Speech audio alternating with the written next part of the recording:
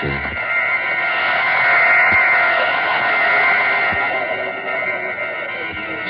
Spawn of the Subhuman.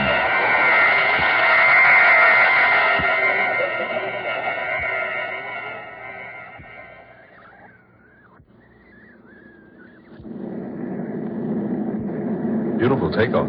Yes, good pilot. But why did you charter such a large plane for just the two of us, Michael? Isn't this being just a bit too pretentious? Nothing but the best from now on, Angela. Besides, this was the only plane available. You can unloosen your safety belt now. I might as well confess that the real reason I was late was because I took so much time reading the notices in the paper this morning. Weren't they superb? Excellent. The audience was quite nice to me last night. Extremely appreciative, but I didn't expect such fine reports from the press. Didn't I tell you before the concert that you'd be a hit? Today, my dear, you're recognized as the outstanding soprano of the nation. You've had a lot of faith in me, haven't you, Michael? Well, offhand, I'd say I have, yes. You spent a lot of money to make me a success. Don't worry. I'll collect every cent of it back if we get as good houses as we had last night. Michael. Yes, darling? Do you feel, well, rather strange? Strange? No, dear. Why? I feel like something is going to happen. What makes you say that? I don't know. A feeling of impending danger just seemed to come over me all of a sudden. Danger?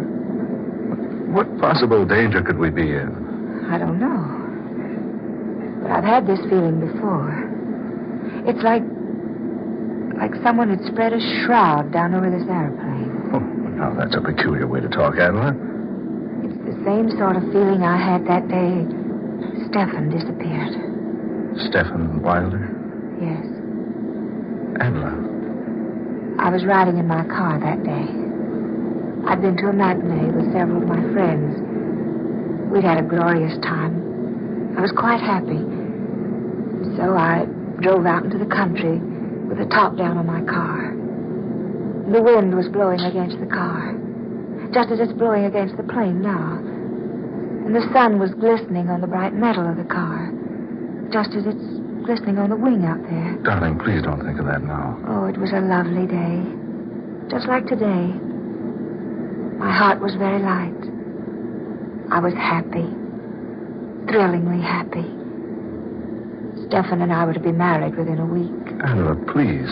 And then, for no reason at all, I had that strange feeling. It just came out of nowhere and settled down around me like a huge cloth might cover the body of someone who had just died. Don't talk that way, darling. It was the strangest feeling I'd ever experienced. Weird. Terrible. It gave me the feeling that 100,000 evil spirits were racing at a maddening pace behind my car, trying to catch up with me, clutch me in their bony, fiendish hands. That was so long ago. 5 years. So long ago. It seems like yesterday. Then, when I speeded up the car, something began to pound in my ears. It's pounding there now, Michael. It's pounding there now. Angela, please. The faster I drove, the more that evil shroud hung over me. I gave the car more gas. More, and more, and more. And then... When they found you in the wreckage, they thought you were dead. I couldn't make the curve. The motor had reached full speed. I could think of but one single danger. The invisible danger that raced there behind me, striving to catch me in its hold. But there was no one. Nothing. Oh, but there seemed to be. And what was so strange, all of a sudden that bright day vanished. Just vanished. Clouds came out of nowhere and hid the sun from sight. Darling, I better pull down this shade on the window. Oh, Michael, wait a minute. Look. Look outside. Clouds. They're flying below them. And they've completely blotted out the sun. The sun will be out in a minute. Oh, It's just like that day.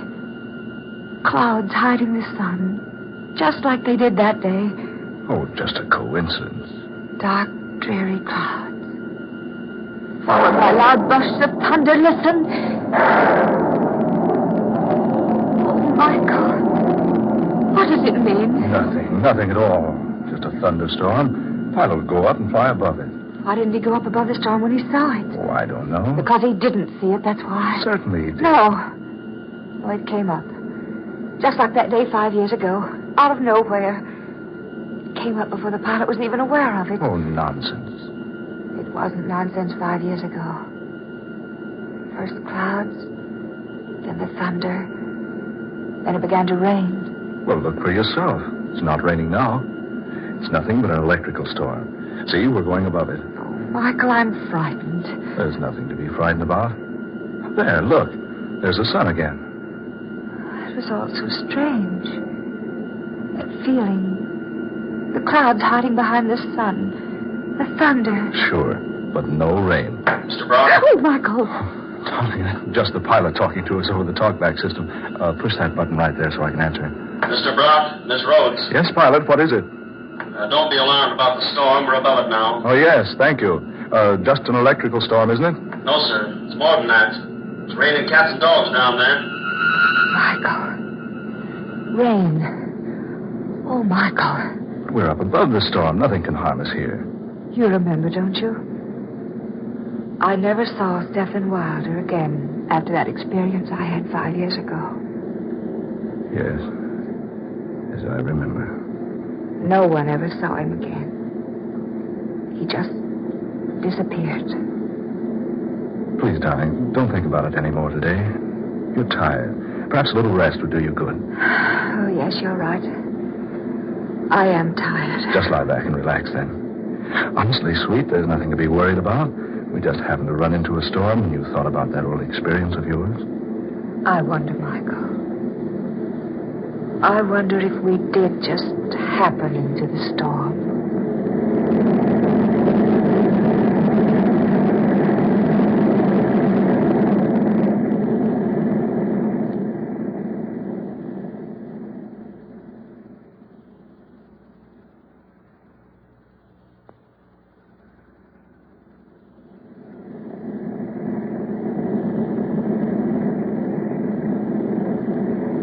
Michael, where are you, darling? Over here, dear. Did you have a good sleep? Oh, I did sleep after all. Why are the lights out? Oh, I turned them out so you'd sleep as long as you could. And I'll switch them back on. There. What time is it? 9:30. 9:30. Oh, Michael, I've been asleep more than 8 hours. I thought you'd never wake up. It's after dark, and you've had the lights off all this time just for me. Well, I guess I'd better admit I got a little sleep, too. Where are we now? Over Mexico. Hey, hungry, dear? Oh, I'm famished. You know, I can't imagine what made me sleep so long. Oh, we land at Centella. We can get food there. Have we landed at all since I retired? No, we're circling now. Well, that's Centella down there. Oh. You better pretty up a bit. This is a secluded part of the country, but you never know who you're going to run into.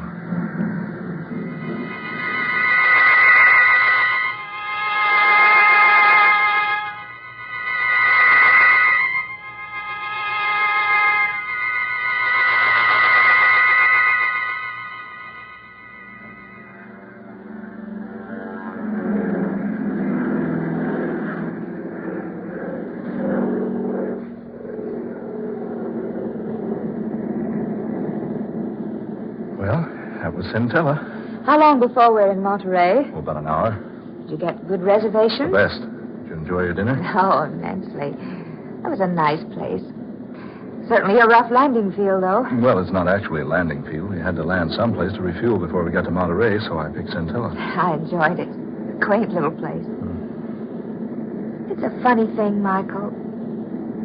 Did you notice the plane? What do you mean, dear? It didn't look a bit like it had been in a rainstorm. I thought you'd forgotten all about that. Of course, it didn't look like it. We flew above the rain before it started. Oh, yes, that's right. Well, if you don't mind, I'm going to spend the next hour looking through my fashion magazines before we land at Monterey.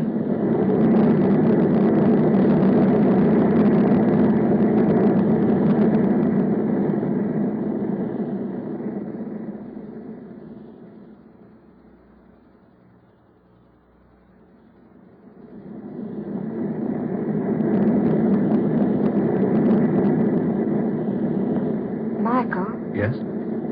Should we be over water? Water? Well, no, of course not. Well, we are.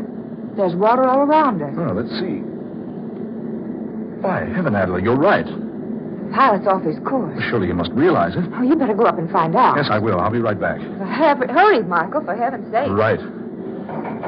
Oh, door to the pilot's cabin's locked. I say, pilot. Pilot. What's wrong, Michael? Oh, the door to this cabin is locked. Curtain over the windows pulled down inside. Pilot, open up. Look, he's raising the curtain. Michael. Good Lord. A thick, hairy arm. Michael.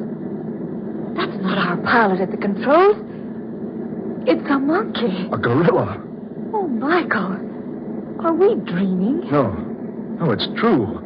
A live gorilla piloting our plane. But that's impossible. No, confounded door's locked. Open this door. Open up. Oh, Michael, be careful. Look at him. Peering back at us. Those little beady eyes. And an expression on his face that almost human. This is fantastic. How in the world did we ever come to be in the air with a creature like that? We had our regular pilot when we landed at Centella. I saw him climb down out of the cabin. So did I. But I never did see him again before we took off. Naturally, his back was to me when I gave him the go-ahead signal. Oh, Michael. Michael, now what? Oh, we're over land. It's bringing the plane down. Oh, Michael.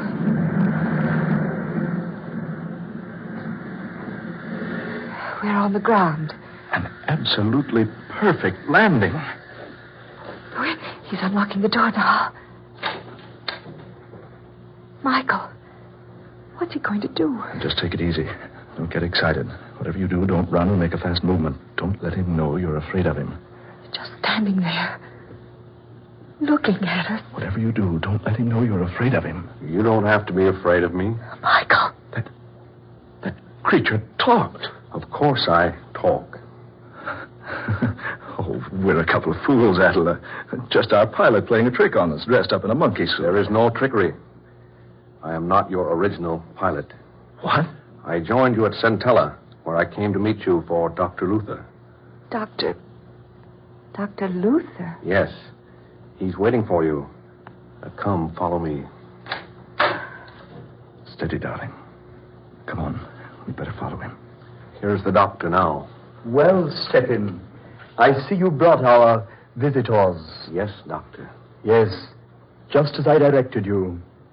Welcome, Adela Rhodes, and welcome to your lovely, lovely voice. I say, look here. And welcome to you, Mr. Brock. I'm so sorry that you will be of no assistance to me.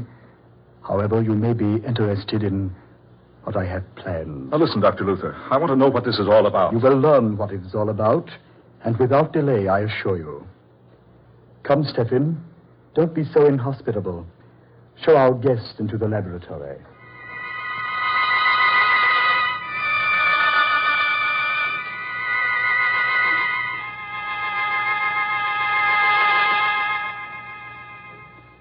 Sit down over there, my dear.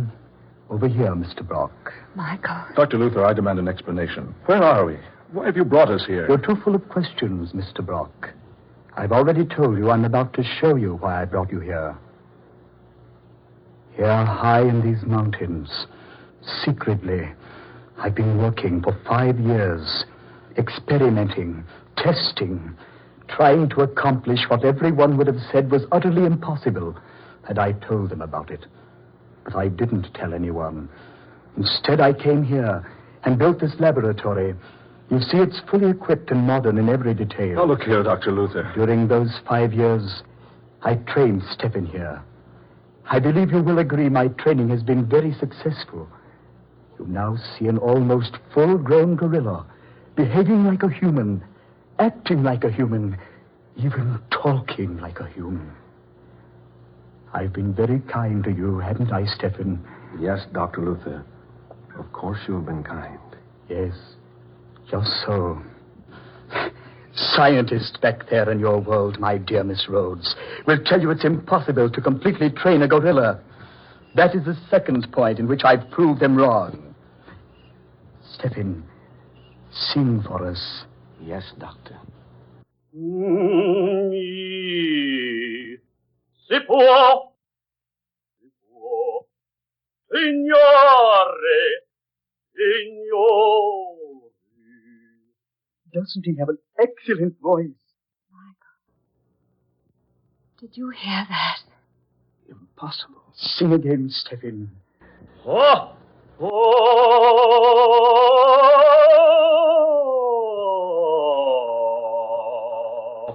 You see, soon he will be world famous. I shall travel with him, take him to the four corners of the earth, and show people how well my gorilla sings. Oh, Michael, I can't believe it. That's Stephen Wilder's voice. It can't be. Ah, but it is. Yes. Now I remember. Now I know who you are, Dr. Luther. Stephen Wilder had an appointment with you that day he disappeared 5 years ago. I'd forgotten all about it, but I just now remembered. So that's what happened to Stephen Wilder. You kidnapped him and brought him here and... You... Precisely. I brought him here to do what others said could never be done. When I chloroformed him 5 years ago and brought him here, I thought I was ready. But my gorilla wasn't. So I had to wait. 3 months ago, I performed the operation. Operation? I removed the vocal cords from the man and grafted them into the gorilla. Oh. This is ridiculous. A thing like that can't be done. Oh, surely you don't deny the proof I've just given you, Mr. Brock. Stephen, sing.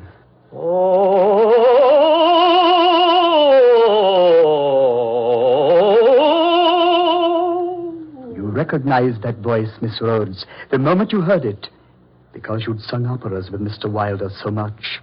That was the way he sang, to exercise his voice. Don't you both realize what I have here? The secret of an untold wealth. Why, besides knowing how to train this ferocious and morose type of animal, besides knowing how to transfer human vocal cords successfully, I have something I can exhibit to the world to prove my knowledge. Think of the fortune I can amass, because people will pay immense sums to see and hear my singing gorilla. Stop it. Stop it, I say. Why have you brought me here? Surely you could have spared me this. I will tell you why, Miss Rhodes. If you and Mr. Brock will step over here... The only place we're going to step is out of this place. You will do as I ask. Stephen, these people are not to leave. Very well, Dr. Luther. Over here, if you please. Better do what he says, Adler.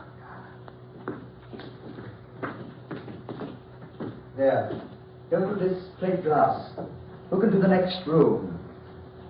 Another gorilla. Yes. Isn't it a fine specimen? Fine specimen? Yes, she. She? Oh, no. No. You're not planning. I've trained her very carefully. She was so much more responsive than the male.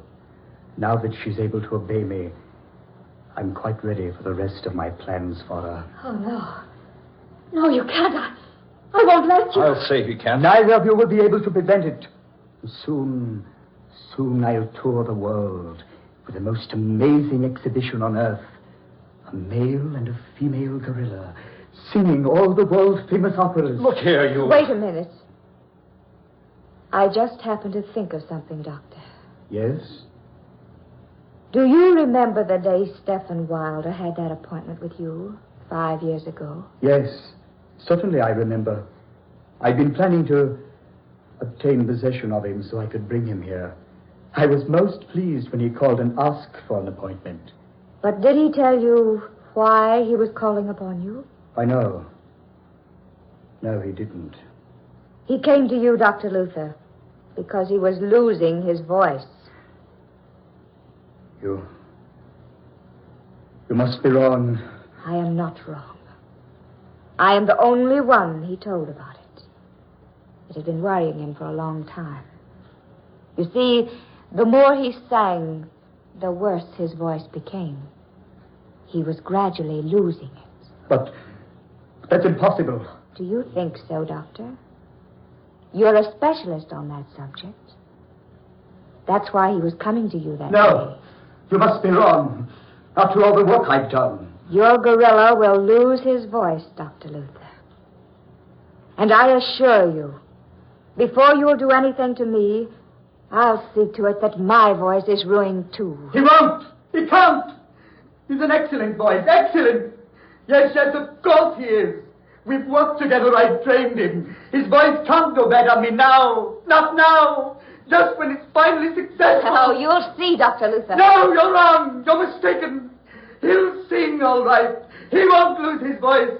Will you step in? No, of course not. You're in an excellent voice, Stephen. Sing. Sing your head, Stephen. Show him. Si può, signore, signore. There, you see? Did you hear that? A beautiful quality, beautiful tones. Oh, Maria. Listen, Doctor. Stephen, what's wrong? Try again. Oh, Maria. Now you think I'm wrong. No, it's true. Stephen, you devil. After all I've done, after all my work, this is what I get as a reward. I sacrificed everything. My position, my career, all my money, and this is what happens. Well, there's one way, Stephen. By heaven, there's one way. Get back, Adela. He got a gun. No, Dr. Luther. That bullet hit that beast, but look at him. Stop! No, Stephen! Stephen, no! Stephen, let go of me! No, Stephen!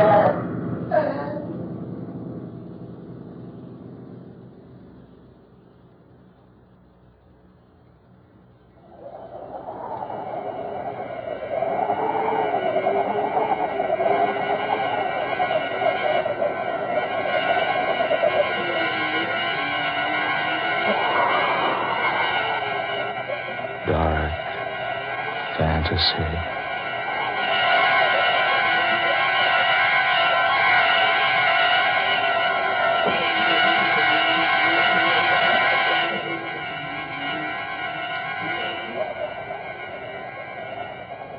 You have heard Spawn of the Subhuman, tonight's original tale of dark fantasy by Scott Bishop. Ben Morris was heard as Michael Brock, Eleanor Naylor Corrin was Adela Rhodes, Garland Moss played Dr. Luther, and Muir Height was the gorilla. Next Friday night at this same time, listen to the 16th in this series of dark fantasy dramas created by Scott Bishop, The Man with the Scarlet Satchel.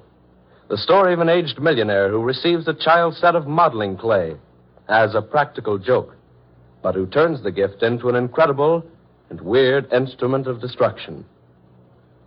Don't miss this unusual story next Friday night, The Man with the Scarlet Satchel. Tom Paxton speaking. Dark Fantasy comes to you from WKY, Oklahoma City. This is the National Broadcasting Company.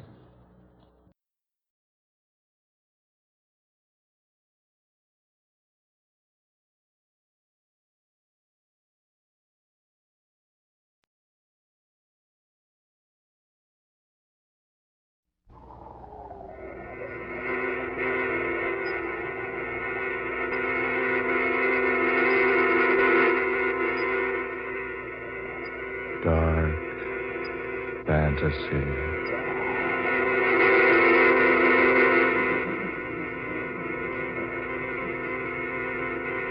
I would like to buy a satchel, if you please. There, that one in the corner will do. The scarlet one. You see, scarlet is my favorite color because it reminds me so very much of blood.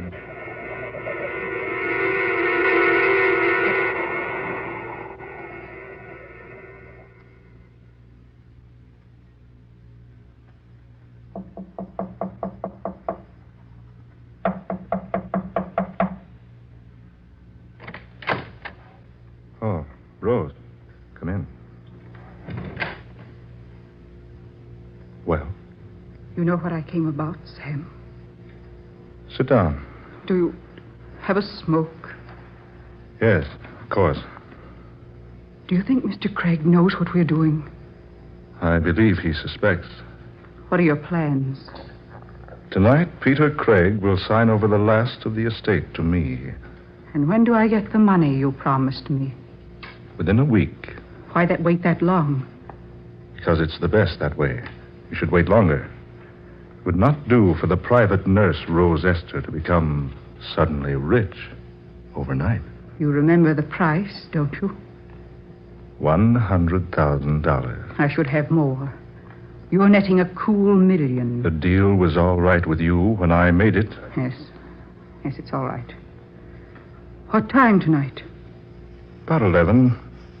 And he's good and sleepy, so he'll take the powder without suspecting. You said he already suspects. Not everything. He doesn't know we give him dope to make his mind go blank. We can be pretty sure of that.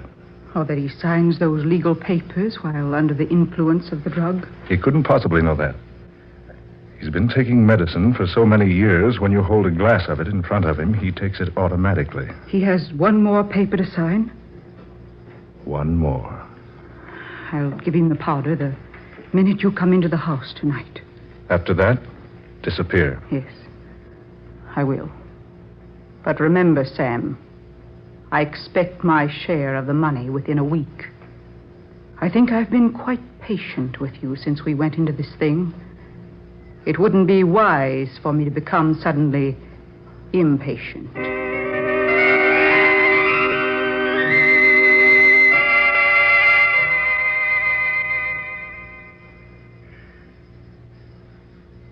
All right, Mr. Willen.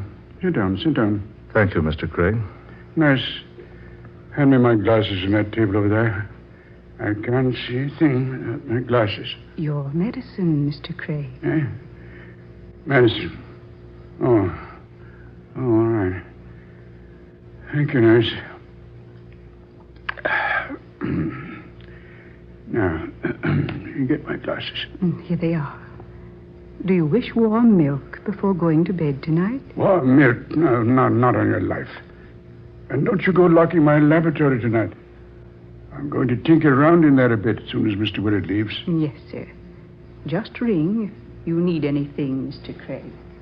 You look well, sir. I never felt better in my life. Now, what's on your mind at this hour of the night?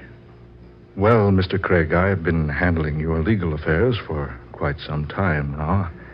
Yes, you have. 7 years, I believe. Just so. This afternoon, I stumbled upon something that absolutely astounded me. And what was that? I happened upon the deed to your estate. I noticed it had never been turned over to you in a legal manner. Well, it's a small technicality, but I thought I should advise you about it. Have you done anything about it? Why, yes, I have. That's why I came out tonight. I have the papers with me.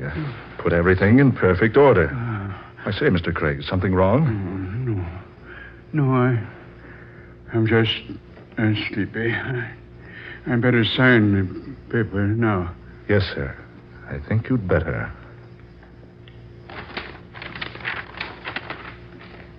Here, Mr. Craig. On this line right here. Yes. Here? That's right.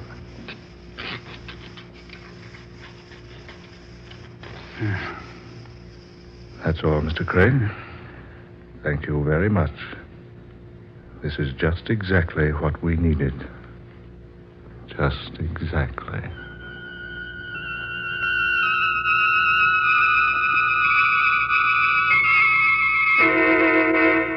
Nurse! Oh, no. They know better than to leave me here in darkness. Nurse!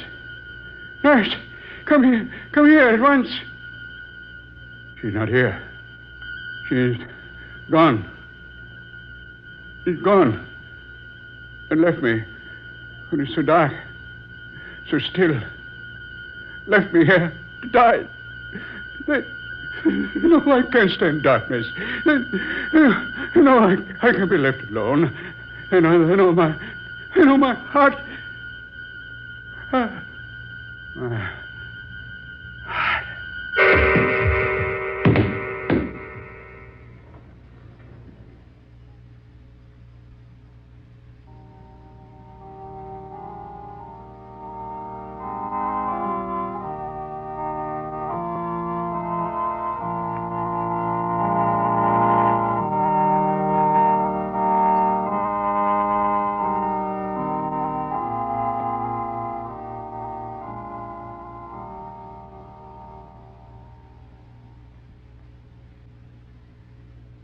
And to my manservant, Alex Monroe, I bequeath the sum of $5,000. This is my will. All that remains, aside from the foregoing, is for Mr. Samuel Willard, my attorney, to carry out the duties I already have outlined to him. Herewith, attest my hand. Peter Craig. And that is Mr. Craig's will. I wish to assure you that the last portion, the portion concerning the duties involving myself, have been carried out. They have to do with the funeral itself and the preparations for the funeral. I wish to thank each of you for coming here tonight to hear the reading of Mr. Craig's will. You will each receive your individual shares of the estate within the next 2 weeks. Now, good evening.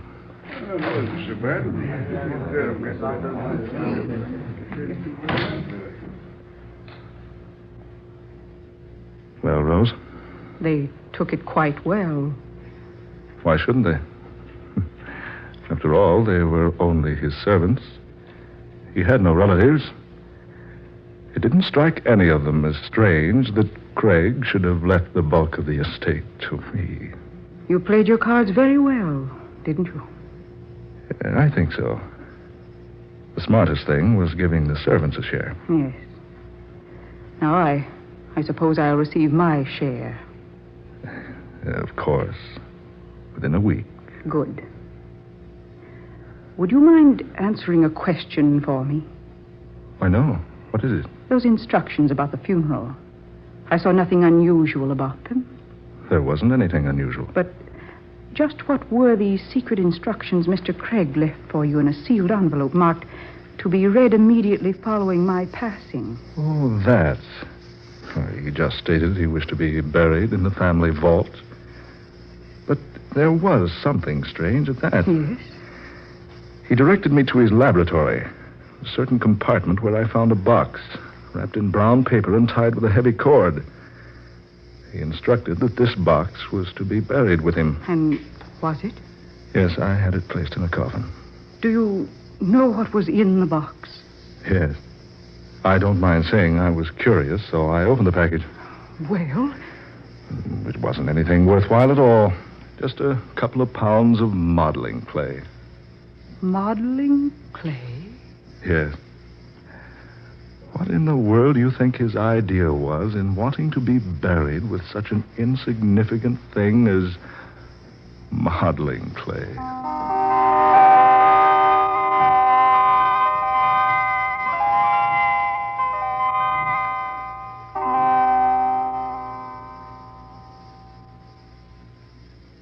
This way, please, Professor White. Thanks, Mr. Willard. Peter Craig, as I've told you, was an old friend of mine. I certainly was surprised to arrive here and learn he'd passed on. Yes, we buried him last Thursday. Mr. Craig had no relatives. I didn't know the names of any of his friends, and that's why you weren't notified. I once worked with Mr. Craig at Oxford. He could have been a professor there, had he wished. Professor?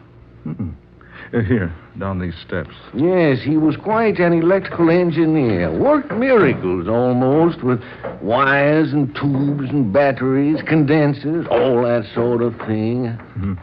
Well, I knew he liked to fuss around in his laboratory. I've only been inside the place once. Didn't know he was a master at any particular science. Oh, yes, indeed. He was one in a million. Always experimenting. Always trying some new idea. Here we are. This is Mr. Craig's laboratory. I see. This wax on the door. Oh, that.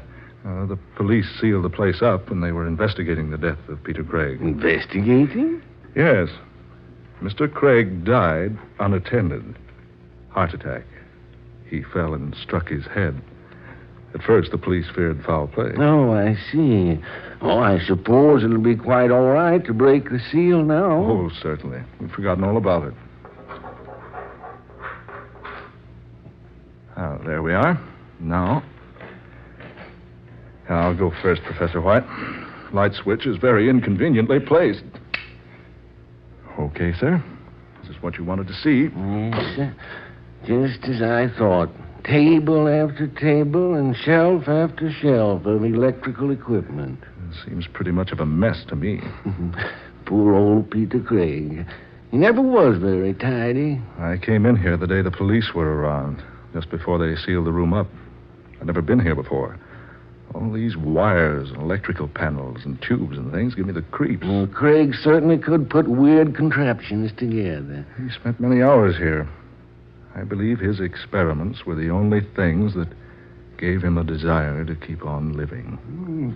Say, here's a strange-looking workbench over here. What do you mean, Professor? Well, look for yourself here.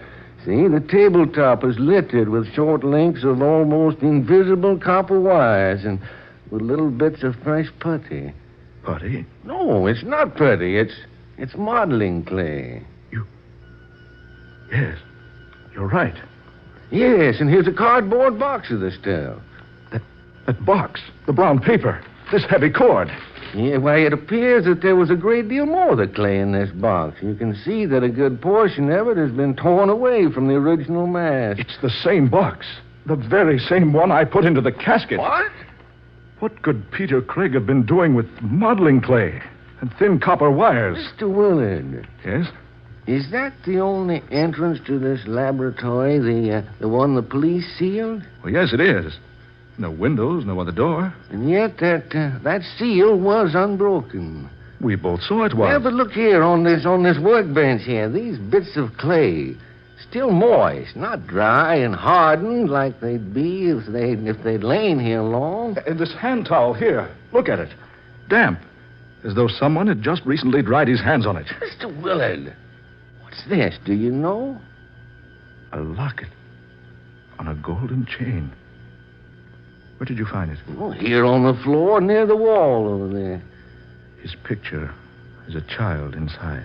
You know what's in the locket without opening it? Yes. It was Peter Craig's request that he be buried with this locket in his hands.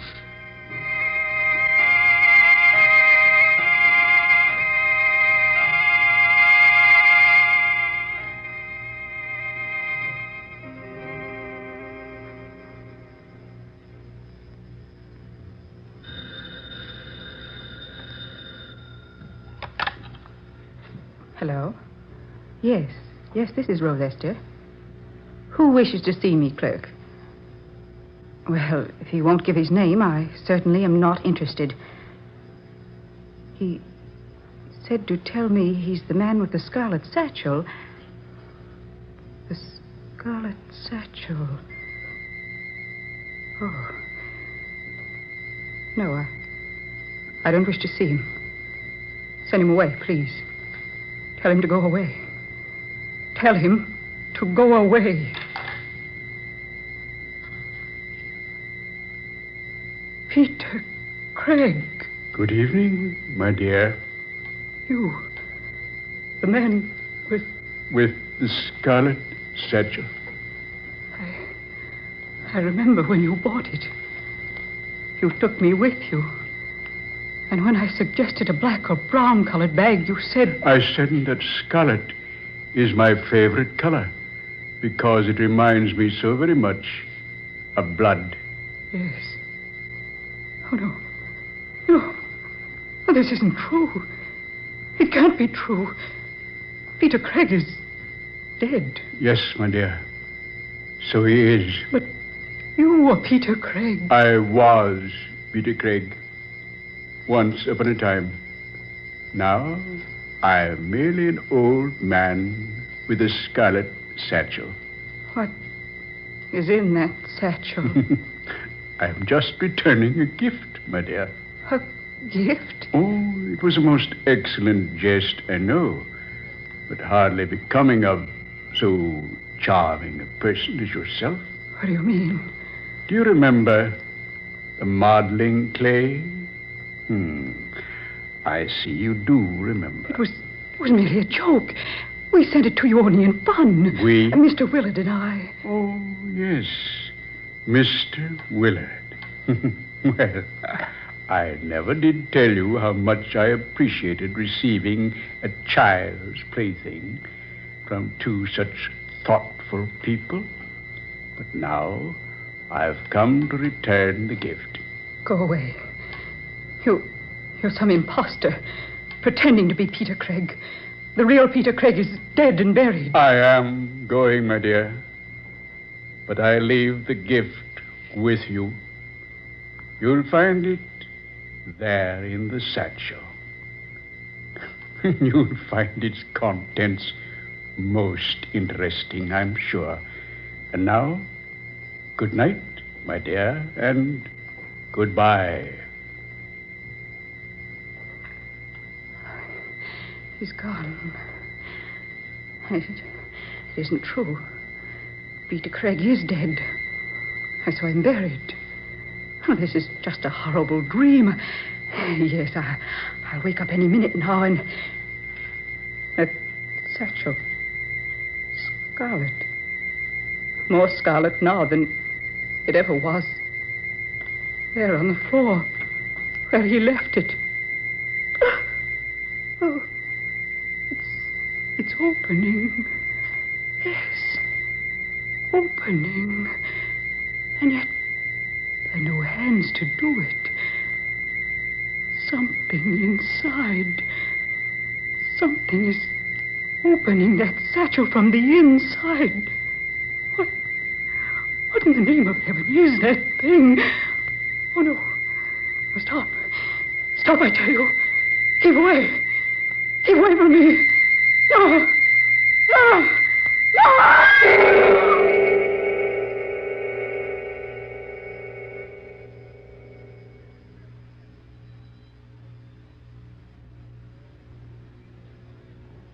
Miss Esther was a friend of yours, Mr. Willard? Yes, she was. And that newspaper certainly gives a startling account of her death. Yes. Rose Esther was heard by neighboring tenants screaming hysterically. When investigators broke their way through her locked door, they found the nurse sprawled upon the floor of her living room. Both the girl's hands were clasped tightly to her face. Her eyes were staring blankly, wide with terror. Her last gasping words were, "Scarlet Satchel." The terror-stricken girl undoubtedly died from fright. Scarlet Satchel. Yeah, sounds like a murder plot from Sherlock Holmes. Scarlet Satchel! Just a minute, Professor. Mr. Willard, man, don't jump like that. Why, you startled the life out of me. It's gone. Gone? What's gone? He kept it here in this closet. I remember when he bought it. Who bought what, Mr. Willard? What in heaven's name are you so excited about? The Scarlet Satchel. He always kept it here. Now it's gone. I still don't understand what connection... The cemetery. That's it. We've got to go out to the cemetery. Come on, Professor White. We've got to go out there and see what's happened to the grave of Peter Craig.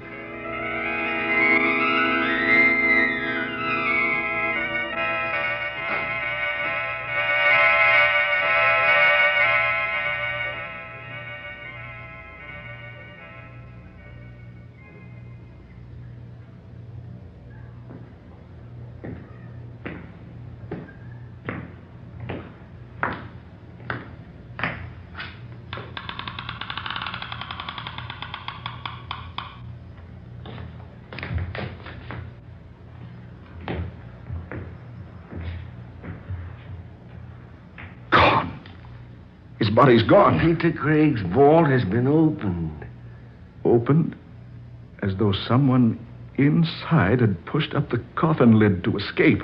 That lid was heavy. Peter! Peter Craig! It was so difficult for an old man to push up so much weight. Peter, what on earth is the explanation of this? They told me you were dead and buried, man. Then for once, my good friend, they told the truth. Yes. Yes, he is dead. I saw him just after they found him. He'd been dead for hours. His heart had stopped. Rigor mortis had set in. Yes, I was a perfect corpse. Peter. He was taken to the funeral parlor, embalmed. He lay in his coffin a day and a night before we buried him. Mr. Willard, there's some explanation. I saw them close the coffin on him. Saw them bring it out here. Watched them put it into the vault and seal the door. And Rose Esther witnessed the same thing. That's why I startled her so. You killed her. You killed Rose Esther. No, not I. She was killed by the thing in the Scarlet Satchel. The Scarlet Satchel? Professor White, look, he's carrying it now. There is one plan in the entire scheme of things mortal man does not know. That those who are murdered never rest easily within their graves until they have wrought a full and perfect vengeance. Murdered? They left me alone in the darkness and stillness of a night to die. They knew that my heart couldn't stand the shock. It was as much murder as if they'd stopped my heart with a dagger thrust. No, I had nothing to do with that. You and your friend, Miss Esther, once thought it very hilarious when you sent me a child's plaything to the mails. At the time, I was not amused, Mr. Willard. Now I am. The clay modeling set. Exactly. Peter, man, what are you doing? The Scarlet Satchel. He's opening it. I'm taking out my little pygmy friend. Peter, that thing looks alive. No, it can't be. It's nothing but a little figure modeled in clay. Just a little clay doll. It can't be human. Then watch it come to life. Peter, good heavens. It's moving, walking like a man. You see, I have put the modeling clay to good use. I have created with it your damnation. No. Keep it away from me. Don't let it come any closer. Keep it away, I say. Don't let it touch me. Stop it. Keep that devilish thing away from me. Don't let it touch me. I can't stand it.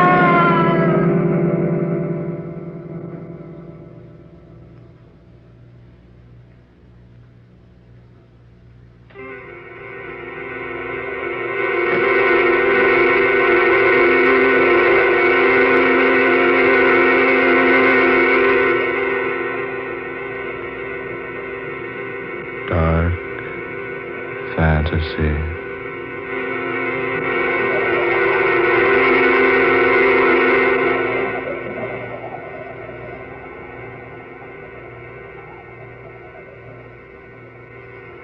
You have heard The Man with the Scarlet Satchel, the 16th original tale of dark fantasy by Scott Bishop. Ben Morris played Sam Willard, Fred Wayne was Peter Craig, Georgiana Cook took the part of Rose Esther, and Muir Height was heard as Professor White. Next Friday night at this time, listen to another startling and weird dark fantasy adventure. Superstition, Be Hanged, written by Scott Bishop. Tom Paxton speaking. Dark Fantasy originates each Friday night in the studios of WKY, Oklahoma City. This is the National Broadcasting Company.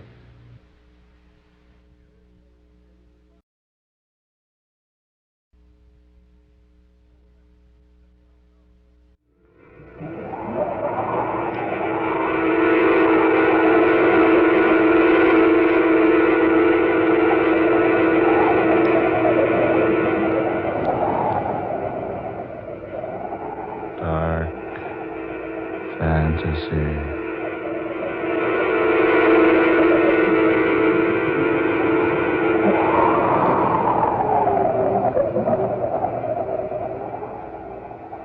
Superstition, be hanged.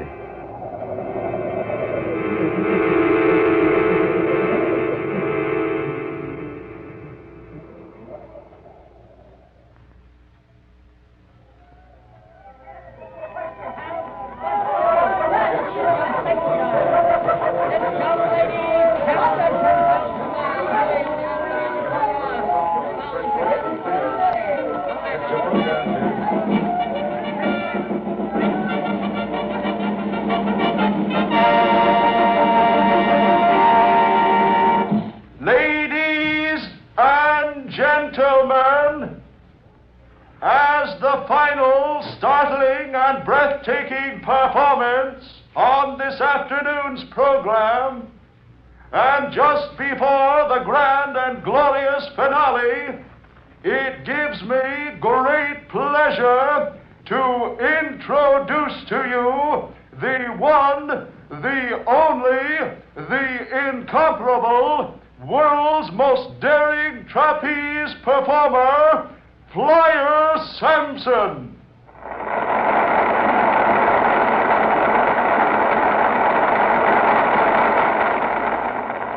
Today, for the first time in history, Flyer Sampson introducing his own original and sensational super trapeze stunt, the gigantic, colossal, giant swing flyaway, in addition to which Flying Sampson will perform 2 1/2 somersaults onto that lofty swinging trapeze.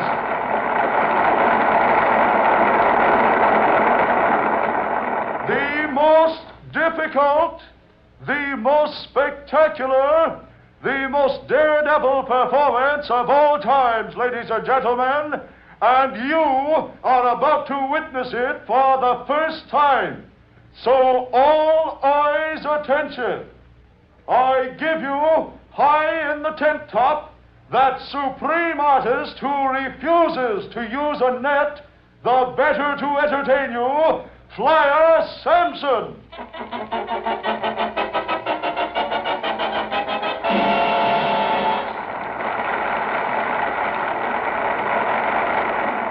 Barker?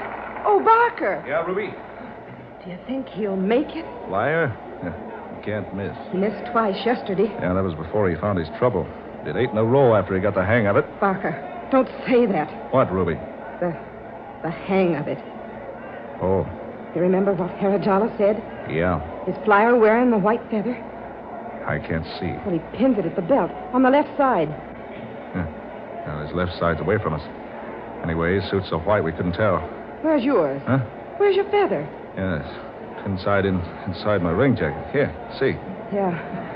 Yeah, that was a clever stunt, keeping your feather in your hair. Yeah, it adds to my costume. Oh, he's getting ready. Oh, I hope he makes it. He will. He missed twice yesterday. Yeah, but he hadn't gotten the hang... hadn't gotten the idea yet. And he used a net yesterday. We should use a net till he's sure. Ah, he's sure. Now, ready now. Watch. You do the giant swing on that stationary bar. Let loose. Fly through the air in a 2 1/2 somersault. Catch that swinging trapeze bar at the other end of the tent. I know. I know. Haven't I watched him practice for weeks? Yeah, the trick is to catch that swinging trapeze at the other end of the tent. Oh, I hope he's wearing that feather. Here he goes. There's the giant swing. Once. Twice. 3. 4. 5. He's in the air. Grab that bar! Oh, Flyer! Good Lord, what's happened? Look at him! Look at him! I told him to wear the white feather with the spot of blood, Harajala. He isn't wearing the feather. and I told him to. Now look at him, hanging there, caught in the twisted trapeze rope, hanging.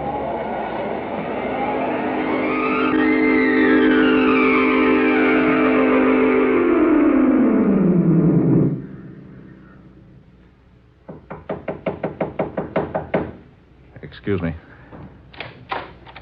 Oh, Ruby. Barker, the feather. I couldn't find it in Flyer's dressing room. Ruby. Oh.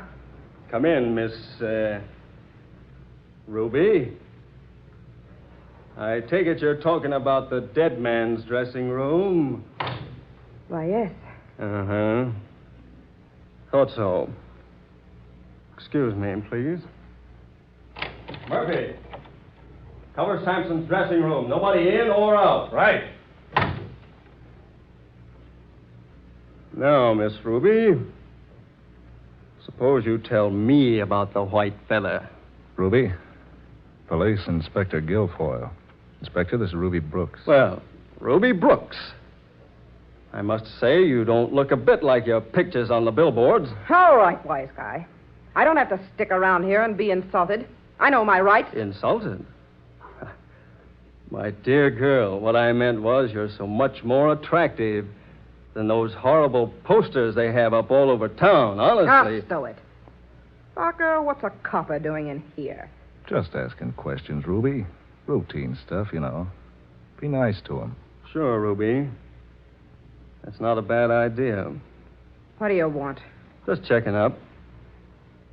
We run a pretty respectable town here. And we run a pretty respectable circus, mister.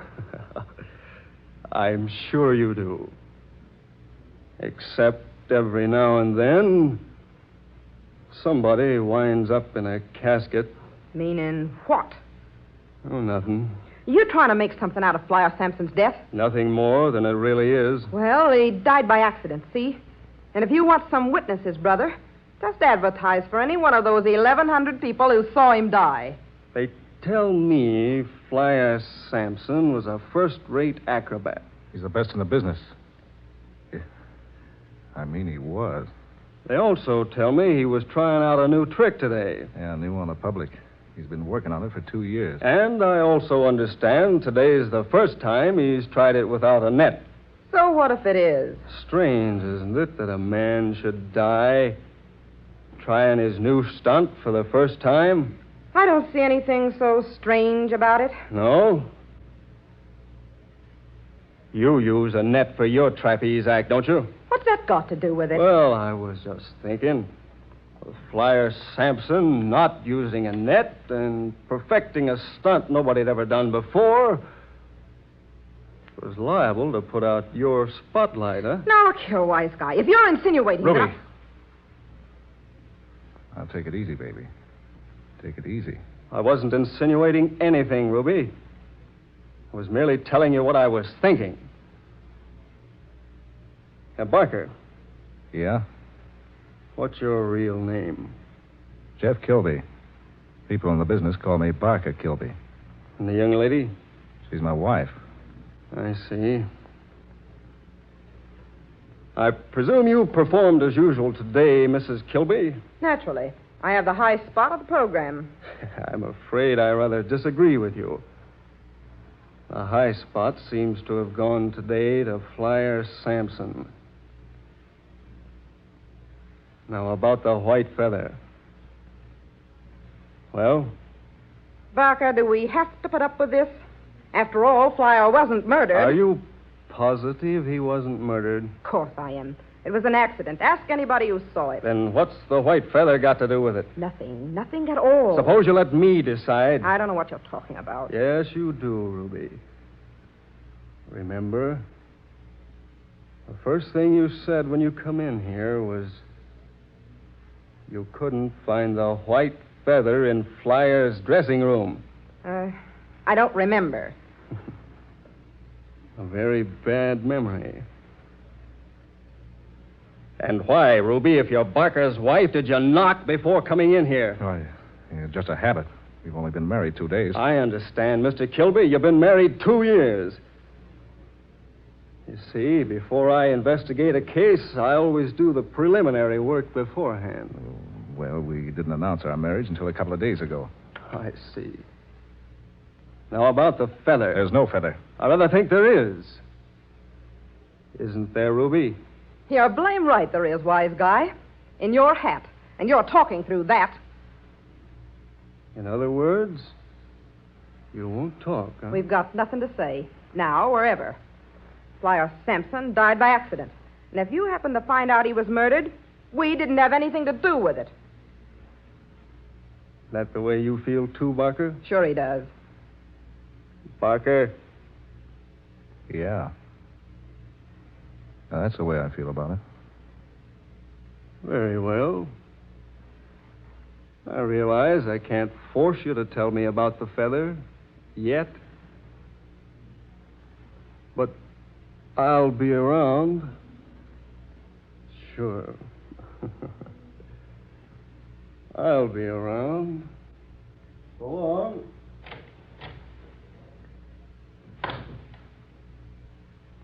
Barker, Baby, you shouldn't have talked to him like that. it's gone. The feather isn't in Flyer's dressing room anyplace. Are you sure? I searched the whole place. It isn't in there. And it wasn't on Flyer when it happened. He couldn't have destroyed it. Oh, we both begged him not to, but he might have. Yeah. He laughed at us when we told him what Herajala said. Told us we were a couple of superstitious fools. Yeah, I remember. Oh, but he finally promised to wear the feather just to please us. Well, he didn't. And now that what Herajala predicted has happened. Arajala's predictions always happen.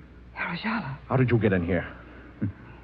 You've always taken me for a fraud.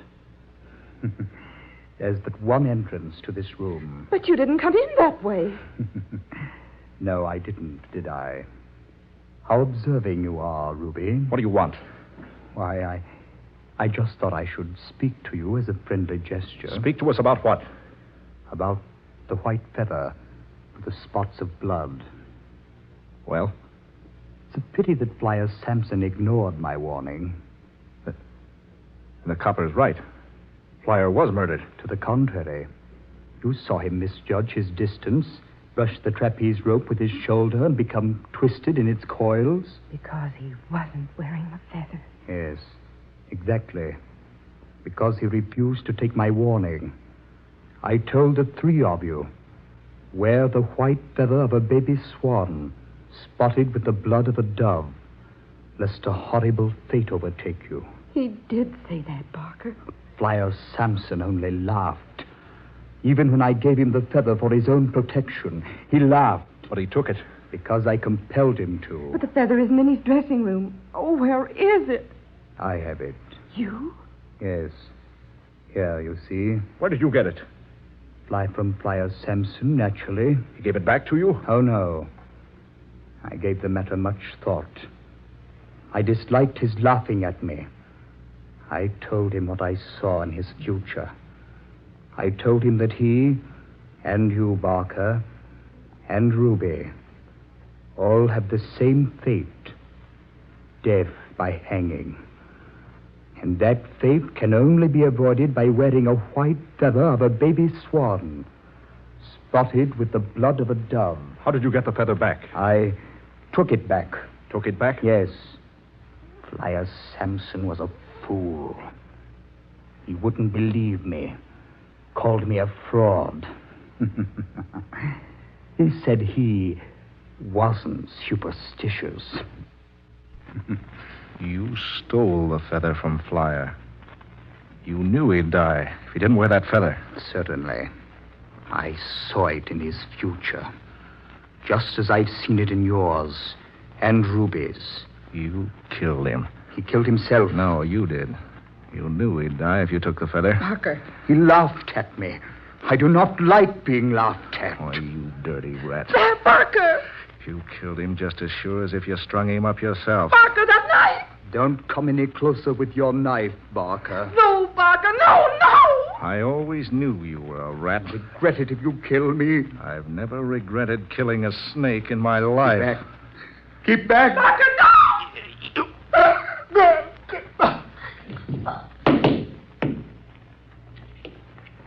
Barker. Yeah. So Flyer wasn't wearing his feather because he stole it from him. To revenge himself because Flyer wasn't superstitious. Barker, he did. Yeah, no loss. Oh, why did you do it? He had it coming. Flyer Sampson was the best man in the business. But that cop, he's still hanging around someplace. We gotta beat it. Where to? I don't know. Anywhere, but we gotta beat it. I'll go with you. Go pack your things. No time for that, Barker. That cop may be back any minute now. I guess I lost my head. Seen him standing there, holding Flyer's feather. Oh, come on. Got any dough? Yeah, a couple of hundred. I've got 50. Thank heavens I've got it with me. Come on, we've got to get ahead of that cop.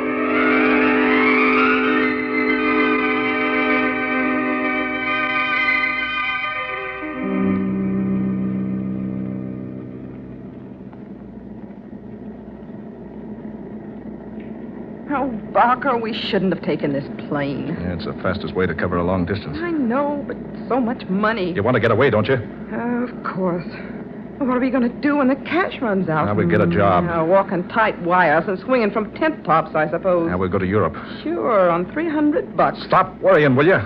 You give me the willies. Oh, if you just use your head. I'll start that I told you so business, and so help me, I'll make you wish you'd kept your trap shut. All right. Right. What are your plans when we get to Frisco? We'll hide out in a cheap room in the house. Keep indoors most of the time. I'm going to enjoy this. Well, you didn't have to come along. Well, maybe I'd be better off if I hadn't. Oh, now, baby, take it easy. I didn't mean it. I just never been on the lam before. Well, I have, and I don't like it. Yeah, there's the airport.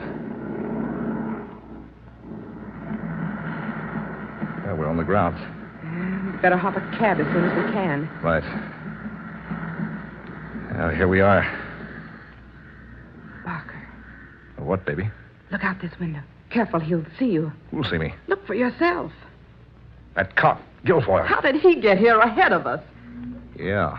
How? He's watching for us to get off the plane. Oh, what are we going to do? You'll never get me. Barker, think of something. Easy, baby.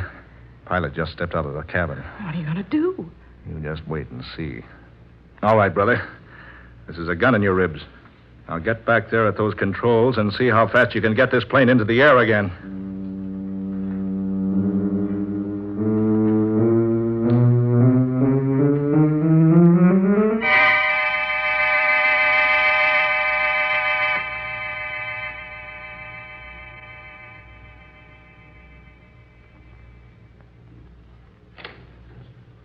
Ruby!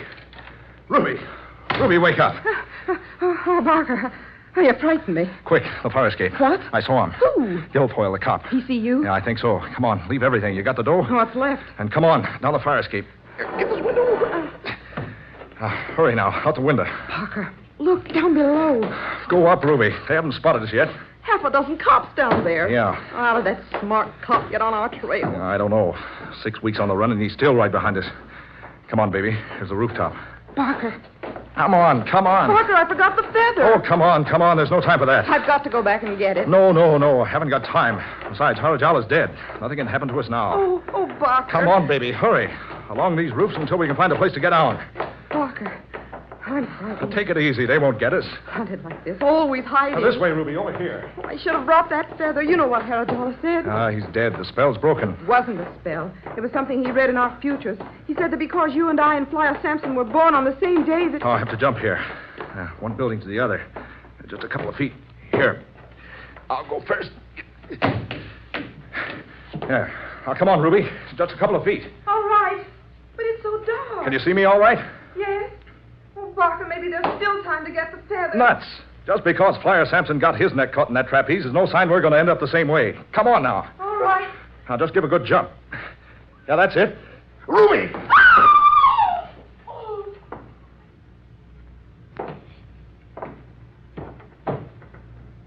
Good Lord.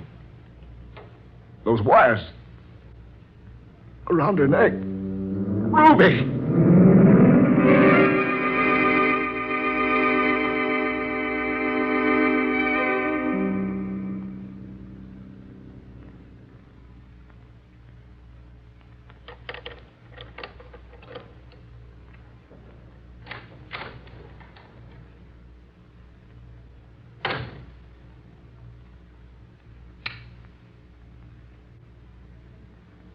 What's this? Someone been in my room. Someone searched it. That cop. Yeah, that filthy copper.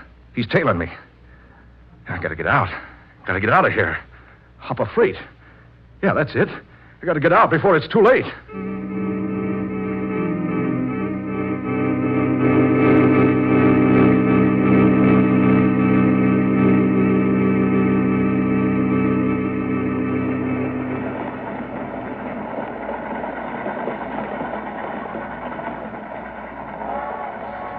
Yeah, luck was with me. Only one boxcar with an open door. I made it just in time. Better close the door.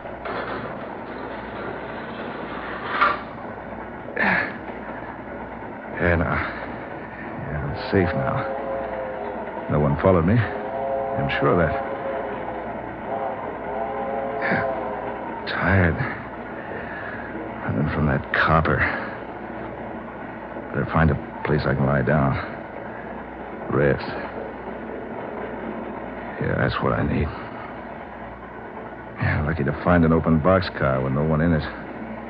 But there is someone, Barker. Who's that? Don't you recognize my voice? It's so dark in here. You remember Barker? Who are you? Who are you, I say? I've got a gun. Then why don't you use it? Yeah, I will. You couldn't miss in this small place, could you, Barker? Who are you? What kept me from hitting you?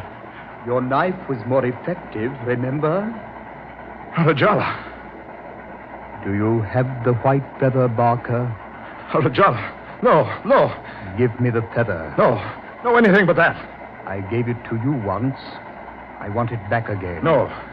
Then perhaps I can convince you. No, keep away from me. Don't touch me. You can't see me, can you, Barker? No, keep away. There. You feel me? Now, hand me the feather. Here. Thank you, Barker. Now, I have all 3 of them. Let go of me. I'm getting out of here. Are you going to jump, Barker? Keep away. Keep away from me. We're picking up speed. Keep away. Don't touch me again. We'll soon be moving too fast for you to jump. You better do it now. Yeah, I will. You don't want to stay here with me, do you, Barker? No. Oh, you got the others. You'll never get me. Ah!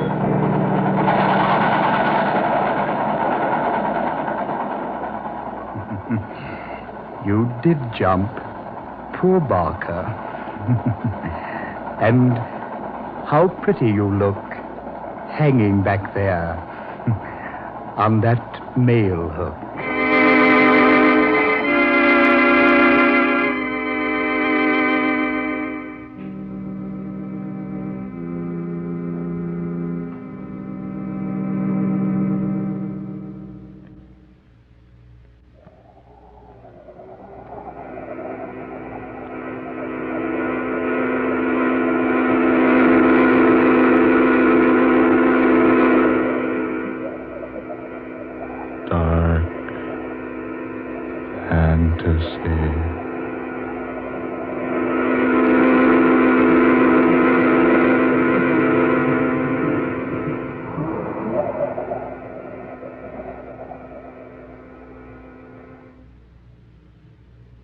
You have heard Superstition Be Hanged, the 17th tale of dark fantasy by Scott Bishop, originating in the studios of WKY. Ben Morris was heard tonight as Barker, Ermay Ray played Ruby, Garland Moss was the fortune teller, and Muriel Schofield was Detective Kurt Guilfoyle. Next Friday at the same time, listen to Scott Bishop's 18th story in this dark fantasy series, Pennsylvania Turnpike, the weird and exciting tale of an aged hitchhiker who, strangely enough, refused to accept a ride in any car which did not have a person with red hair as an occupant. Tom Paxton speaking. Dark Fantasy comes to you from Oklahoma City. This is the National Broadcasting Company.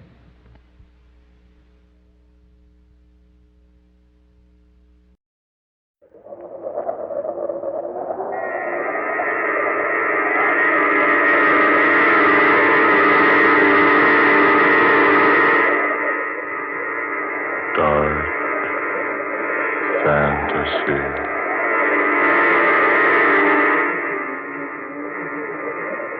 Pennsylvania Turnpike.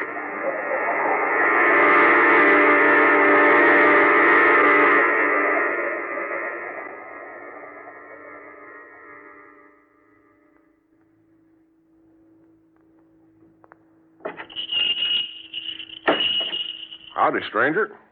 Howdy, mister. Mind if I come in and sit a while? Nope, reckon I don't. Gets sort of dad-blame lonesome along this highway. Much obliged. My feet wouldn't hold up another mile. Are you hitching? Yep. Going fur? Don't know. Did you come fur? Yep. Come a right smart piece. Getting pretty old to be hitchhiking. Get many rides? Yep. Had anything to eat lately? Not much. Coffee smells good. It is good. Make it myself. How about a cup? Warm you up. All right. Matter of fact, I'll have one with you. Got any manse bread? Any what? Manse bread. Never heard of it. No. I forgot. Reckon you never have. Here you are, mister. Nice and hot. How much? Oh, just a nickel.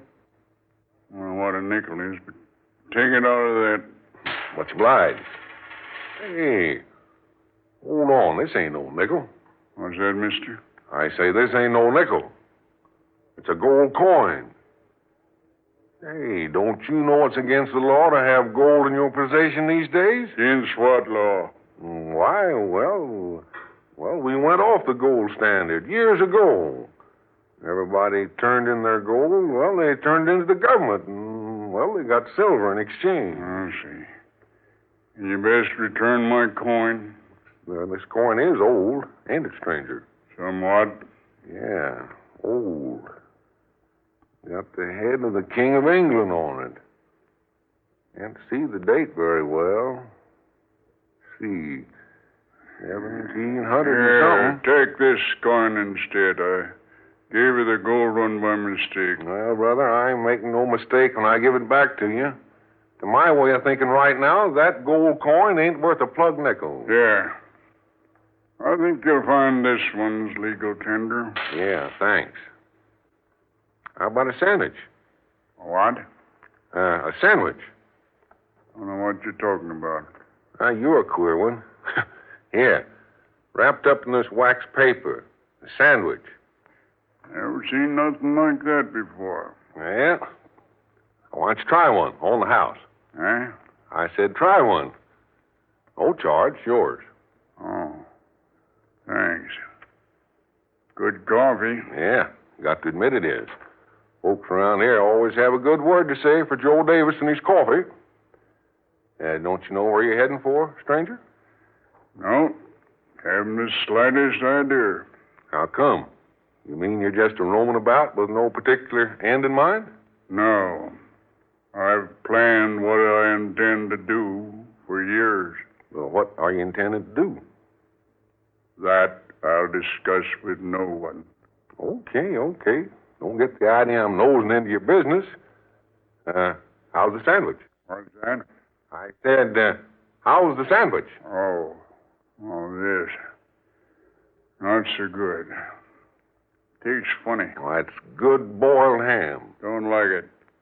Well, you got no kick coming. Didn't have to pay for it. I intend to pay you. Nope, no charge. But I always pay all my debts. Well, this is one you don't have to, stranger. Especially since you don't like the thing. I've paid every debt I ever owed. Except one. Well, one's not so bad. You'll probably get it paid off someday. Yeah. I'll pay it. I waited long enough. I can wait a while longer. Want more coffee, stranger? No. This is plenty. By the way, do you happen to know many people in these parts? Quite a few, yes. Ever run on to any folks with red hair? Red hair? Yeah. Well, let me think. No, can't say as I have. Why? Oh, I'm just interested in folks with red hair. Are you? Only take rides in cars with men with red hair. Why is that? Oh, I got a pretty good reason. You see, the man I owe that debt to has red hair. Oh, has he? Brilliant red. Where are you putting up for the night? Ain't sure. Depends. Well, there's a tourist cabin about 2 miles up the turnpike. Might stop in there. Place have many customers? Yep, quite a few along this time of year. Might stop there then, have a look around. Mister, if you don't mind my saying so, You've got me puzzled. And so? Yeah, you sure have. Those clothes you're wearing. Never seen anything like them before in my life. You probably never will again. What do you mean by that? Oh, nothing especially. You're sure the mysterious one. You better have another cup of coffee. No, thanks. Well, how about a cigarette then, huh? No, I'm old-fashioned. I smoke a pipe. Well, okay. Fill her up then. Say, what kind of tobacco is that? Eh? Oh, it's King's Choice. Never heard of it. No, reckon you never have. Something new? Older than you were. Mm-hmm. Where can you buy it? Reckon you can't anymore. Oh, quit making it, huh? About 100 years or so back. Hmm? You wouldn't remember. Oh, you're ribbing me, huh? Of course I wouldn't remember 100 years back. Neither would you. You'd be surprised, mister. What do you mean? Nothing. Especially. I don't get it. Look, you smoking tobacco 100 years old. Nothing particularly remarkable about that, is there? I always say what's old belongs to the old. But I reckon you're not more than 60. 60? Sure, 65 at the most. My friend, suppose you take 60, double it, and add a century. What? Double 60 and add 100? Why, that's 220. Your arithmetic is excellent. Have a match? Match? Match? Oh, yes. Yes, sure, match. Here you be. Thank you. You have a customer. Oh, yes. Generally, somebody stops for a few gallons of gas along about this time. Better throw away that cigarette around that gasoline. Be back a minute, old-timer. Yes, sir. A little gas? No, I'd like a little information. Well, got a lot of that, too. Can you tell me the way to Pine Knob? Pine Knob? What's that, tourist camp? No, it's a town. Pine Knob, Pennsylvania. Never heard of it. It's out this way someplace. It's supposed to be about 80 miles out of Pittsburgh in this direction. Well, see, Pittsburgh's about 78 miles back. Well, then I should be pretty close. Never heard tell of no Pine Knob. Been living here, man and boy, for 40 years. Ain't never seen nothing of the place or heard tell of it. Well, I know it's out here someplace. I followed my directions here. I don't know whether to take that crossroad or follow the turnpike. Sorry, can't tell you, mister. Perhaps I can. Eh? Oh, you. Pine Knob, you say, mister? Yes. It's a small town somewhere in this neighborhood. Not in this neighborhood, it ain't. You don't happen to remember anything about it, do you, old-timer? That's a nice hat you're wearing. Huh? I said that's a nice hat you're wearing. Yeah, thanks. Did you ever hear of Pine Knob? Mind if I see it? See what? Your hat. Oh, forget my hat. Do you know anything about Pine Knob? I might. After I've seen the hat. Look here. If you know how I can get to Pine Knob, I'll... Hey, look, mister. Let him have a gander at the hat. You with the old boy. He hasn't got all his marbles. Oh, very well. Here. You can buy it in any hat shop for $10. Free initials if you want them. Yeah. Quite nice.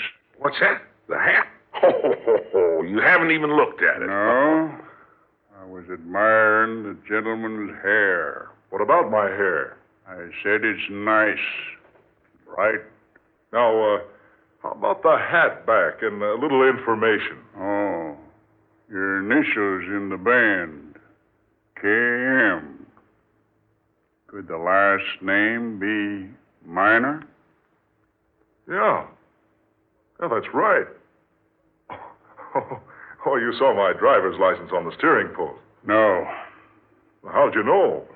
I just hoped I was right. Oh, hang it all. Do you or don't you know how I can get to Pine Knob? Yes, I know. Will you tell me then? No, I can't do that. Why not? 'Cause the way is seldom traveled. You'd never find it by directions. Then can you go there with me to show me the way? There's nothing I'd like better to take you to Pine Knob. Oh. Well, now, that's more like it. I'll pay you for whatever your time's worth. I'll collect all right. But I assure you my time's of practically no value whatsoever. Come on around, get in. I'll ride in the back. No, come on in front with me. No, thank you. I prefer the back. Say, mister, you better humor the old boy as much as you can. He ain't as bright as he probably used to be. Oh, all right. All right, old-timer, hop in. Oh, thanks a lot. Oh, you're welcome. Come back and see me.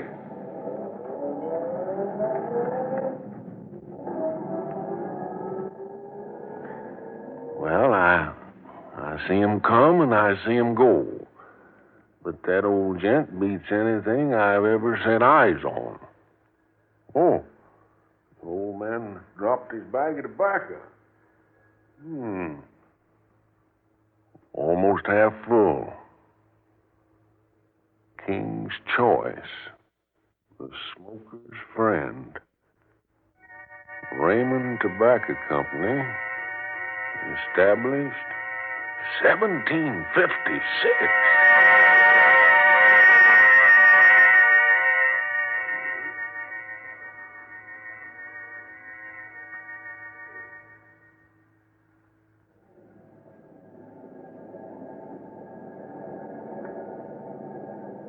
We leave the turnpike in a minute or two. Then how far? Not far. The road good? Not so good. I say, does my chatter bore you, old-timer? No, not especially. You give me the impression you don't want to talk. People talk too much nowadays. Me, I like to talk. Especially when I'm driving. Helps make the miles go faster. The turn up ahead. Yeah, where? Off to the right. There's no place to turn off. Yes, there is. You'll see it. There. See? Well, yes. Well, that road, it wasn't there a moment ago. It's been there for years. It's the road to take. This isn't any ordinary road. Right. It isn't. No automobile tracks. Never been an automobile on this road. I don't understand. You will, presently. And a stagecoach. Stagecoach? Yes. You can see the hoof marks in the soft earth. Oh, I was noticing. 6 coal-black horses, the pride of Pennsylvania. What's that? Nothing important. I see. Look behind. Behind? Yes. Look, where's the turnpike? We have left it.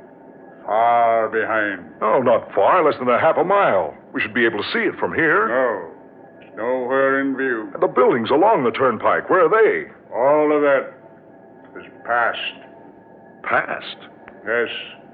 There is no turnpike. There are no buildings. Nothing but open prairie land. Trees. Hills. Tall grass. No fences. No other roads except this one. It's the only road for miles around. But where does it take us? To Pine Knob. That's where you wanted to go?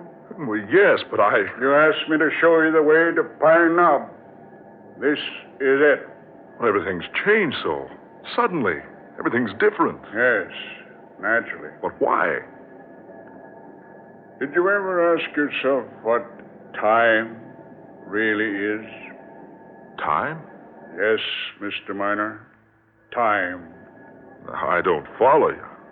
Suppose a long time ago something had happened to you. Suppose that incident was so important, so outstanding in your life, it was necessary for you to do something about it. I still don't understand. Let me put it into the present instead of the past. Suppose today something should happen to you. Suppose it is so out of the ordinary that you'd never forget it. Probably something you think needs revenge. Revenge? And suppose you decided your spirit would never rest until you'd found that revenge even though many scores of years had passed away. I don't So understand. what would you do, Mr. Miner? What could you do but roam from place to place seeking that revenge? You're talking over my head. Am I? You certainly are. What I'm getting at is this. If you'd find yourself in just such a situation, time would suddenly have no meaning to you. You'd think no more about the past or the present or the future. Time would be something unknown to you. Things you call the future now wouldn't be future at all. Incidents you call past wouldn't be past. They'd be now. What you call present, all rolled up into one. That's a strange way of reasoning. Not so strange once you've experienced it. Have you ever experienced it? I assure you, yes. You mean that things that have happened in the past are actually happening now? Precisely. And things in the future are taking place now, too? Naturally. One case being possible, the other naturally follows. Oh, just some philosopher's theory. It's much more than a mere theory. Oh, you know better than that, and so do I. What's happened in the past has happened. What's going to happen certainly isn't taking place now. Possibly I'll change your mind about that before this day ends. Oh, no. Not me, mister. By the way, you haven't told me your name. Names are unimportant. Only incidents are important. Yeah. You haven't said how you knew my name. That was quite obvious. Your red hair. The initials in your hatband. I still don't see how you There's knew. Pine Knob. Ahead. Yeah. Down in the valley. Yeah. Where did it get its name, Pine Knob? Because in the center of the town you'll find a little mound with 3 pine trees growing from it.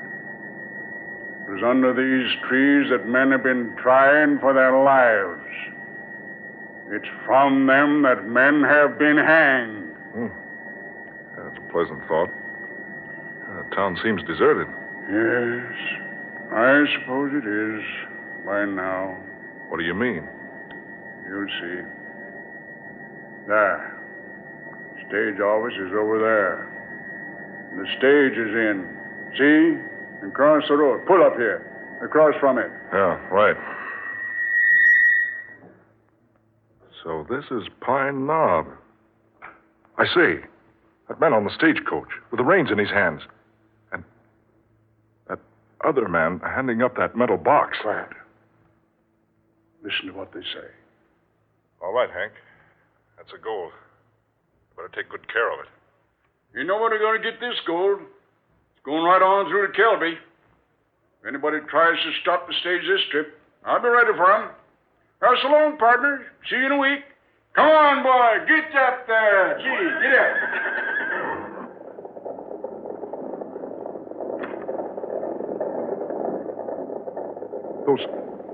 Those 2 men.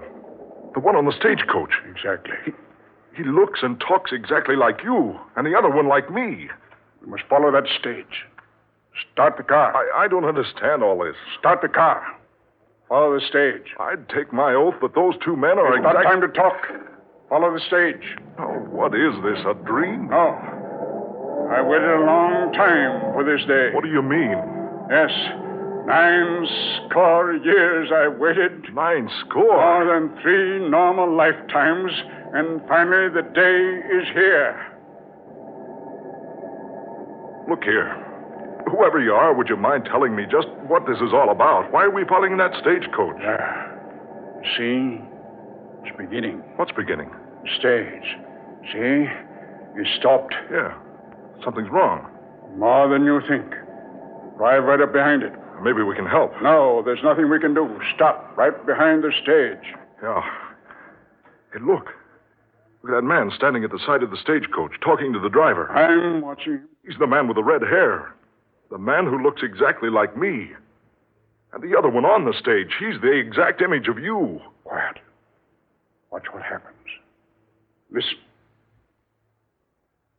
What's up, partner? Called me out of town, did you? Yeah. I sure did, Hank. I reckon I'd better take that gold. Take the gold? Where? Just take it. Hand it down, Hank. Hold on. Questions? Just hand down the box.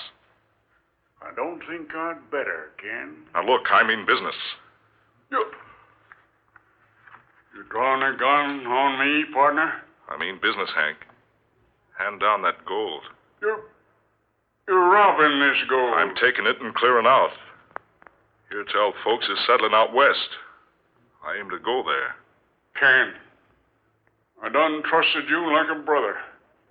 I never thought the day'd come when you... Hand me down the gold, Hank. This gold's going to kill me. It ain't going no farther than it is right now. I'm taking it with me. Put away your gun, Ken. Don't argue with me, Hank. I'll shoot you if I have to. And by Ginger, you'll have to. I ain't handing down this gold. Keep those hands on the reins. Not on your life, partner. Don't go for that gun.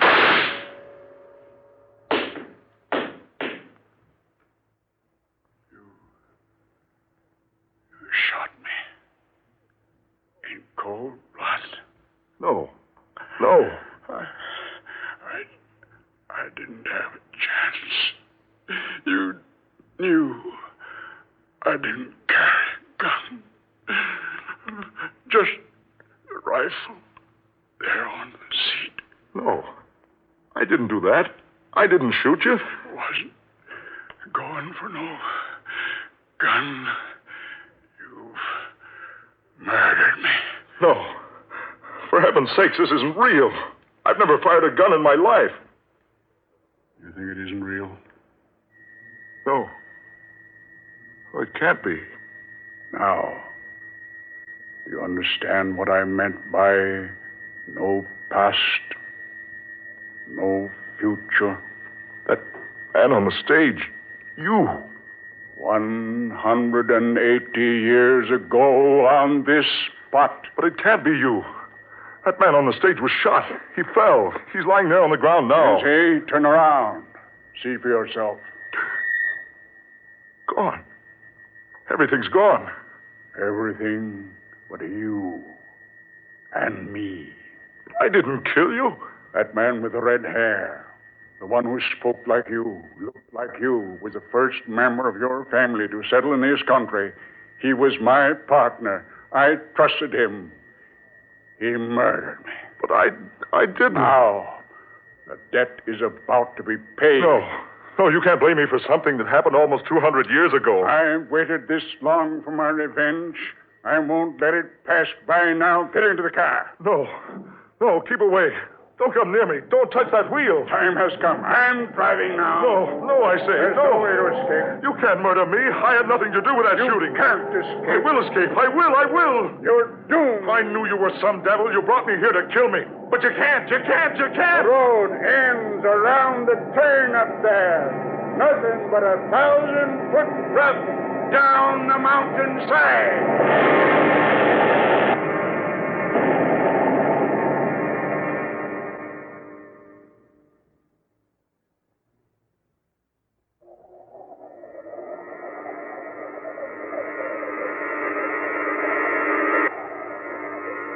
Dark fantasy.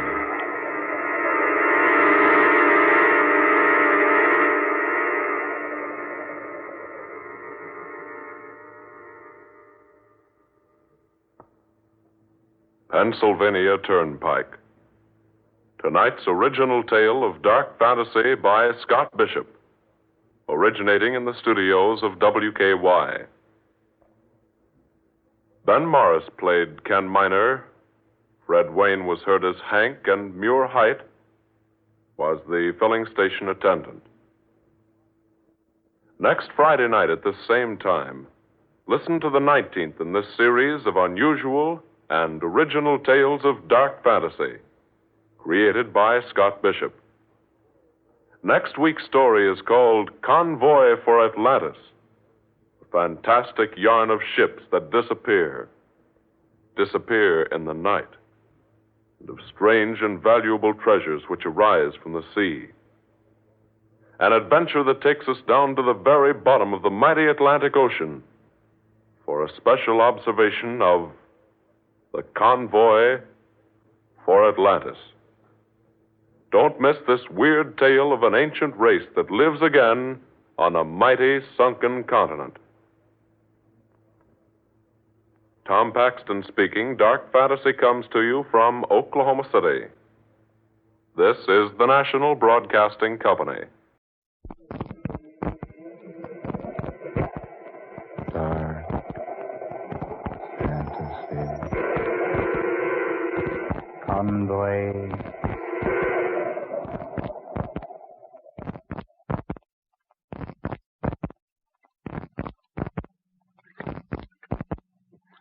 Weary days. Hot. And stink. 9 days. Not a sign of another boat. Another human. Oh, look. Minutes. 9 days. Open boat. I can't believe yet that it's 1934. 9 days ago, I thought I'd get a scoop. How well I remember. I talked Winston Everly into going with me, using his private yacht far out into the Atlantic, where things were happening. Together we defied precautions, offered ourselves as bait for some unseen devil beneath the waters of the Eastern Sea. And that was 9 days ago.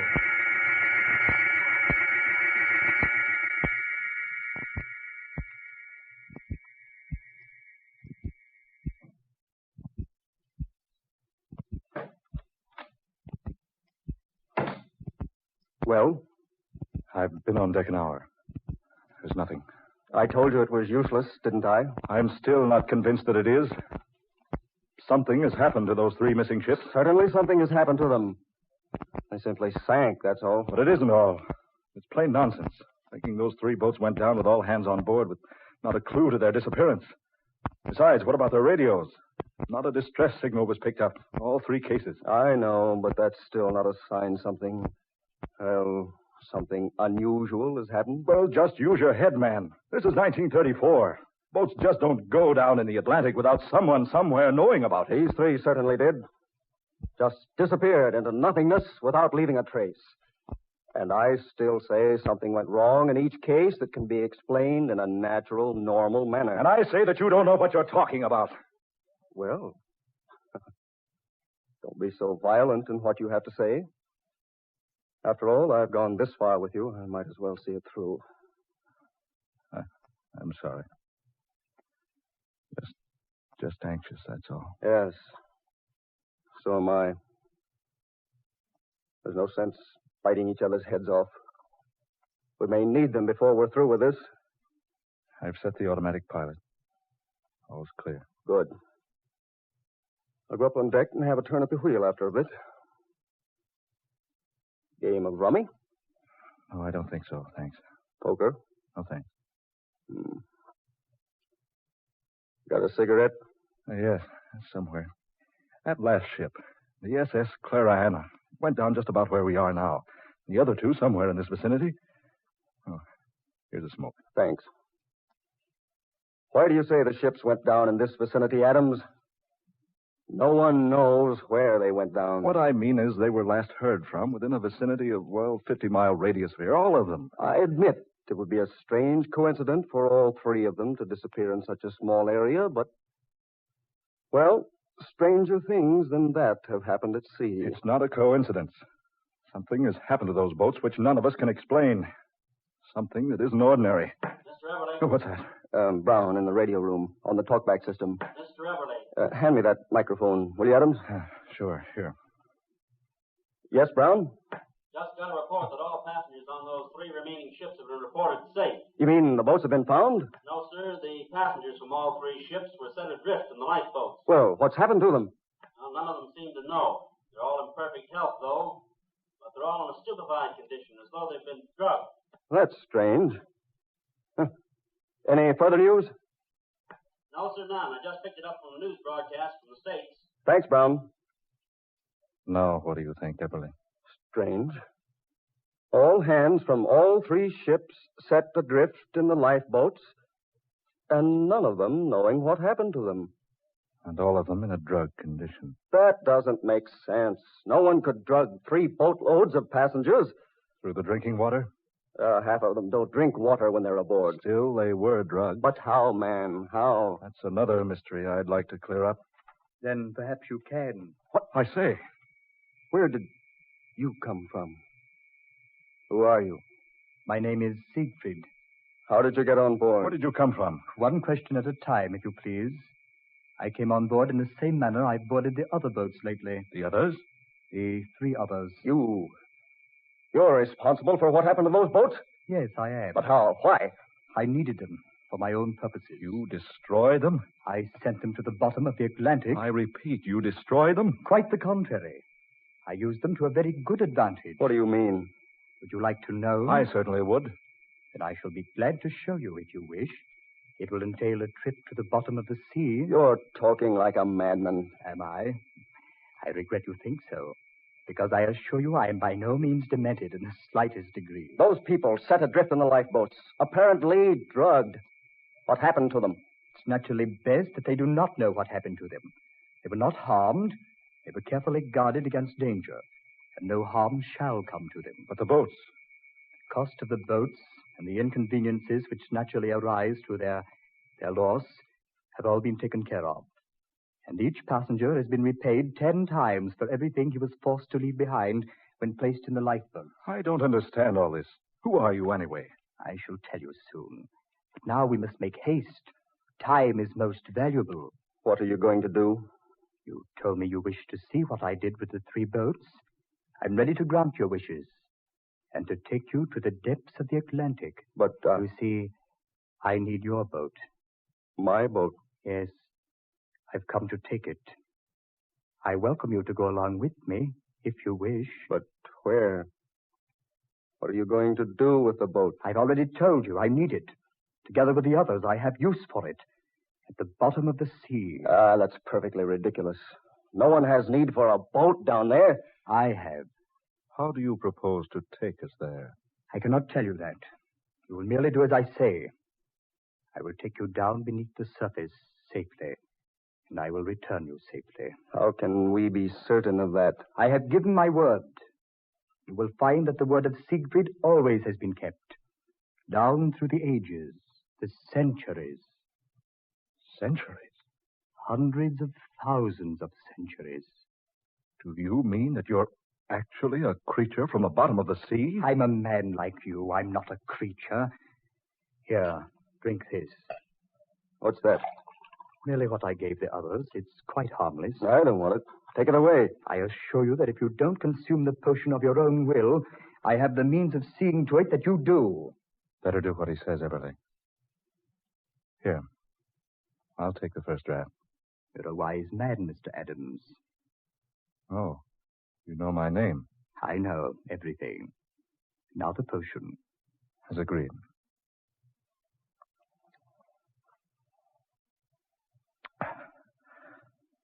All right.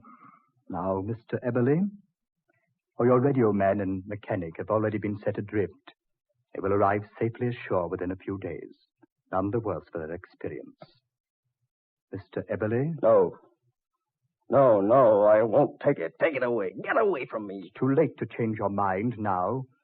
You will drink all of this. No, I don't want it. I give you one more opportunity. No, I refuse. I'm no fool. I won't take it. Very well, then, Mr. Eberle. There. What have you done to her? I told you I had the means of compelling you to take the mixture. Now it's well with both you and Mr. Adams. I shall take your boat and the two of you along with it.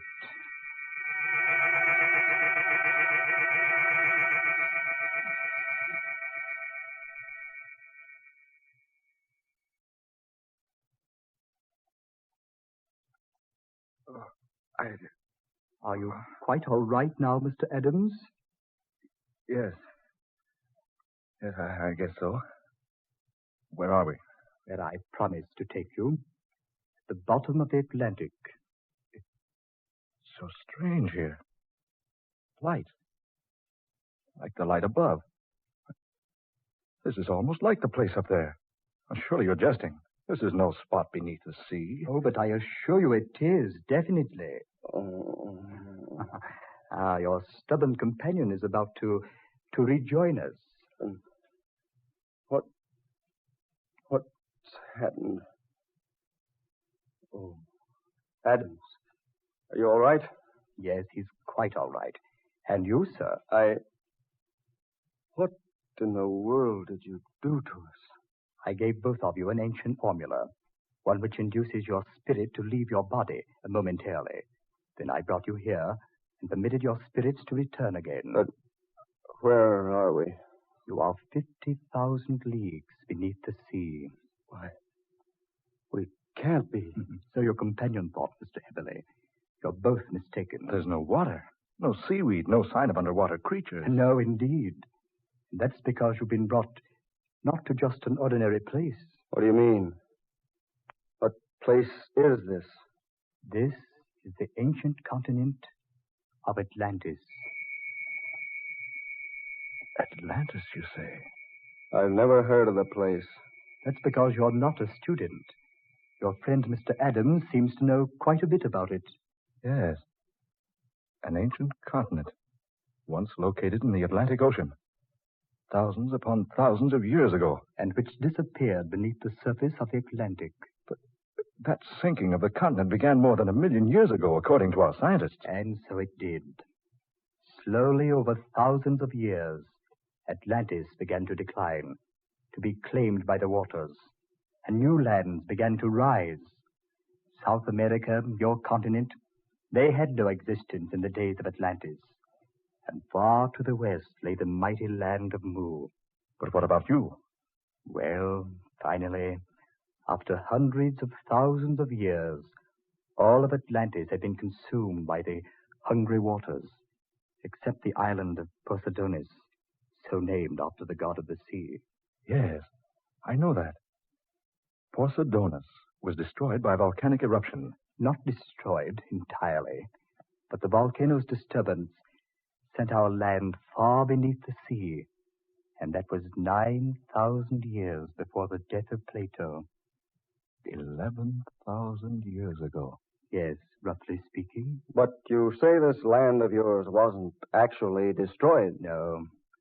There were in our land wise men from Greece, and together with our wise ones, they foresaw the volcanic disturbance and the sinking of Poseidonis. Yes.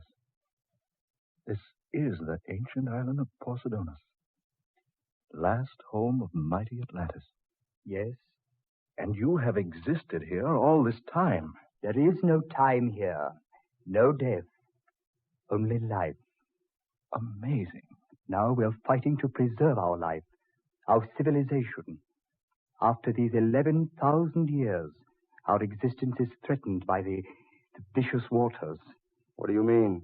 I mean, we suddenly found ourselves without sufficient materials to keep our underwater fortress safe against the water's destruction. Wait a minute.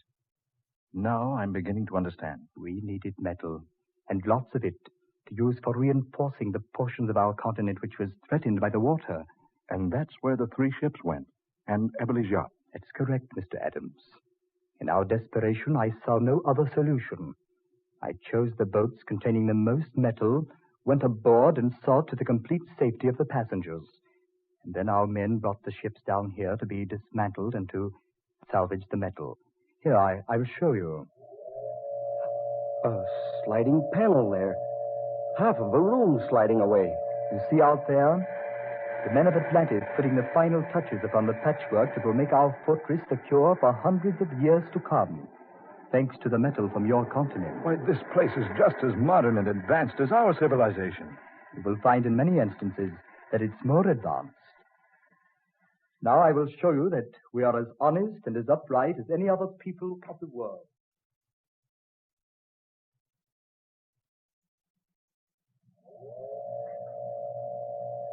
This is the treasure room of Atlantis. Harvey, look. Jewels, gold and silver, treasures of every sort here. The room is completely filled with valuable treasures. Each passenger on those boats we confiscated received a portion from our treasure room, enough to more than repay him for whatever loss he suffered, and the boat owners were paid double the value of their vessels.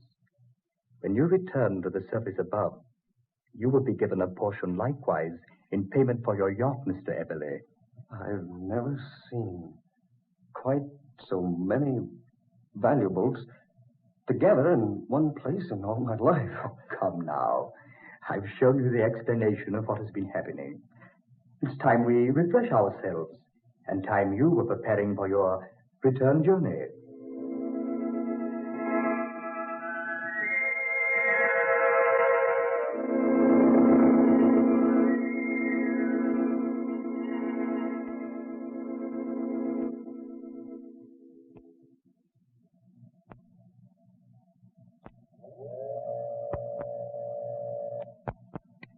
I knew I could find my way back to this vault. Just look at the treasure hidden here. Chest upon chest of beautiful jewels. Necklaces of pearl. Beads of precious jade. Loose gems and some set in the finest gold. And over there, bar upon bar of gold and silver, and some strange metal here I've never seen before. Oh, 100,000 fortunes hidden here, where no one will ever use them. What's that? The door. The light. Emily, are you in there? Adams? Yeah, I've been looking for you. Is there any light in here? Yes, just a second. Close that door. What are you doing in this treasure room?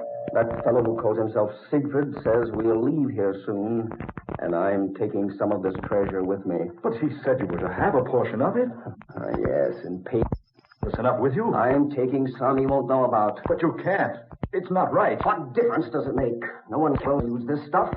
Might as well take some of it where it's as gentle as I can. I know I have the 11,000 years. He's about in his 11,000th childhood, I'd say. Here, hold these diamonds. But I don't want any part of this. I'll take care of getting them away from here. Eberle, I advise you not to do this. Listen. You came you. You could not conquer the worldly desire to steal our treasures. You'll never use them. Nonetheless, they still belong to us. Why not let us take them where they'll do us some good? They're useless laying here. I had intended to give each of you enough of the treasure to make you wealthy me from doing so. Look here, Siegfried. Those are loves to Adams have known better than 10,000 years ago in vice. Till the same greed and sin and iniquities included all evil. And so I gladly send you back where vote to pay for your... You get that before you reach the safer torture.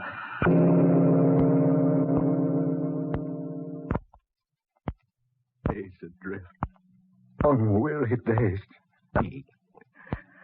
Big sun. Or food.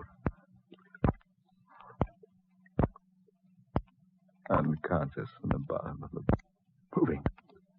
Lifting his head. Eberle. Oh. Eberle, man. Oh. Eberle. Steady, man. Oh, will this never end? Will torture never end? Easy, man. Take it easy. A month? 10 years? Only 9 days. 9 days. Only 9 days.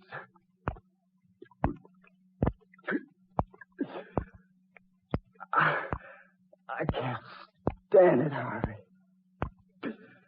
I can't stand it any longer. Save your strength, man. I'm going mad. I can't stand it. There in the bottom of the boat. The chest of treasure in payment for my yacht. Emily! Emily! What good will it do now? We'll be dead when we reach shore.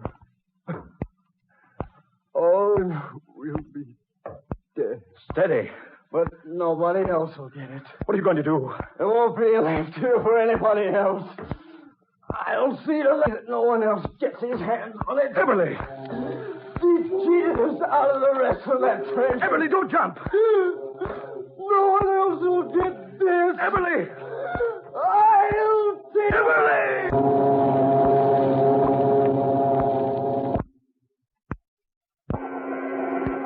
Dark fantasy.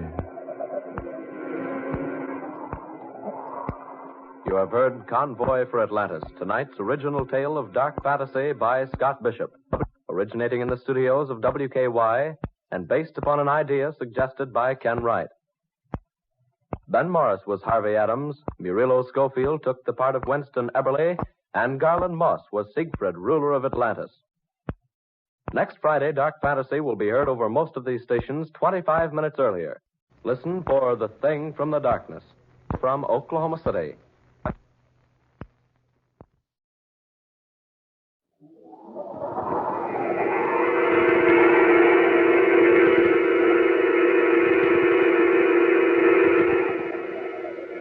Dark fantasy.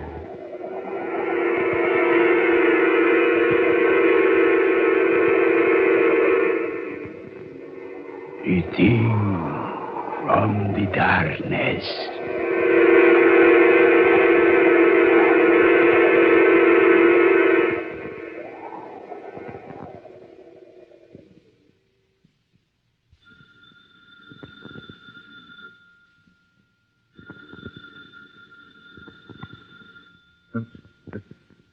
What's that? Oh, telephone. Tom's pounded the first chance a man gets sleep in this country, and the dad blame telephone has to wake me up. I should let it ring till doomsday. Yes? Yes, this is Sand Canyon Airport. Oh, this is Don Thurman speaking. Yeah, there's a plane here. Where? Mantella. Well, I don't care much for that trip across the desert, but if you need the plane or willing to pay me for flying it to you, it will make it $600 and it's a deal. All right, I'll make the arrangements. Yeah, you can expect me in about 7 hours if everything goes all right. Yeah, fine. And have that 600 waiting for me. I'll need it at Mantella.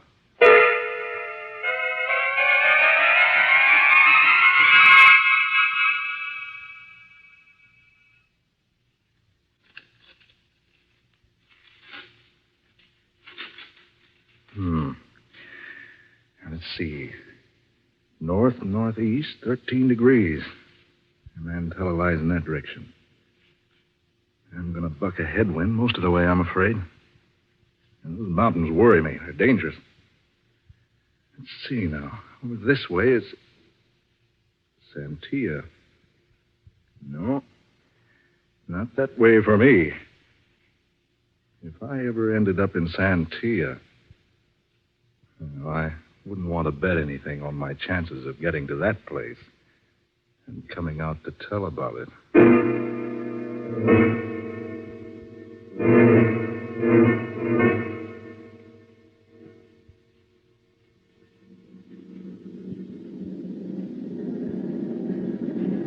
can't stay up here much longer. That sandstorm over the desert's getting worse every minute. I can't see a thing down there. Thick as pea soup. Oh, confound it, there goes the motor, choked up with sand. Well, here goes. I can't see where I'm heading, but maybe I can bring her in on her belly.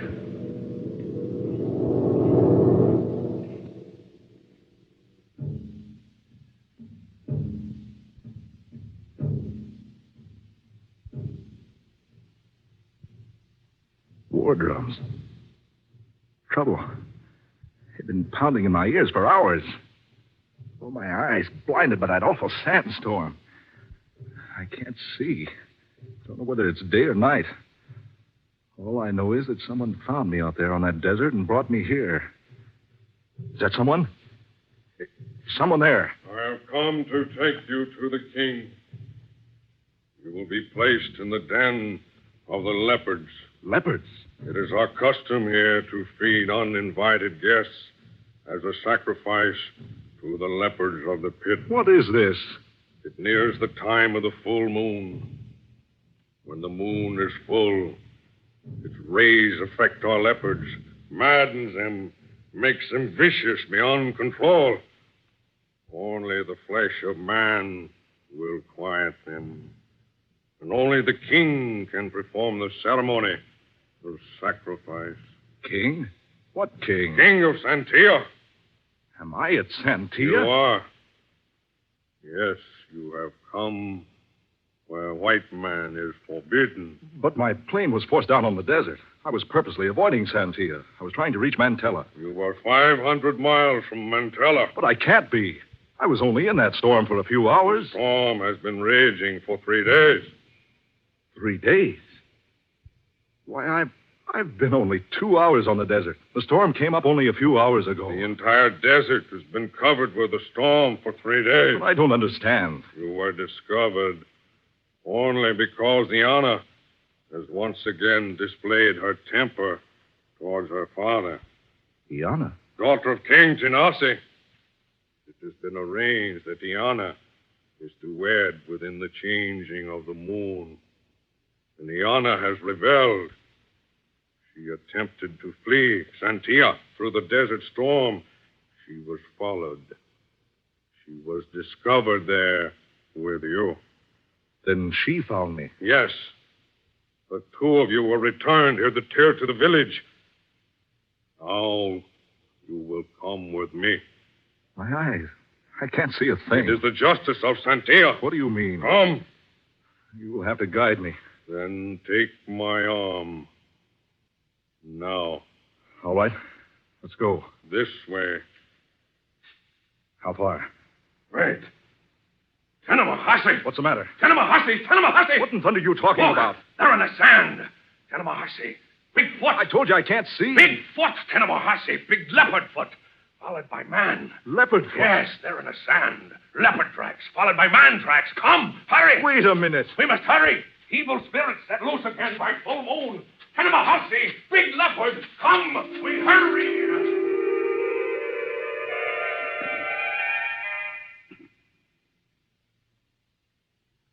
I have brought you the prisoner, wise one. Prisoner? Look here, what is this? You have come, Mr. Thurman, but you are not welcome. I tried to tell your flunky here that I didn't come to Santia purposely. I was headed for Mantella. You are not a very wise man, Mr. Thurman, to make such an unwise statement. Mantella is 1,000 miles from here. No, I got off my course. I ran into a sandstorm. My plane was forced down. It's a likely tale. But it's true. I was blinded by the sand. I'm still blind. If you have a doctor, You say you are blind? I am.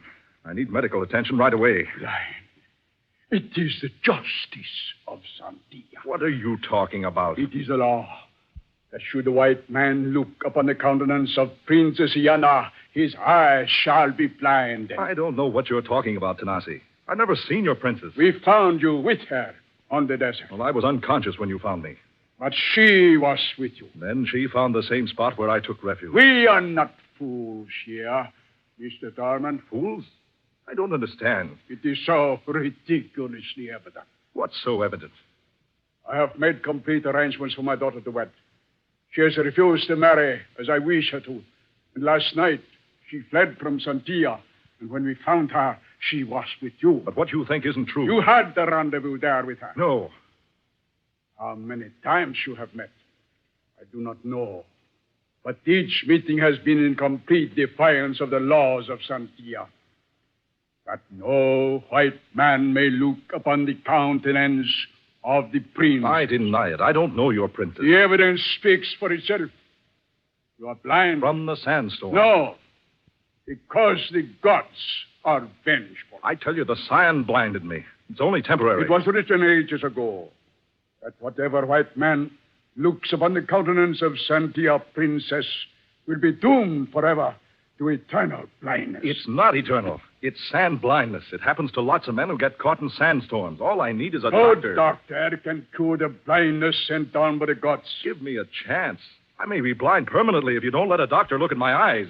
King Genasi, your daughter approaches. Come in, my daughter. My father, have you heard? Heard what, my child? Tanimahasi. Tanimahasi? Yes. He was in the camp again last night. Leopard footprints are near your house, followed by man feet. Tanimahasi. It's the evil spirit again in the full of the moon. I saw them too. Many tracks. Big. We must tell the wise ones they will work a charm to protect us. But first, we must dispose of the prisoner. Look here. Silence! My daughter, come here.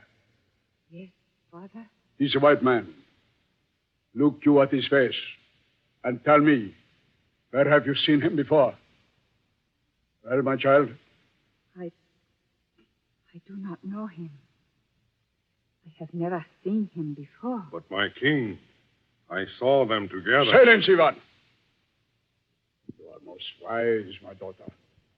You are most wise to deny your foreign lover. But I'm not her lover. I've never seen her. I can't even see her now. The American is blind, Diana. Blind? Because he has broken the law. Because he has looked upon the face of a princess of Santia. The gods have blinded him. It's not true. I've never seen her face. Ask her. She'll tell you it's not true. Take him back to the prison hut. And let him wait there until the body of wise ones sit in judgment of his crime.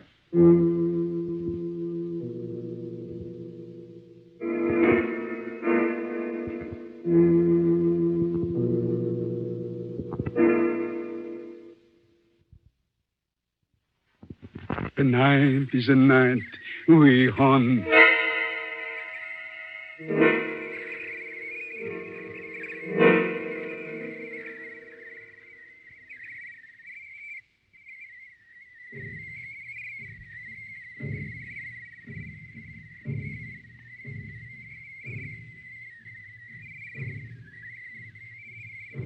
Those drums, still pounding. My eyes burning in my head. Well, if I could only find a little cool water. Hell. I wonder where I am. The king told Ivan to take me to the prison hut, but instead he brought me here. Here? Where? Somewhere out in the open. Bushes, shrubbery all around it. Wait a minute. What's that? A light. Up there through the trees. A light. Why, it's a star. I can see again. One lonely, single little star in a sky of heavy clouds. And there, coming over the ridge, the full moon. What's that? Something there in those bushes. Is someone there? Be quiet, Americano. Who is it? Iana. Princess Iana? Do not speak so loudly. Why are you here? I came to see you. I went first to the prison, but it was empty. Then I knew there had been trickery. Ivan did not do what my father ordered. No. He brought me here instead. Where are we? On the edge of Decano. Decana? The precipice? Yes. It is hundreds of feet over the side of Decano. Listen. This rock. I will show you. Ivan knew you were blind. He left you here alone, knowing you would eventually wander over the edge and be crushed on the jagged rocks down there. He could not wait for the sacrifice. Sacrifice? Yes. With each fullness of the moon, the leopards in the pit of Santilla become madly enraged. The wise men say the moon rays affect them. They must be appeased by the flesh of a human. And the moon will soon be full again. Yes, Donaldo. A pleasant thought. Oh, but Ivan could not wait. He fears all Americanos.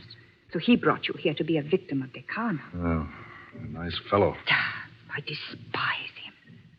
My father says I must marry him. You mean... You don't mean you're supposed to marry him? Oh, do you blame me for running away? I certainly don't. Even death on the desert would have been better than him. Princess, why have you come here?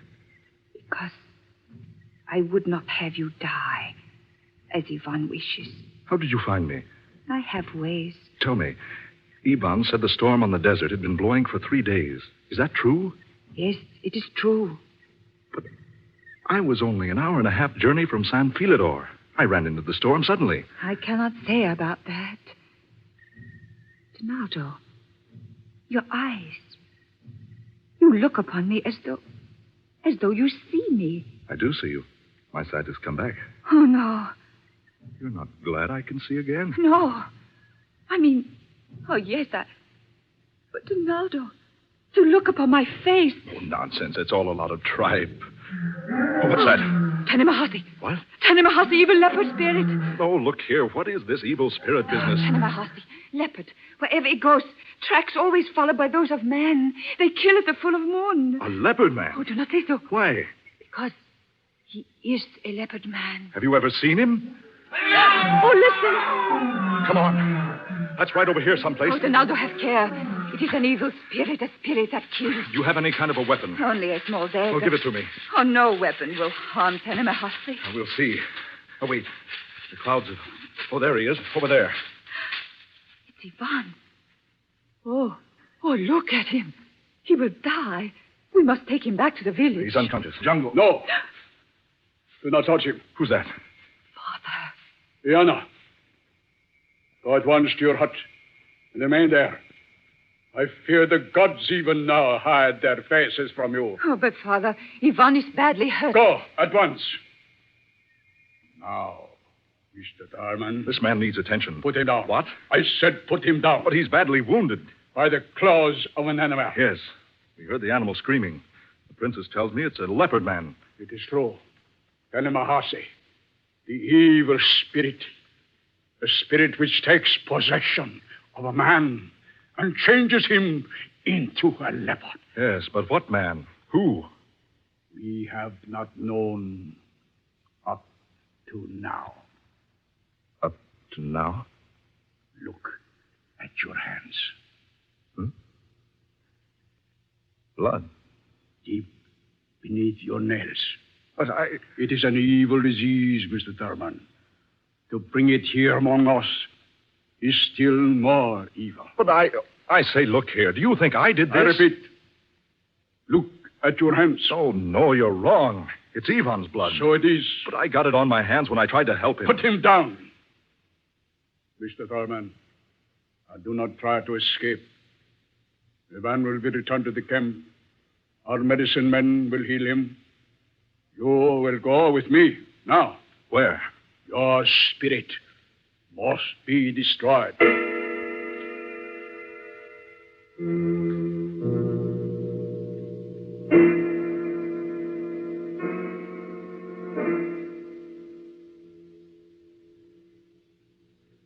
You have heard the wisdom of our elders, Mr. Thurman. You are guilty of a most foul sin against us. You must pay the penalty. And you unfortunate daughter are equally guilty with him. I cannot plead for you. The law is so written. You have seen two, Iana. Tomorrow night, the two of you shall perish.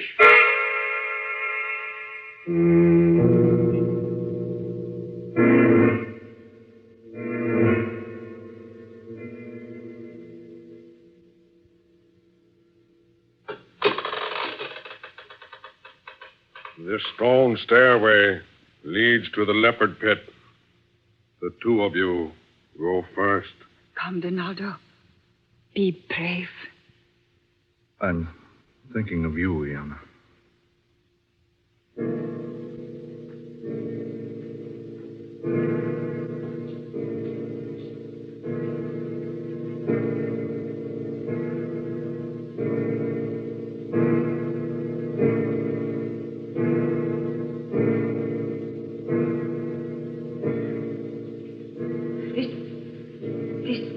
Pit is 100 feet into the earth. We are halfway down now. Look up above us. Good Lord. This pit is immense, huge and round. Yes. And look up there. All the tribespeople of Santia perched around its ridge, peering down. Yeah, to watch this sacrifice. But how can they see down here? It's pitch dark. We can hardly make our way in the blackness. Soon, the full moon will be directly above the pit. It is only when the moon is full that its rays reach here into the depths, and its beams madden the leopards. Iana, I see the beast now. Two of them. There's a man down there with them, petting them. Look, your father. No. He's a white man. I, too, am white. But I am not his daughter. He has been king of Santia for many years. He stole me when I was an infant at Mantella because he wanted a white princess. Iana, the moon. It's coming over the edge of the pit. The people up there can see us now. You see, the moon rays affect the beasts quickly. Move on, down to the pit's bottom. Come, Donaldo.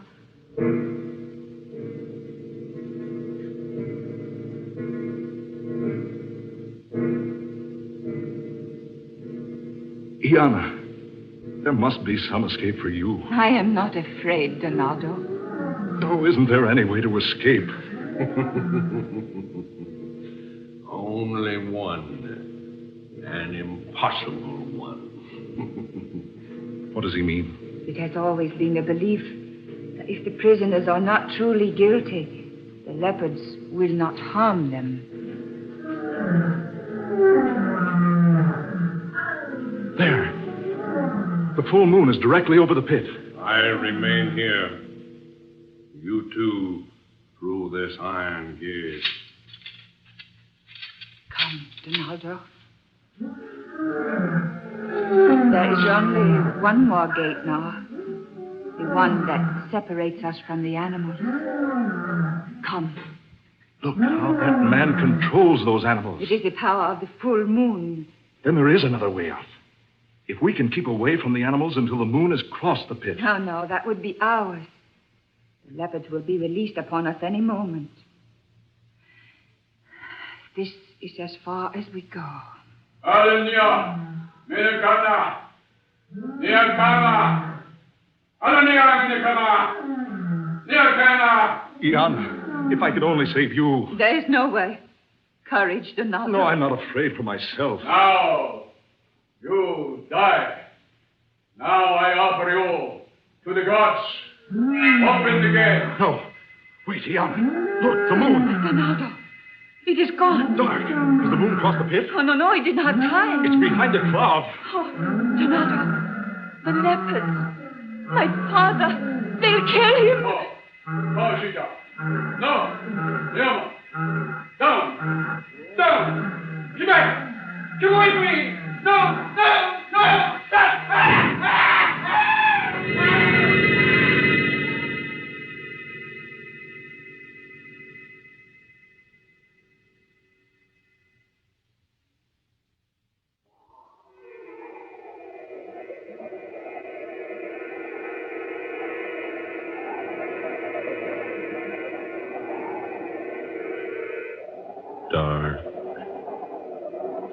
fantasy.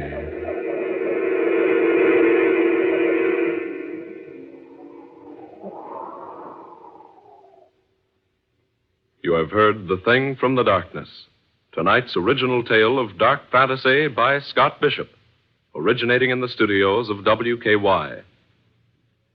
Ben Morris was heard tonight as Donald Thurman. Eleanor Naylor Corrin was Princess Iana. Fred Wayne played King Tanasi. And Muir Height was Yvonne. Next Friday night at this same time, listen to the 21st tale in this series of weird and unusual dark fantasy adventures, created for you by Scott Bishop. Next week's story is called The Edge of the Shadow, which tells of a dairy farmer in Vermont, of a strange dream that is all too real, and of what this dream finally means in the scheme of his destiny. Tom Paxton speaking. Dark Fantasy comes to you from Oklahoma City. This is the National Broadcasting Company.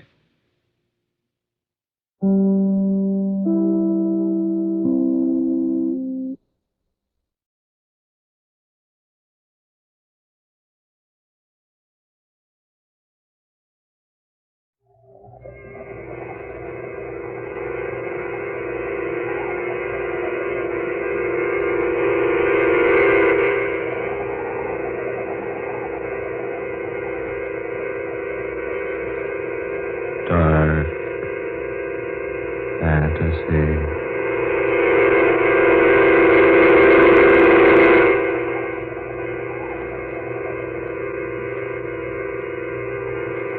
The edge of the shadow.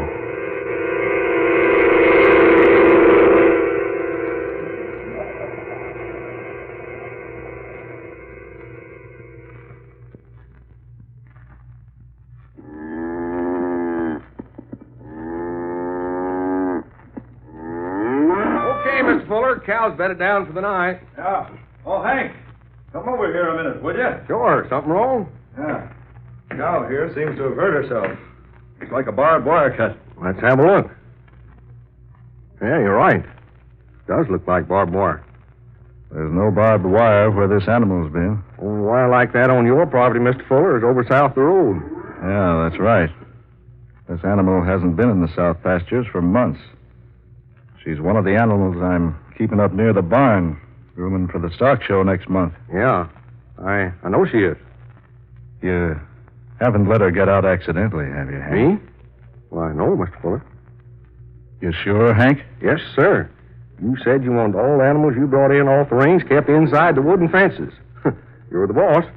I wouldn't let any of them near any barbed wire. It's mighty funny. Can't figure out no other way she could have hurt her leg like that. Me neither. It's pretty bad, too. Deep. Yeah, it is. I'll never be able to show her with a leg like this. Sure too bad, Mr. Fuller. She's a nice animal, too. Yeah, one of the best. I was counting on her boosting my score at the show. Say, you don't suppose McCard could have done it, do you? McCard? Sure. He's pretty hard hit for good show animals this year. Had to sell off quite a few to pay his mortgage and meet the taxes. I know, but McHarg's always been a good friend of mine. He wouldn't do a thing like that. Well, he might. If he thought it might help him at the stock show, needs that prize money pretty bad. But McHarg's a stock raiser from way back. He couldn't hurt a prize animal if he had to. Funny thing what some men will do for money, Mr. Fuller. Look, Hank, I won't have you talking like that. Well, I was just saying that... McHarg's a good friend of mine. I've done him several favors lately. He wouldn't repay me by injuring one of my animals. Well, all I know is she couldn't have cut her leg like that around the corral. Looks to me like it was done purposely. Here, better clean out that cut and wrap it up. Yeah. Fetch me that disinfectant, some of those clean rags from the chest, Hank. Sure. Here's some right over here. In the stall? Yeah, here on this shelf. What are they doing here? I don't know. This bottle's always kept in the chest at the end of the barn. Marsh, have you been treating this animal? No, I didn't know she was hurt till you told me. Some other animal, then? No, of course not. Didn't you inspect them all tonight? Yeah, I did. This is the only cow that's hurt. But what's this disinfectant and these clean rags doing here? Well, I just don't know, Mr. Fuller. I put that bottle away myself last week. I treated a horse. I haven't used it since. I haven't used it more than a month, I guess. Somebody did injure this animal, then tried to treat it here in its stall. He must have been frightened away before he could use the medicine. But who'd purposely cut its leg and then try to treat it? I don't know. No. Neither do I. Wait a minute. Huh? What's this? Look here. What? It's a short length of barbed wire. With blood on it. By Ned, you're right. It was hidden under the straw. I just happened to pick it up with my foot. Must have been in that last load of straw we brought in. She must have laid down on it and cut her leg. No, not that deep. Hank, there's been dirty work around here. Here, hold these rags. Fix up this leg. Yeah, sure. Now, easy now, girl. Yeah, just take it easy. Better stand back, Hank. She's liable to get a little excited when... Hank. What's the idea? Don't move, Mr. Fuller. That gun. Put it away, Hank. Not on your life. Lucky for me, your foot didn't kick it up from the straw, too. You did this. I don't deny it. Yes, I injured the animal. I hid the barbed wire beneath the straw in this gun, too, to make it handy. Hank. And I put the disinfectant here in the stall, so you'd work on the cut. And I'd have you right here where I want you. Hank, why? Why? Why? You mean you don't know? I certainly don't. Because you won't give Martha what she wants. Martha? Your wife, Mrs. Fuller. Won't give her what she wants. Divorce. Divorce? Oh, stop your pretending. Why, she's never asked me for a divorce. She has a dozen times. What makes you think so? She told me. Told you? I told you to stop pretending. You know she wants to marry me. What? Don't act so amazed. I am amazed. I'm glad to know about this. You've known about it for a long time. But I assure you that I haven't. It's no good acting that way, Mr. Fuller. You've had a lot of fun, haven't you? Letting me go on like this, working for you for peanuts, calling you mister, doing all your dirty work around the farm. You've been well paid. I've never asked you to do anything that I wouldn't do myself. Well, I'm putting an end to all of it right now. Hank, give me that gun. Not on your life. You can't shoot me in cold blood. They'll get you. Not me. They'll never know. When they find me with a bullet in me, Hank... They'll never find a bullet in you. They'll never bother to look for one. Don't you remember this cow? Take a good look at her. You remember last fall when McCard's shotgun accidentally went off near her? How she almost trampled him to death? Hank, no. One shot, fella, through your heart. By the time that animal's hoofs have done their work... No, Marsh, no. They'll never recognize you when they pull you out of her stall. You can't do that. They'll never bother to look for a bullet. Listen to me, Hank. They'll think your gun went off accidentally, and the animal trampled you to death. Give me that gun, Hank. And the farm will be Martha's and mine. Give it to me, Hank. Keep back. Give it to me. Keep back, I say. Take this. Help me! My eyes. You blinded me. Take it easy, you yellow pup. Your eyes will be all right. Water. Water, get me some water. My eyes are stinging. They'll be all right. Come on with me. I can't see. Here, this way. What are you going to do? I'm going to take you to the well and bathe your eyes. You're not going to kill me. Careful. Here's the barn door. I didn't know what I was doing, Mr. Fuller. Easy now. I didn't know what I was doing. I didn't want to kill you. You only missed killing me by a hair's breadth. Oh, I was out of my head. Oh, my eyes. We'll talk about that later. Where are we? Where are you taking me? Over to the well. Mr. Fuller, what in the name of heaven are you going to do to me? I'm going to wash out your eyes. Come on now. Yes. Water. Easy now. Oh, don't rub them. Keep your hands away from your filthy face. But I can't stand this pain. You'll be all right in a minute. I can't stand it. I tell you, I can't stand it. Marsh. Let go of me. You're taking me off to leave me someplace to die. Stop it. Stop it. Now you're trying to kill me. No, I'm not trying to kill you. You are. I know you are. Don't be a fool. I'm blind. Sure. Sure, this is your chance. Chance to get rid of me. Well, you're not going to do it. Hank, for the love of heaven, listen to me. No! I'm only taking you to the well. Throw me in, huh? You want to throw me in? I want to wash out those eyes. No. You don't care about me. All you want is a chance to do away with me. No, you rat. I'm only trying to help you. Let go my arm. Let go my arm. No, you're staying with me. I won't do it. I won't be led like an animal to the slaughter. Let go of me. Stop it. Let go of my arm. We're almost to the well now. Oh. Oh. Oh.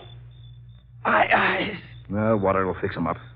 I'm not going near that well. That disinfectant will burn those eye tissues if you don't get it washed out of them. I won't. You're going to throw me in. I won't go near that well. Hank. Let go. I won't go near it. I won't go near it. Hank, no.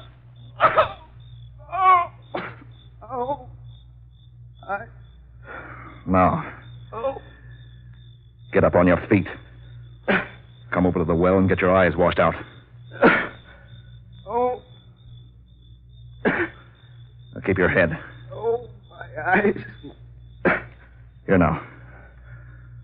You bend over this water trough. Come on, bend lower. Mr. Fuller. Come on now. Get plenty of this cold water into your eyes. That's like it. Oh. A little more. Here, use this cloth. Soak it with water. Yeah. All right. Yeah. Lucky that was just a mild disinfectant. Won't bother you any. I'll put that up to your eyes. That's it. Now, you open your eyes? I don't know. Well, try. Yeah. Feel better? Uh-huh. Burning's easing up. Yeah, let's see him. Yeah. They're just inflamed a little. They'll be all right. We go into the house and bathe them in warm water now. You didn't have to help me. Skip it. Come on. Wait a minute. What's that noise? The New York plane. What's she so low for? I don't know. She's too low. What's wrong with her? Good Lord. She's on fire. On fire? Yes. A mass of flames. Fuller!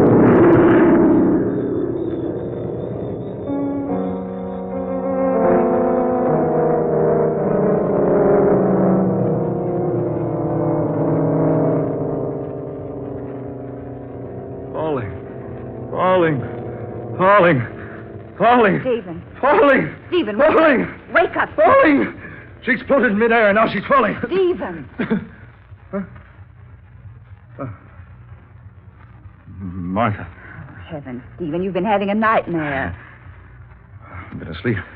You were screaming at the top of your lungs about something falling. The plane. Plane? The night plane to New York. What about it? She was low. Too low. She was in flames. Exploded in midair. Oh, you were dreaming.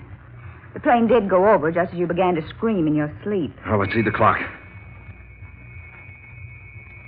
Yes.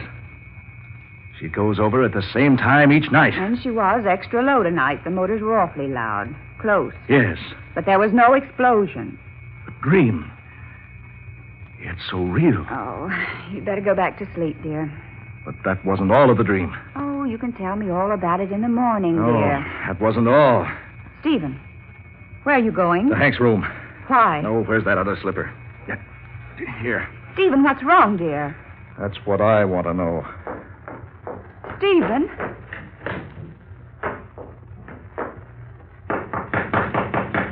Hank. Hank, open up. Hank. He's not in here. The bed's not slept in. Stephen, what in the world's wrong with you? Hank's gone. Gone? Why, he hasn't been in his bed. No. Did he tell you he was going anyplace? No. That dream.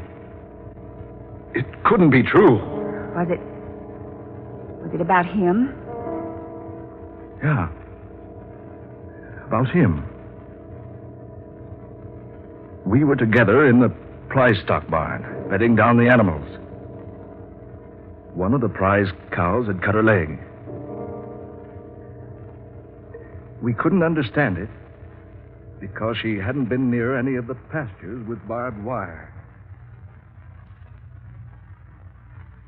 I was bringing Hank up here to bathe his eyes, just as the plane was flying over.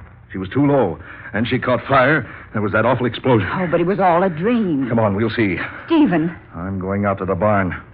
Come along if you wish. Something tells me that it was more than just a dream.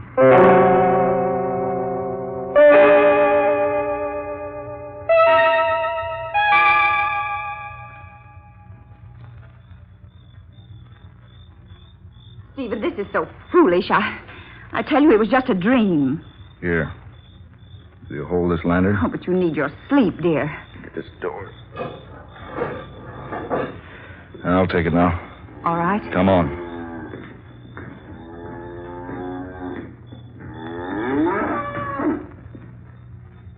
Here's the stall. You bring the flashlight? Here. Here, take the lantern. Confound it, what's wrong? The battery burned out? Oh, there. Martha, look! Stephen. There on her leg. A deep cut. Fresh cut. It needs attention. Martha, it's identical to the injury in my dream. Oh, Stephen, surely. It is, Martha. Oh, she just cut herself yesterday and you didn't know. No. I always examine the prize stock in their stalls every night. Martha, this animal was in perfect condition when we went to bed. Oh, but Stephen... Wait a minute. What in the world are you doing? I'm looking through this straw, but... By heavens, look! A short length of barbed wire. Bloody barbed wire. Stephen. Just like the dream. The very same. There should be something else.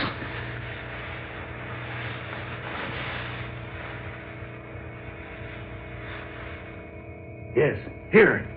Look. A gun. Hidden here in the straw. Here where he put it. Who? Hank Marsh, of course. Who else? Oh, no, Stephen. Yes. And look. There on the top of the feed box. The bottle of disinfectant. Some clean rags. Oh, but Stephen... Just like the dream. Every bit of it is just like the dream. But you couldn't have dreamed all that. A hidden barbed wire. A cut on the cow's leg. The hidden gun, the medicine, all the same. Stephen. And this cow. She's the one that almost trampled McHarg to death last fall when his shotgun accidentally went off. But surely you don't think Henry Marsh planned to kill you. Yes, he planned it. He worked it out carefully. Very carefully. But now his plan's no good because of that dream. Oh, no, Stephen, he couldn't have. Yes. And in my dream, I saw how it was all going to work out. I was shown how I could save myself by throwing the disinfectant into his eyes. I tell you, there's some other explanation. Then that plane. It did fly over low tonight, you said? Yes. And it must have caught on fire. It must have exploded. But it couldn't have. I didn't hear a thing except the motors. You heard me screaming about it in my dream. Yes, but you... Well, you must have been so intent upon what I was saying that you didn't hear the noise of the explosion. Oh, no, that's impossible. It was over south of the road. Here, give me that lantern. Stephen, you... You go back to the house. I'm going to look for that wreckage.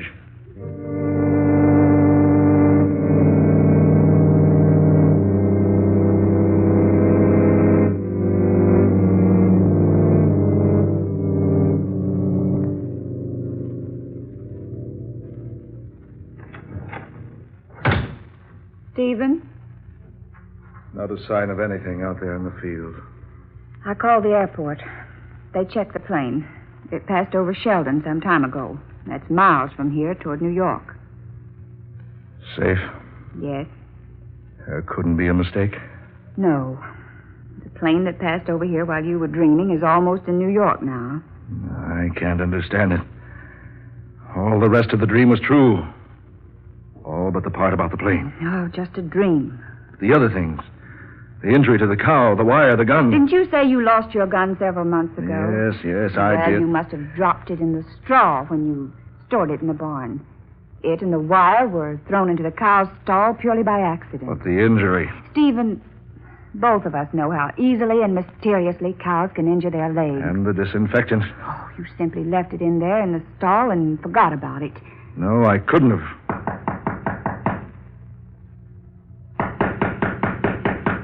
Well, are you going to open it, Stephen? It's unlocked. Come in. Hank. Golly. Holly, I'm glad you're up, Mr. Fuller. Henry, it's late. You haven't been in your bed tonight. I forgot to tell you I was going to town. Mr. Fuller, that cow in stall 13, she's cut her leg. Henry, Well, I just happened to look at it. Looked in, found the barn door open, and... Why? What's the matter, Mr. Fuller? Say, why do you look at me like that? Stephen. You want me to come out to the barn, Hank? Why? Well, yes. That cow's leg's pretty bad. A barbed wire cut? You know about it? And isn't the wire lying beneath the straw of the stall right now? Mr. Fuller, And isn't this the gun you hid under the straw? How'd you find that? Oh, Stephen. So it is true. You plan to kill me. No. Plan for the animal to trample me and mutilate me. No! Plan to marry Martha and get my farm. No, Stephen, no, you're wrong. No, I'm not wrong. You planned it together. Only my dreams spoiled your plans. Well, now you can be together. Stephen, no! Put that gun down! Where I'm going to send you, you can burn together. No, Stephen, no!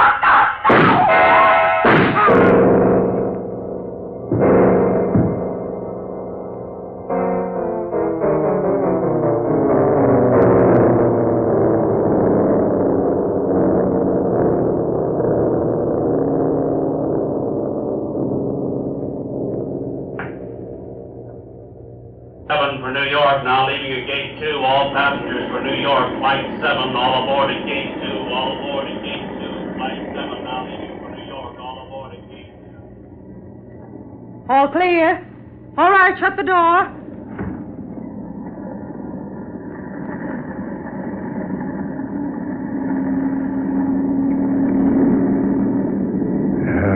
Confound it. 5 minutes late taking off. Why don't they get this thing into the air? I've been hiding all day, waiting for darkness. Waiting here to take this plane to New York. New York. They won't find me there. No. They're not going to find me there. I've been waiting. Waiting.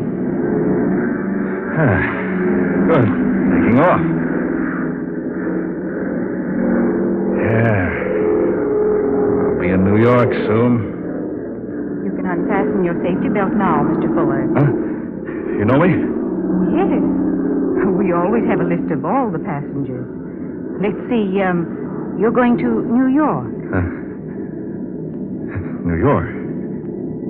Yes. Taking a little weekend trip. Just up and left the farm for a weekend. Decided I needed a vacation. Vacations are good for a person. Yeah. I decided I needed a little rest. So here I am. Funny thing, I dreamed about this plane last night. Yeah? She always passes over my farm about midnight. Dreamed last night that she was flying exceptionally low. Funny, too, because she generally gained quite a bit of altitude by the time she gets over my place. It was a queer dream. Thought I was standing out back of my house, and she went over just a little before the barn tops, and then she caught on fire and exploded. Exploded right there in midair, right over my farm. I guess we all have funny dreams sometimes. This one was sure real. But look, there's my farm down there now. See? Had a red light put on my windmill so it could be seen at night. And look how close it's seen. How close? Too close. We're flying too low. I said we're flying too low. Look, just above the barn tops, just like the dream. Just like the dream. No, it can't be that. Look out the window. Flames. One of the motors on fire. One of the motors on fire. We're flying too low.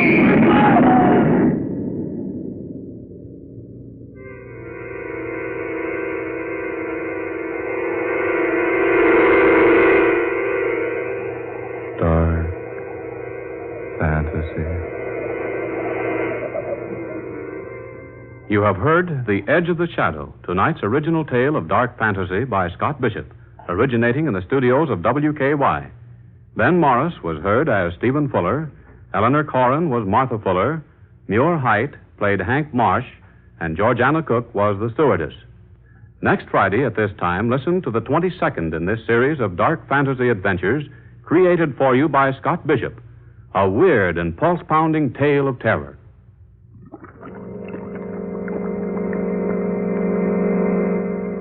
Carrari, which relates how an angered witch doctor of the Ecuador jungle brews a bitter, deadly poison to use against a strange and heartless enemy. This program came to you from Oklahoma City. This is the National Broadcasting Company.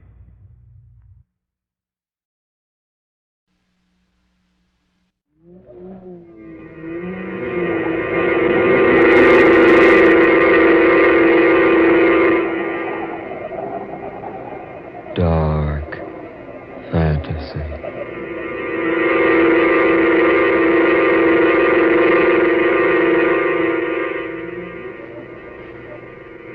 The letter from yesterday.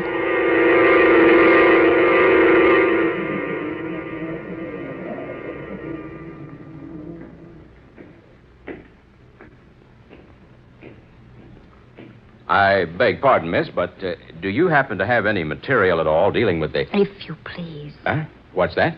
Will you please lower your voice? But I... And then you might read the sign over there. Or shall I read it for you? Absolute quiet required in this library. My, but you read beautifully. But I wonder Will if... you please lower your voice? Oh, sure. Sure. I'll be more than happy to help you. But you simply can't disturb the others here in the library. I see. Well, I'm terribly sorry. Excuse me, everyone. I didn't mean to disturb you, Will folks. you please be quiet? Well, good heavens, ma'am. I just wanted to apologize. That's quite unnecessary. Now, may I help you? Well, I hope you can. I'm looking for some literature on hydrokinetics. Don't suppose a hick library like this would have anything like that, though. You're a stranger in Jackson City, aren't you? That's right. How did you know? I know most of the people in town. And besides, folks who live here never refer to the town as having a hick library. Oh, now look. No offense intended.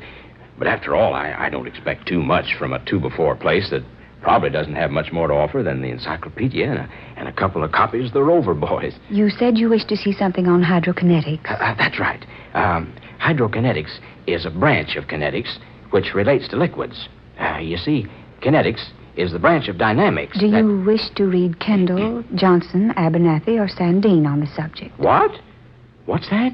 I said, which author do you wish to consult? Those four seem to be the authorities, but some engineers like Alexander and Bowen. Well, look here. Are you serious? Serious? About having books by Johnson and Kendall and Sandine and Abernathy on the theory of hydrokinetics. Will you follow me, please? Yes, certainly. You may turn on that light if you wish. It's a little dark in here today. Yes, all right. I think you'll find these quite up to date. I'm sorry that one of the Alexander volumes is out, but it should be back tomorrow. Oh, quite all right. It's Kendall I'm really after. Here we are. This one. That was printed sometime last year, I believe. Yes, it was. Kendall is propounding a new theory on hydraulics. I read it when I was in New York. I'm glad you didn't have to go back into the city to find what you wanted. No, Oh, look here. I owe you another apology, don't I? No, please, don't bother. Oh, but it's no bother. You may use any of the tables over there. Yes, but I'd like You'll find the one by the window quite good.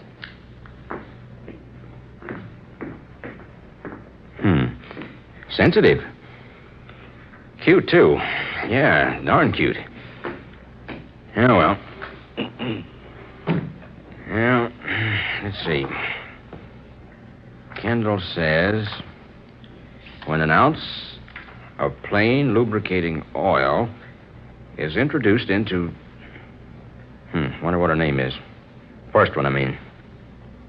Nameplate on the desk says, Miss Marshall. Well, that's interesting. Miss Marshall. Oh, well. Well, as I remember reading about it 3 months ago, Kendall says that if you introduce 1 ounce of common lubricating oil into a cylinder 2 inches in diameter and 4 inches in height... Pretty girl. Wonder why I can't get her off my mind. Wonder where she lives.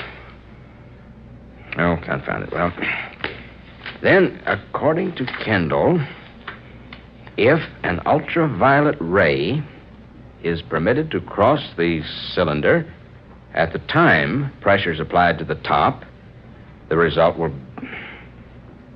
Wonder what a good-looking girl like her is doing in Jackson City. She's smart, too. I just mentioned hydrokinetics, and she reeled off the 4 top authorities like she was a student on the subject. I wonder what she's doing tonight. Well, hang it all up.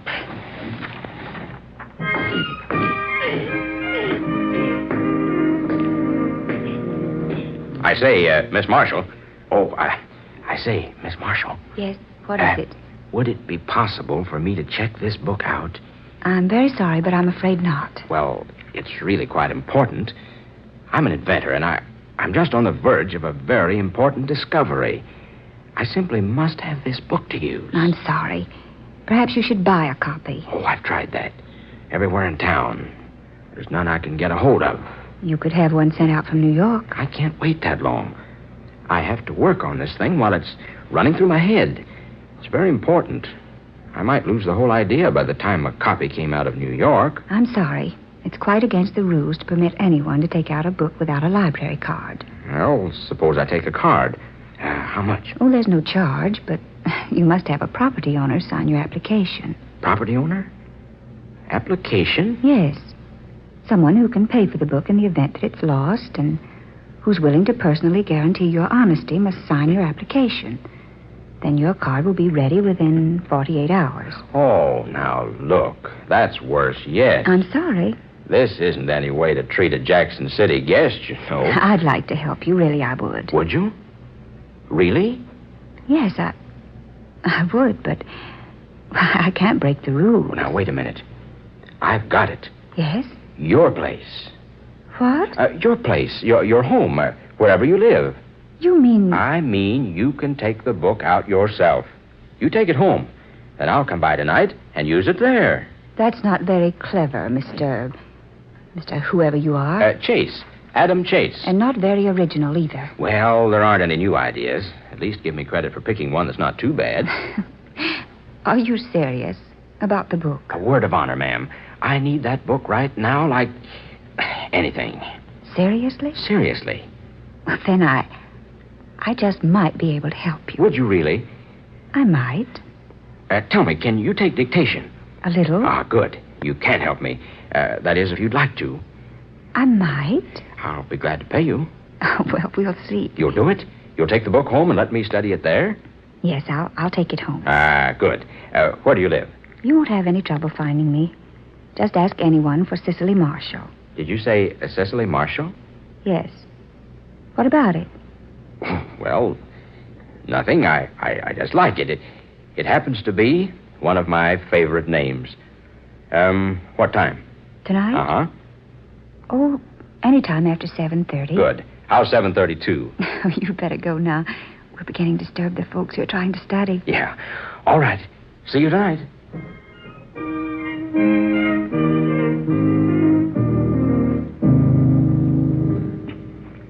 Now, just a minute. Yes?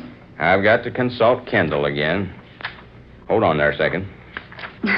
Do you really think this invention will prove itself? Well, I'm not exactly an expert, but the idea seems sound. Wait a minute now. Let's see. Oh, yes, here. Find it? Uh-huh. Now, will you take this down? Mm-hmm. Kendall, Volume 1, page 74. It has been my observation that hydraulic reaction often can be obtained through the use of a common water tumbler immersed in H2O. That's water. Oh, confound it. There I go again, treating you like a child. You probably know more about this entire subject than I do without my explaining chemical symbols. Don't you think we'd better call it a night? No, it's early. It's 1 a.m. No, it couldn't be. Well, it is, though, see? Oh, brother. I'll bet I'm popular around this place from now on. Oh, it's all right. I really enjoyed it. Mister, you were serious there in the library, weren't you? Yes, rather. I don't mind saying my complete future is probably tied up in this thing right now. If it's what I think it's going to be, I'm due to make a fortune out of it. I hope you do. Well, thanks. Why? Oh, I like to know people who are successful. Besides, my father was an inventor. Was he really? Yes. He was a brilliant man. He had an invention. I never did quite understand what it was. It was before he was married. Someone filed for the patents just a few hours before he did. And he lost out. Someone stole his invention? No, it was just a coincidence. But my father was never the same after that. Something happened. I don't know what. I remember hearing my family talk about it in whispers when I was just an infant. Is he still alive? No, he's been gone 3 years. Oh, I'm sorry. He was a fine man. Grand, but he never got over that, whatever it was that happened to him long before I was born. You mean there was something more than just the loss of the invention patents? Yes. Something that was, I think, even more tragic. I've never even been able to guess what it was. Maybe it's better that you don't know. Yes, maybe so. Well, really, I should go. It's late. Is there much more to do? Well, yes. I have to finish these papers before I can have the model of the invention built. Oh, could I help you more? Would you? I'd love to, really. Tomorrow night? Can you wait that long? Well, no, I can't, but I will.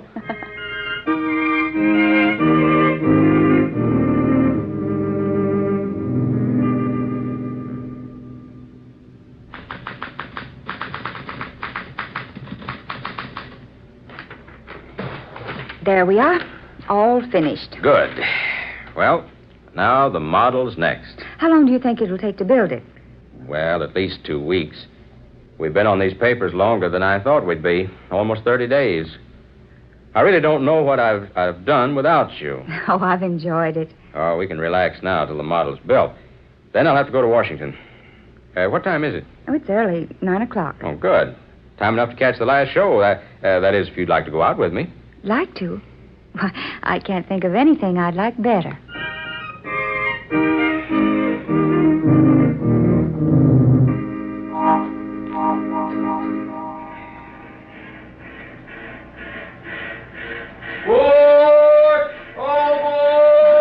Your train's leaving, Adam. I'll be back with those patents. You will come back? You try to stop me. Oh, goodbye, darling. Cecily? Yes, Adam? Will you marry me when I come back? What? I said, will you marry me? Now? When I come back. Oh, yes.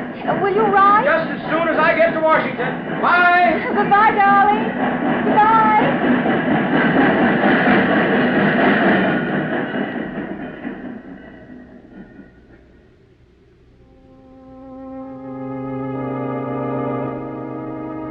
To my diary, January the 17th.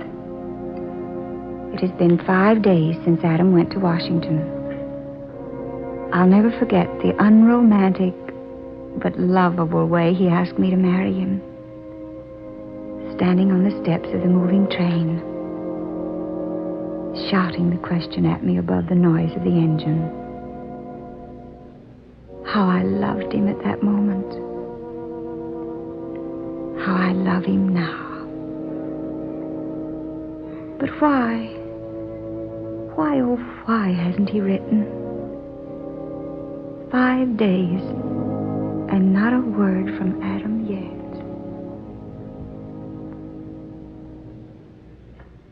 Word has just been received, ladies and gentlemen, that the crack limited from Washington nearing Jackson City less than an hour ago was held up and robbed by unidentified gangsters.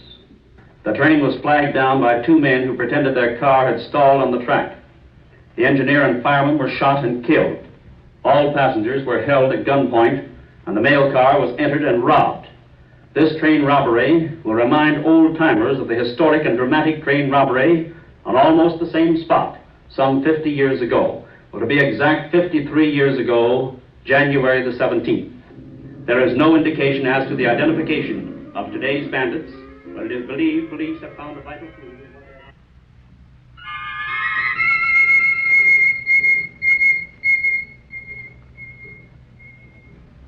I want to send this wire to Mr. Adam Chase, Esther Arms Hotel, Washington.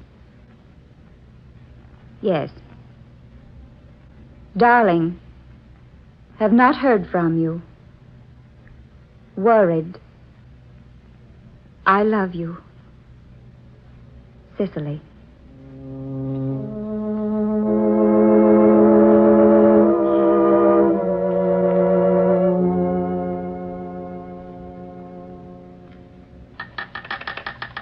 Hello? Hello? Yes, operator, this is the party calling Washington. Yes, I'm calling Mr. Adam Chase. That's right, at the Esther Arms Hotel. Oh, you have a hotel? Hello? What's that? Checked out. 2 weeks ago. Oh. No, thank you. Just cancel the call.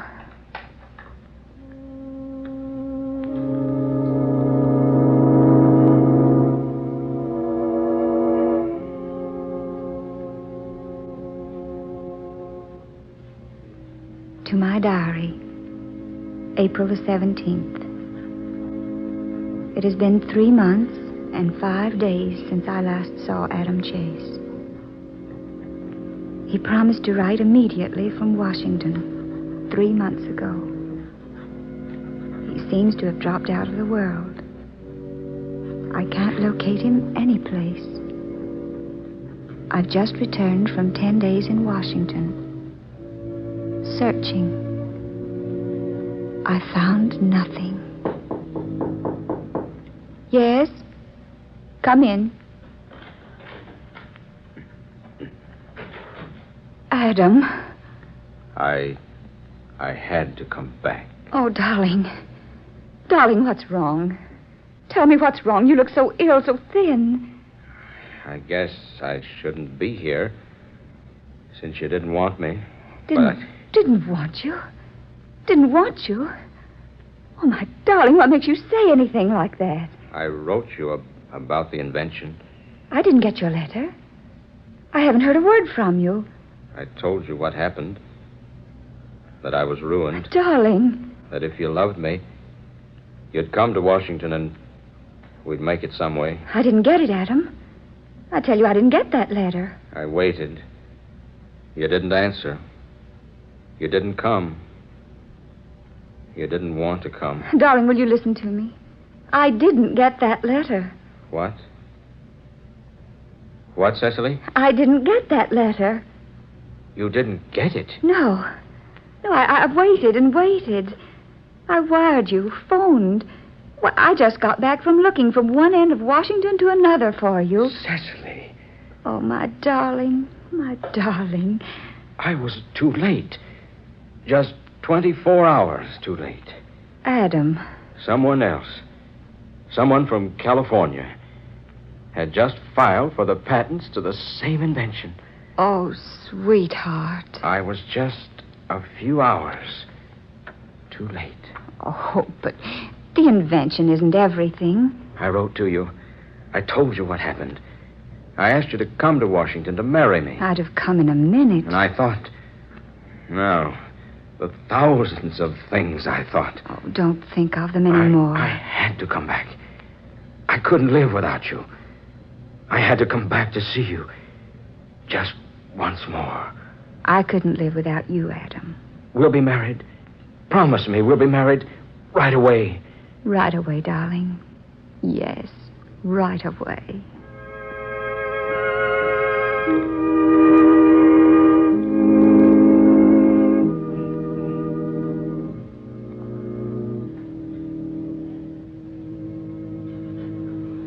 June 20th.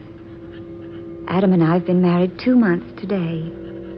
We're very happy. Somehow, there's something more than just our love for one another that makes us so close to each other. I can't explain what it is. We've rented a large house, an old one, but it's adorable, and we're planning to... Cecily! Oh, darling! Yes, dear? Come on up here. To the attic, will you? I've stumbled onto something. All right, Adam.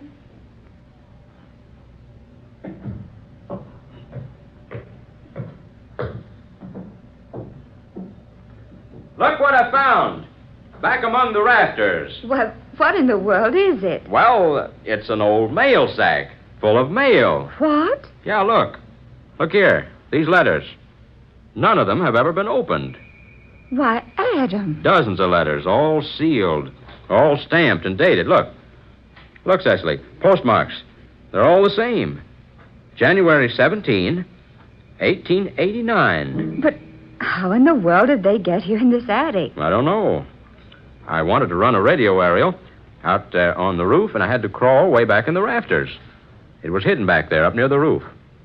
It's evidently been there for years. But how did it get there? 53 years ago.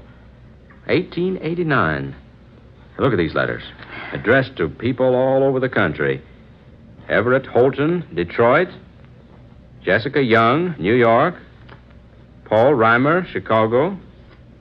Mr. and Mrs. F.C. Halliday, Grady, Pennsylvania. And look, here's one addressed to President Benjamin Harrison from someone in Maine. Wait a minute, Adam. Oh, look. Huh? This letter. Addressed to Miss Cecily Drew of Youngstown. What? The return address, Mr. Aaron Marshall. My father. He wrote this. I know the handwriting. Cecily Drew was my mother's maiden name. Adam. Yes. Cecily Drew. And she lived in Youngstown. My father? Your mother? Open it. Open it. What? I said open it. Oh, all right.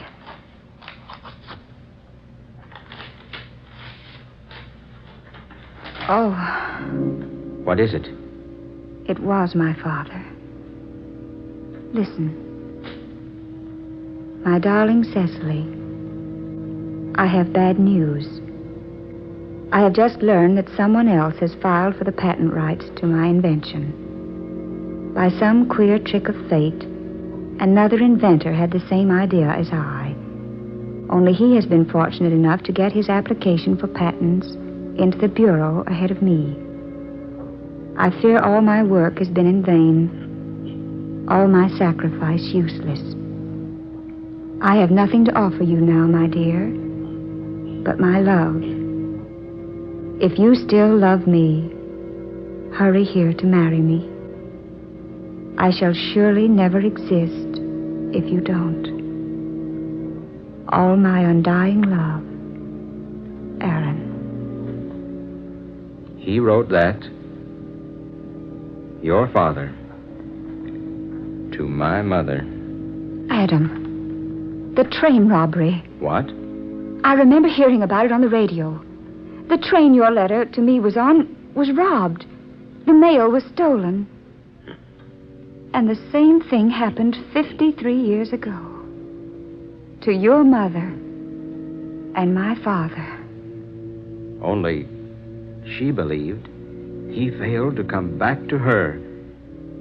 And he died, never knowing she hadn't read his letter. And his letter has been here, hidden all these long years. Your mother and my father.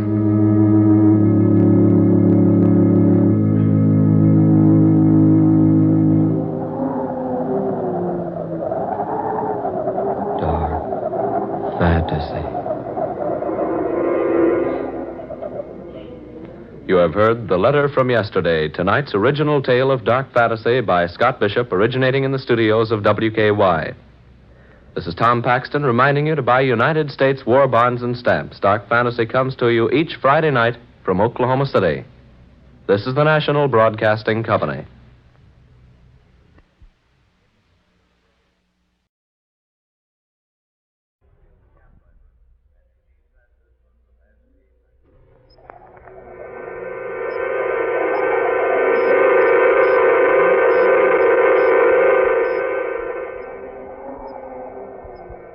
Dark Fantasy.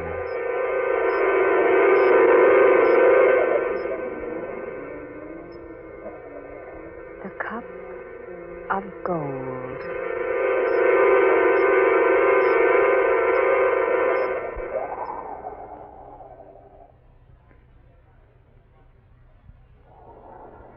This is the deciding shot of the tournament, ladies and gentlemen. Truman Davis, now champion, has just sunk his last putt on the last green to turn in the amazing score of 68. Jan Mason, the contender, is on the green with a 66, which in itself is even more amazing. Mason's ball lies at the very edge of the green. Looks like tough going. Should he sink the ball in one more stroke, turn in a 67 as compared with a 68 by Davis, we'll have a brand new champion. Should Jan Mason require 2 strokes, he would tie up the match, and 3 strokes would defeat him. Now Mason has just stepped into position. He's bending over the ball. He eyes the center of the green with that masterly, dead-eye precision of his. Changes his footing slightly. There's not a sound from the spectators. Every breath is held in excitement. This great contender prepares for victory or defeat. He pulls back the putter slightly, eyes the distance to the hole once more, takes deadly aim, hits the ball, and It's in. He made it. The ball's in for a win for Jan Mason, and the crowd goes wild. It's a new champion, ladies and gentlemen. Jan Mason, the boy who came up the hard way to defeat the one and only Truman Davis. For 5 consecutive years, the master of it all. And here's the irony. Almost 11 years ago, when Jan Mason first thought of golf, he acted as caddy for Truman Davis, the man he defeated for the championship here today. Oh, the crowd has completely engulfed the 2 participants. And it's a little difficult for us to see them now. Oh, there they are, shaking hands and smiling. We're trying to make our way over to them for a few words from both Mason and Davis. Oh, will you pardon me, please? Pardon me, lady. We're trying to get through. I beg your pardon, please. We'd like to get a few words from the 2 gentlemen.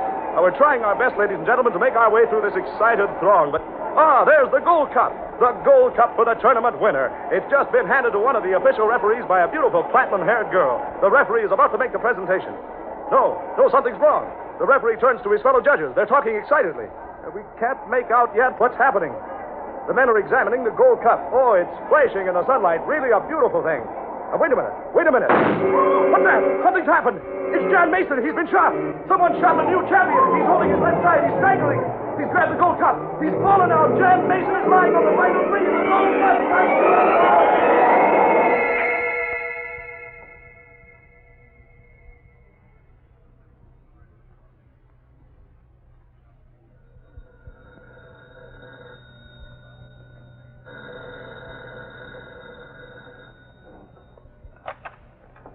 Hello? I ask you not to disturb me, clerk. I don't care if there is someone to see me. What? Who? Lee Sanders, the radio announcer? Well, tell him I'm not in. I don't care if he is standing there watching you talk to him. Tell him you're talking to the maid. What? Hello? Who's speaking? But I was talking to the room clerk. Now, look here, Mr. Saunders. What do you want with me? No, I'm sorry. I don't have time to see you. No, I have nothing to discuss with you. Goodbye. Oh, he said he wanted to talk to me about the murder. He saw me. He's suspicious. He knows something. I must get out of here. Hurry and pack my things. Oh, no time to pack. I just put on my coat, purse, hat. I'll carry the hat. Hurry. Oh, no, not the front way. The back. Going somewhere, miss? Oh. Who are you? I'm the fellow you hung up on. What do you want? I figured you'd try to run out the back way. I don't know you. Let me by. Oh, no. Back inside. We're going to talk. There's nothing I have to discuss with you. I'm afraid there is. A little matter of murder. How much do you know? Plenty. Come on, inside. But Inside. Now. I have nothing to say to you. You think not? Not a thing in the world. I demand that you leave here at once before I call the police. Oh, that way, is it? Very well. Here you are. What do you mean? Take the receiver. Shall I dial the number? What number? Police, of course. Hang up that phone. So, you're not as willing to call the police here as you pretend. How did you find me? I was lucky. What do you mean? You ran a stop sign downtown just after you'd come from the golf links. It was my car you almost hit. Oh. No one saw you leave the golf links. No one knew who you were. You weren't the girl who was officially in charge of the Gold Prize Cup. No. And what's more, the cup that was given to the chief referee wasn't the official prize cup. No. Instead, it was some fantastic thing. A cup of pure gold, but covered with some sort of ancient writing. Well? Yes. Now, look here. I'm a radio reporter, and I've got a story here. I want to know what it is. I don't know the explanation myself. Bottle it up and save it, sister. You murdered Jan Mason. Did I? Didn't you? No one saw who shot him. Well, that's true. It's the general opinion that you did it. The general opinion? Naturally. You weren't the girl in charge of the prize cup. The real girl and the real cup have disappeared. And you were standing in a position where you could have fired the shot. Are you sure of that? I'm positive I remember. I saw you. Did I really shoot him? What?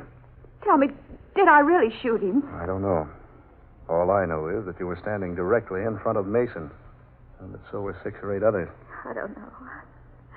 I don't know. Look here. Maybe you and I can make a deal. A deal? Tell me your story. Tell me what happened. Maybe I can help you. I don't know what happened. What do you mean you don't know? All I know is there was a big crowd and a golden cup. A little round white ball. A loud noise. Go on. That's all I remember. Next thing I knew, I was here in my apartment, stretched out on my bed with a gun in my hand. Where is it? In that drawer over there. Yeah. This one over here? Yes. Yeah. It's been fired, a 32. Mason was killed with a 32. He's dead. If he isn't, sister, he's a great little pretender. It wasn't my fault. I tell you, it wasn't my Oh, fault. so maybe it wasn't, maybe it wasn't. Now take it easy and tell me what happened. Why should I tell you? Because you've got to tell somebody. But who are you? My name's Lee Saunders. The clerk told you that on the phone. I'm a radio reporter, sports and news. Now it's your turn. What? Who are you? Oh, it doesn't matter. Well, let me decide that. What's your name? Ruth Kendish. What do you have against Jan Mason? I didn't know him. You make a habit of killing men you don't know? I didn't even know him, I tell you. I didn't know him. Oh, let me alone. Now, stop that. No. Oh, stop it, I say. Now, do you want to tell me what happened, or do you want to tell me and the police? They're looking for me, aren't they? The police. What do you think? Listen, I've told you what happened. I don't remember a thing except a big crowd, cup of gold, a little white ball, and a loud noise like a shot. Yeah. And then you woke up here in your room with a gun in your hand. A gun that killed Jan Mason just a few moments after he'd won the golf championship. It can't be true. It just can't be true. You're in trouble, baby. You better let me try to help you. What can you do? I don't know till I've heard your story. It must have been incense. Incense? Now, what are you talking about? It came this morning in the mail. A little package with 3 little cones. It was addressed to me. There was a note inside. It's there in the drawer. Where the gun was? Yes. This the paper it was wrapped in? Yes. Is this the incense? Yes. Well, I thought you said your name is Ruth Kendish. It is. Well, this was addressed to Rotha Kendish. What? Sure. Look for yourself. There, you see? Yes. Did you find the note? What note? Oh, there it is. You dropped it on the floor. Oh, this. Yes. Read it.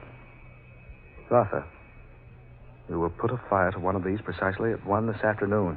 Yes. It was the incense. What? I tried to forget it, put it away, and tried to keep it off my mind, but exactly at 1, I opened the little metal box and lighted one of the cones. There was a lot of smoke, sweet, scented, thick. And that's all I remember. Good Lord. What are you doing? Is there any more of the stuff left? Oh, 2 more little cones. Here, let's see. Yes, there are 2 left. Here, give me a match. What? A match. Get me a match. Oh, no. Oh, here's one. Oh, don't, please don't. I'm going to see what this nonsense is all about. Oh, no. Oh, please, you don't know what you're doing. We'll see in a minute. There. Oh, I beg you not to do that. So much smoke. So quickly. I don't understand how a little thing like that can produce so much smoke. That odor. The same. The very same. It's so strange. Oh. Smoke. Look how it rolls in great clouds, hiding everything. Stop it. Stop it. So much smoke, hiding everything. Can hardly see you. Oh. It's like we were in another world. You are in another world.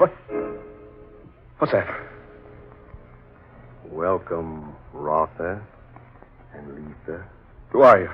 Where are you? I am here beside you. You see? Yes, and now I do. The smoke's clearing away. What happened? What happened? Don't you recognize me, Rotha? My name's Ruth. I've never seen you before. Ah, that is where you are wrong. You have seen me before. No. No, I don't know you. You mean you don't recognize me? Who are you? My name is Mota. Mota? Yes, Rotha. I am the Holy One. I don't understand. What's happened to us? We were in this young lady's apartment. Now we're someplace I've never seen before. Where are we? You are on Vento. Vento? What's Vento? Vento is an offspring of Venus and Pluto. What? It is a planet as yet undiscovered by the scientists of the Earth. Many hundreds of thousands of years ago, Venus and Pluto collided. That probably would sound absurd to your astrologers today, but it is a fact. As a result of the collision, Vento came into being. A portion of Venus and a part of Pluto fused, broke off, and became Vento. You're talking over my head. Naturally, the people who existed on Pluto and those of Venus intermingled with Vento, became a planet in its own right. As a result of that ancient catastrophe, the Ventonians came into existence. I am one of them. And the 2 of you are now here amongst us. But how? How did we get here? You remember the incense? Oh, yes. The incense? It is one of Vento's secrets. A tiny cone that emits a vapor powerful enough to permit anyone in contact with it to do as we here on Vento bid him to do. It still got me goofy. After I started the incense burning, everything changed. We ended up here. Naturally, because when you came in contact with the released vapors, I bade both of you to come here. And here you are. Oh, now what do you take us for? This is the 20th century. Folks like us aren't taken in by some crack. Just one moment. Here. Will you look through this? Through what? This telescope. Here. Right through here. Oh, now. It will not hurt you to look, will it? If you insist. That's right. In there. Now, what do you see? A large, round globe. It is the Earth. 10 million miles from here. Preposterous. You think so? Here. I'll turn on the ultra-penetrating ray machine and show you how preposterous it is. Now, what do you see? Closer. It's coming closer. Yes, something's happening. The ultra-penetrating ray is making 10 million miles of distance look like only inches. It is the Earth. There's Europe, Great Britain, China, and Australia.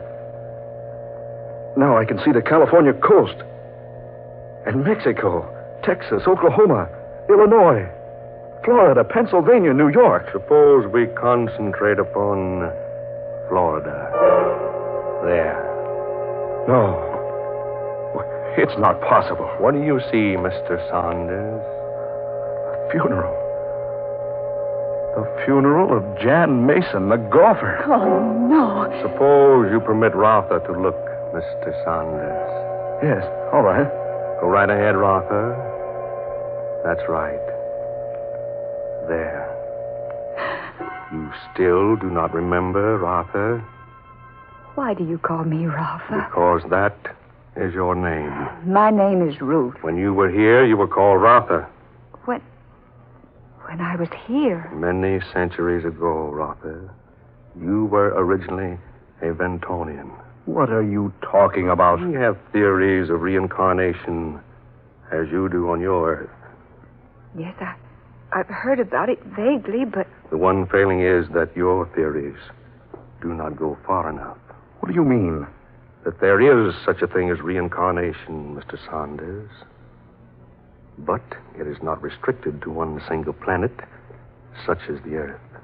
You surely aren't trying to tell us that Miss Kendishire is the reincarnation of someone who lived up here. Whether or not you accept it, it remains a fact. Oh, that's utterly ridiculous. I'm glad I had the foresight to think of your reluctance to believe. So I have prepared the truth. Prepared what? What are you talking about?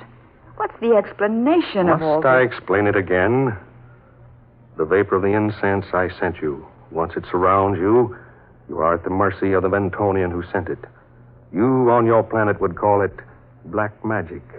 But it is merely nothing more than applied science. What's this proof you were talking about? I will extinguish the lights and show you. Here on Vento, all time, all incidents are recorded. I shan't attempt to explain them completely. Suffice it to say, the principle is somewhat similar to that of your talking pictures, only on a much more advanced and widespread scale. Anything that has ever happened here on Vento since the invention of this recorder can be reviewed by those who wish to see it.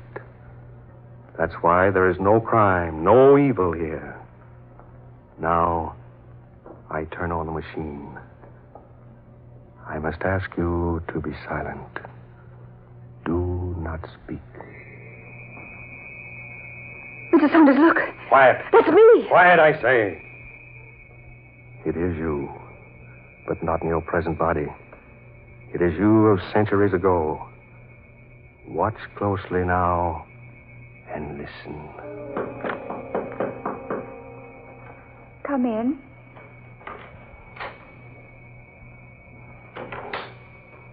Darling, Kenta, dearest. forgive me for coming to you so late, but I had to see you before tomorrow. Oh, I'm glad you're here, dearest. I've waited for you all day. I've been at practice. Are you ready for the game tomorrow? Yes, quite. I fear I'll have trouble defeating Yana, though. He's become quite expert. Oh, do you care so much? Ralpha, if I should lose tomorrow... Oh, but we mustn't think of such a thing. Victory means everything to both of us.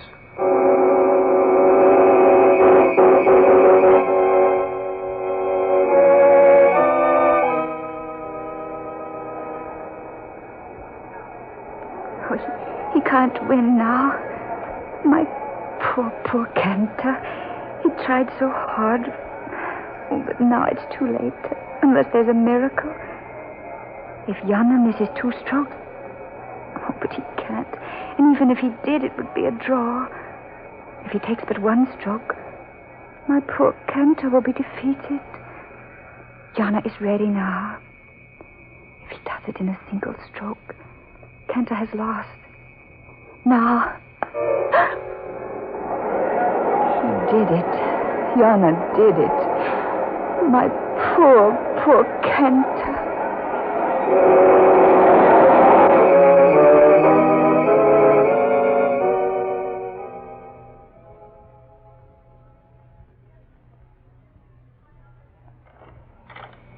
Kenta. My dearest one, I come to you, but without the cup of gold. Oh, does it matter so much? Yes, much. I promised that you should have the cup. But I don't mind. I should have won. We still have each other, Kenta. We will be married. No, Radha. For yesterday, I swore by the great god Venda that Should I not be victorious, I wouldn't be worthy of you. You swore by Venda? Yes. A sacred oath. I was so eager for victory, I knew that the very thought of losing you forever would inspire me to win. But I failed. An oath sworn to Venda is a holy oath. I must resign myself to it. But now I swear by the great god of Venda, a holy and a sacred oath, that I will avenge what has happened. I will take vengeance from Yana if all eternity is required for me to do it.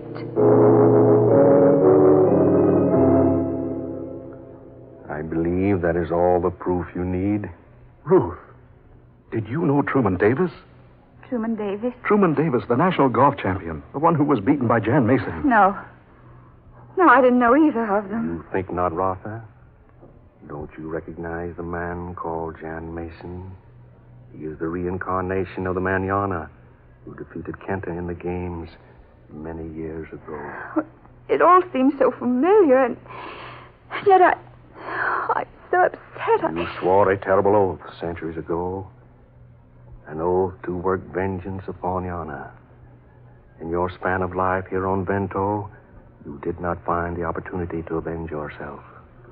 And so, as one of the high priests of Vento, it was my duty to bring to a climax your ancient oath.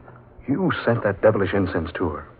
You prompted her to go out there and kill Jan Mason. Gave her that golden cup. It is the cup Kenta lost to Yana centuries ago.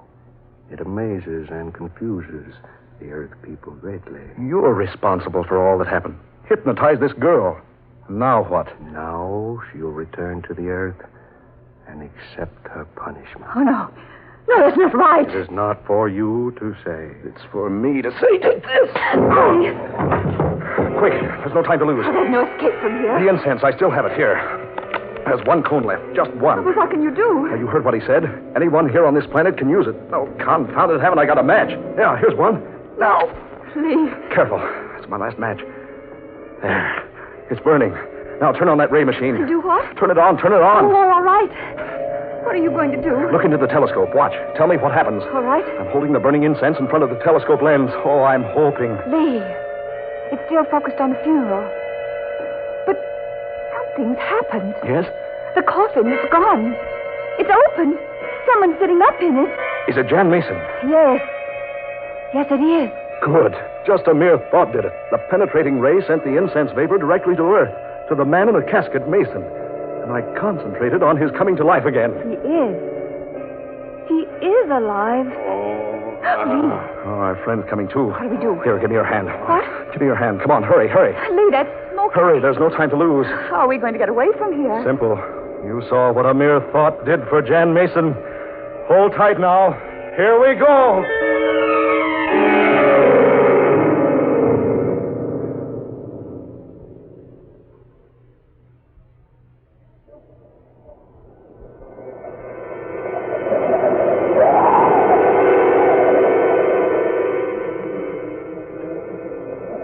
Dark fantasy.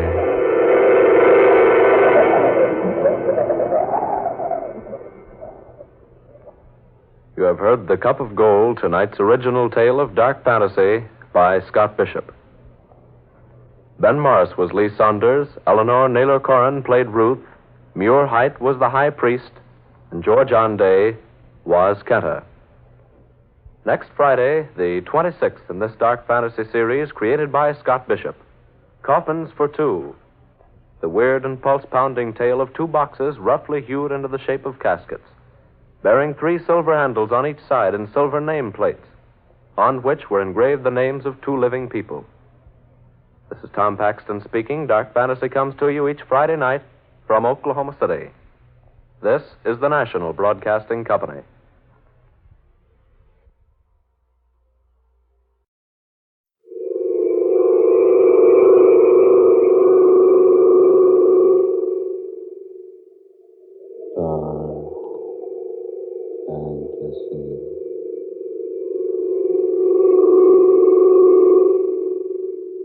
Anybody here?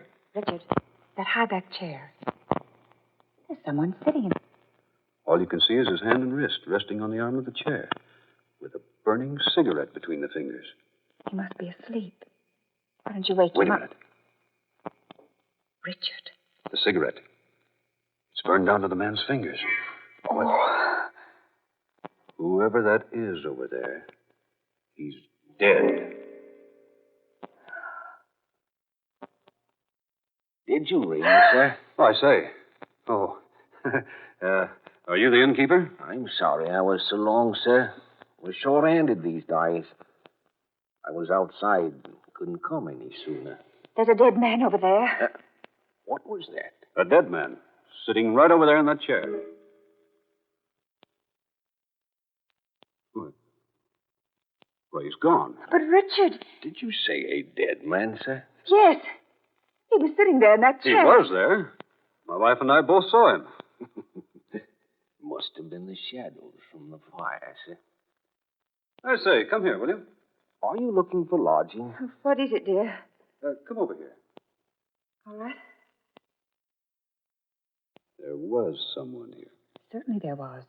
We both saw him. Look. There on the floor by the arm of that chair. A burning cigarette. Yes. The one we saw burning in the dead man's hand. Yes. I say, innkeeper, come over here. Oh. I didn't see you follow us. Look. We saw the man from over at the desk. All we could see was his arm and hand, with a cigarette between his fingers.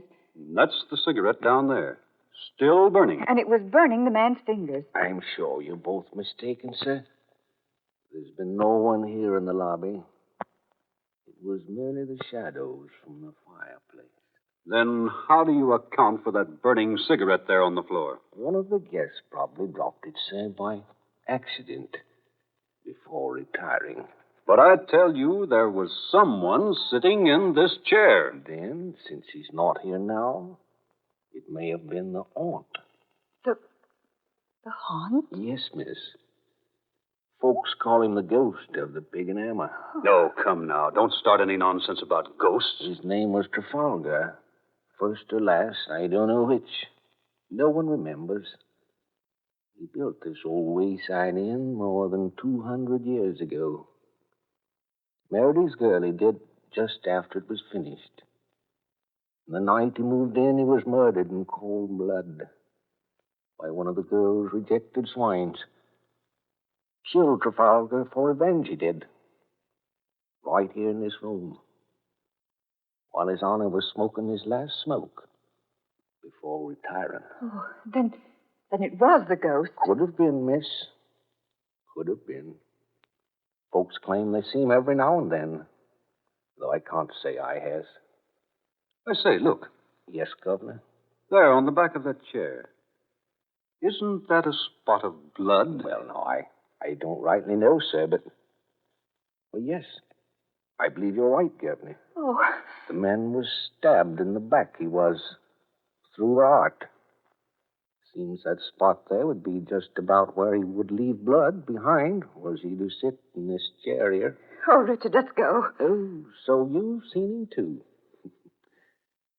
Well, that makes 3 times this month. Seems like he's making quite a habit of visiting us lately. Oh, shall we go, dear? Yes, Emily. Right away. Will you two be wanting a room for the night? Oh, no. No, we're looking for a place called Maryvale. Maryvale, yes, Yes, we thought we had the right directions from Effinshire, but we ended up here. We seem to have lost the way. Oh, no, Governor. You just haven't gone far enough. Maryvale lies about 20 kilometers to the west. How far is that in miles? About 12, 13. Then let's go on, Richard. We can make it in 20 minutes. The road is not so good, miss. Take probably 45 instead of 20. Besides, Maryvale hasn't been occupied for nigh on to 6 years. You say it hasn't? Oh, no, sir. But we understood it had been occupied by a Miss Priscilla Longacre. Yes. Miss Longacre died about 4 months ago and left Maryvale estate to me. When I managed to clean up my affairs in Madrid, we came up to retire and live on the estate. I was with a British concern in Spain. But now I've resigned and come up here. Till I got that message, I didn't even know I had an aunt living in England. You say her name was Priscilla Longacre? That's right. She died late in December. Day or so after Christmas. Priscilla Longacre has been dead for 5 years. No. What? Indeed she has, Governor. At least folks say that. 5 years ago, she telephoned here to the inn, she did, and asked for Dr. Riley. He answered the call and found her dead. So he come back to make a report. But when the authorities got to the place, the body was gone. Some say it was stolen. Some say the old lady become a zombie. Oh. Anyways, she was never seen again. And Maryvale was closed up because nobody knowed it was kin to the old lady. But that's impossible. Why, I was notified early in January of her death. Who notified you, Governor? Why, the man you just spoke of, Dr. Hiley. You couldn't have been notified by him, Governor. Why not? Because he died 2 days before Priscilla Longacre. But I have his letter. Oh, have you now, sir? Well, yes, of course. Outside in my car. He said he would meet me at Maryvale tonight. Then maybe you're going to see another ghost before the night is finished. Eh, Governor? Richard, please, let's go. Yes, dear, right away. Now, look here, innkeeper. Is what you've been telling us the truth? Of course it's the truth, Governor. Why would I be telling you things what ain't true, huh? Then there hasn't been anyone living in Maryvale for 5 years. And Dr. Hiley has been dead that long, too. That's the gospel truth, Governor. You'll see so for yourself when you get there. Well, that's where we're going. You say it's about 12 miles. About that, Governor. You'll come to a fork just around the turn, up a ways. Take the left one. The other goes to London. Right. Come along, Emily. Yes, dear. If you need anything, my name is Jason. You can telephone here if you like. Just ask for the pig on the hammer. Yeah, all right. Thank you very much. Yeah, say, this wind's strong. Come up in the last few minutes. Richard, Yes, dear? did you notice that man's hand? The right one? No, dear, I didn't. Why? There were deep, angry burns on top of his forefinger and the middle one. Like burns a cigarette would make.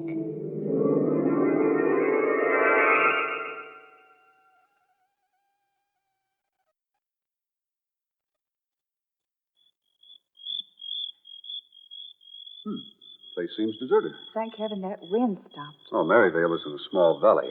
Doesn't blow much here. Look at the windows on the house. All boarded up. And so is the door. Looks weird in the moonlight, doesn't it? Richard, is there a hammer in the car? No, I don't think so. Why? Well, you'll need one if we're going to get inside the place. That's right. Those boards seem tightly nailed. There might be something in that shed. Where? Behind us. Oh, yeah, sure. Come on. Let's have a look. Look. It's not nailed up. What? The door's hanging open. Mm-hmm. Richard, Yes, dear? we're not alone out here. What? I feel it. Someone's watching us. Maybe it's the cigarette-smoking ghost of the inn. Darling, I'm serious. I feel someone watching us. You know, if I were the uneasy type, you'd scare me half to death. I mean it.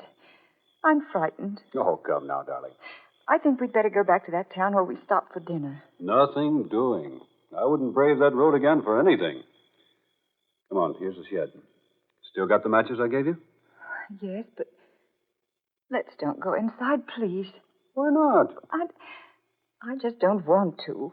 But we've got to find something to break away those boards from the door up at the house. Well, come on. I've got the candle. I wish I had a flashlight. Richard, don't. It's all right, dear. How about a match? Oh, Richard. Come on. Give me a match. Oh, all right. Here. Good. There should be an old length of pipe or something in here we can use.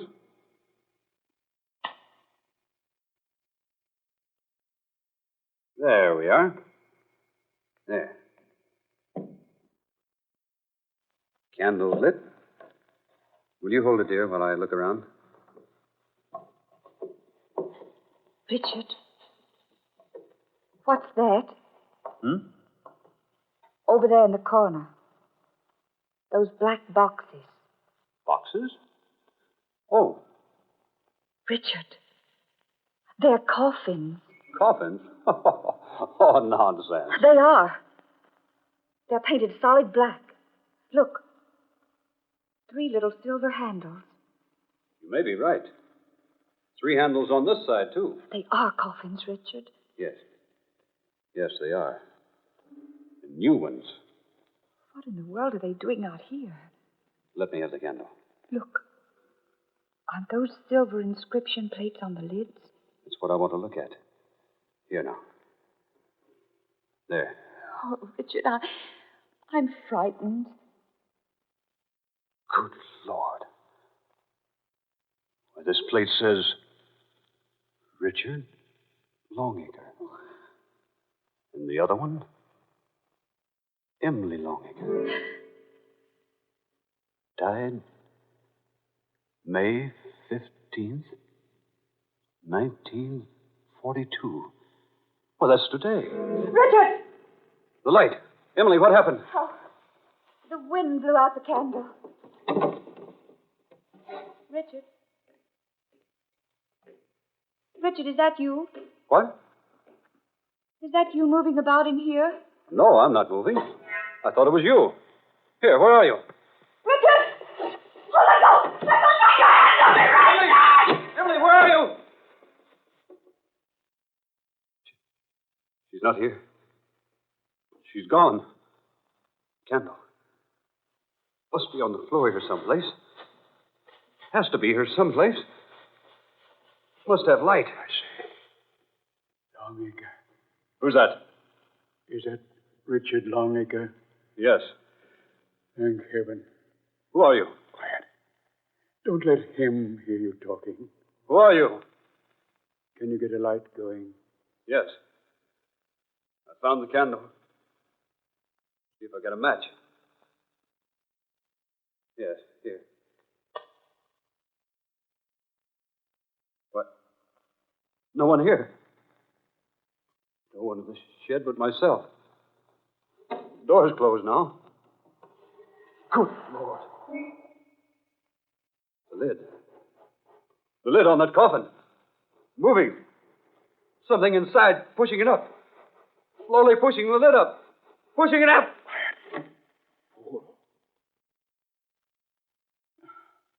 Take this confounded lid, will you? Well, don't stand there looking like a stupid country bumpkin. Take this lid so I can get out of this cursed casket. Who are you? How did you get in there? Will you take this lid, you fool? Sure. All right. There. Now, help me out. Sure. Give me your hand. Here. There. How long were you in that thing? Oh, heaven only knows. Hours before you and your wife came into the shed. My wife? Where is she? I have a pretty good idea. Where is she? I rather imagine he's got her. He? Who? Stuffy in that box. Who? Where's my wife? Quiet, you fool.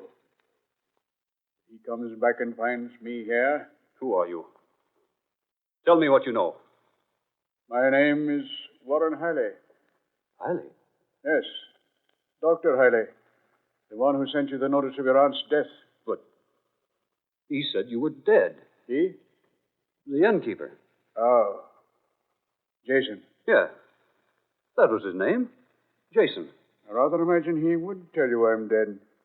You see, he thinks he killed me. What? Yes. 5 years ago. He lured me out here to attend to the occupant of Merivale, Priscilla Longacre. My aunt. Yes. I found the woman dying. Someone had attempted to murder her. Someone did. I couldn't save her life.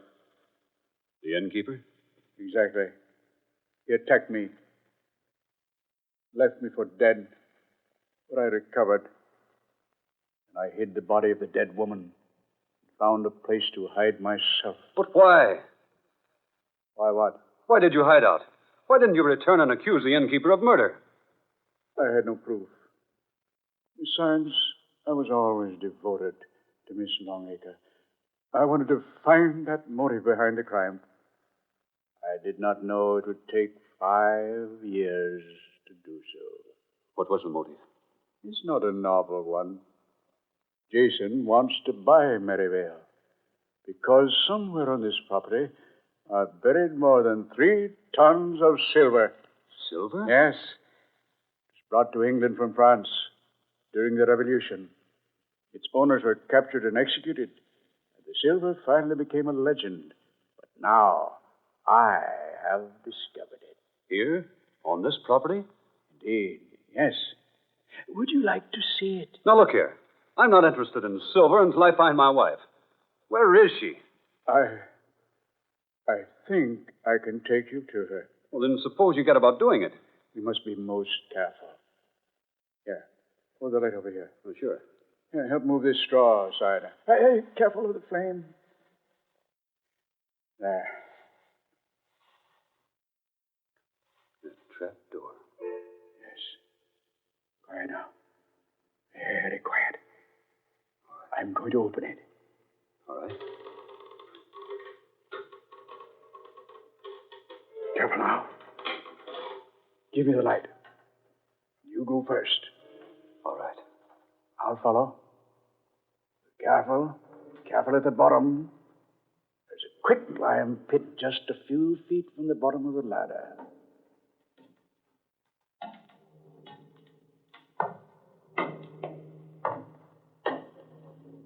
There. Here. This way. Lime pit's over there. What's that?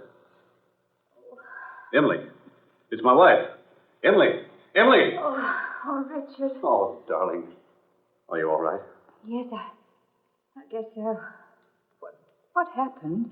I don't know. The light went out and you disappeared. Who's that?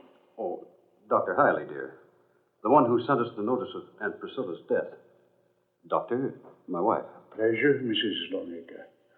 Where are we? This is a chamber beneath the old shed. I discovered it the day Priscilla was murdered 5 years ago. I brought her here. Can you get up, Mrs. Longacre? Yes, I think so. Here, dear, I'll help you. I must have fallen down here. Will you come this way, please? Can you walk, darling? Yes, I'm all right. Over here, if you please. All right. Come, dear. Here. Under the heavy glass. Look. Oh. The body of an old woman. She was Priscilla Longacre. I've kept her here all these years until I could get the entire Longacre clan together. Now you are together.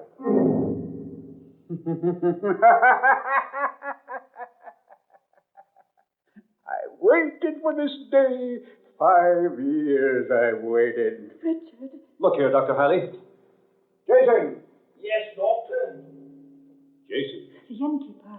Watch them closely, Jason. I'll watch them, Doctor. Richard. You, Dr. Hiley. You told me Jason wants to buy Merryvale. It's you who wants to buy it. You'll never repeat that to anyone, Mr. Longacre. Lies. Everything you told me, nothing but lies. You killed my aunt. It took me 5 years to locate her only living relative, you, Richard Longacre. And now that you are here, Merryvale will soon be mine. Oh, but you can't murder us. And no one will ever find either of you in the lime pit. Oh, no. No. Your coffins are prepared up above there. Tomorrow there will be a funeral, but your bodies will not be in the caskets. Oh, Richard. Do I get my pie now, Doctor? Oh, yes, Jason. Here. Oh! You killed him. No such luck. Merely rendered him unconscious. But he'll never regain consciousness. What are you going to do with him? The lime pit will dent short work of him. Oh, no, no! Get back. You'll join him soon enough. Oh, don't do that! No, wait. Stop.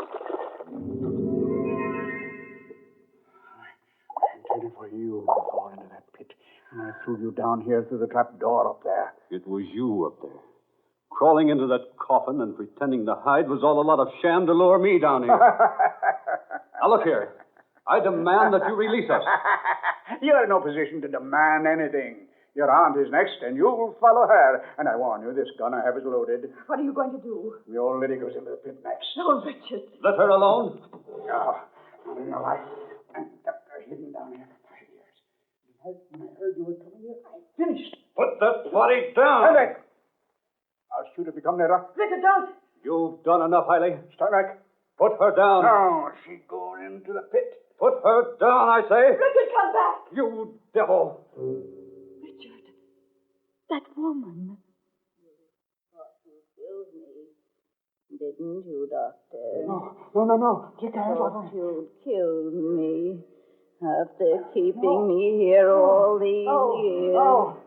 Well, you didn't kill me, Doctor. You stop. You Let me go. didn't Let me go. kill me. Oh, help the pit. The pit. Help me. Help me. Let me go.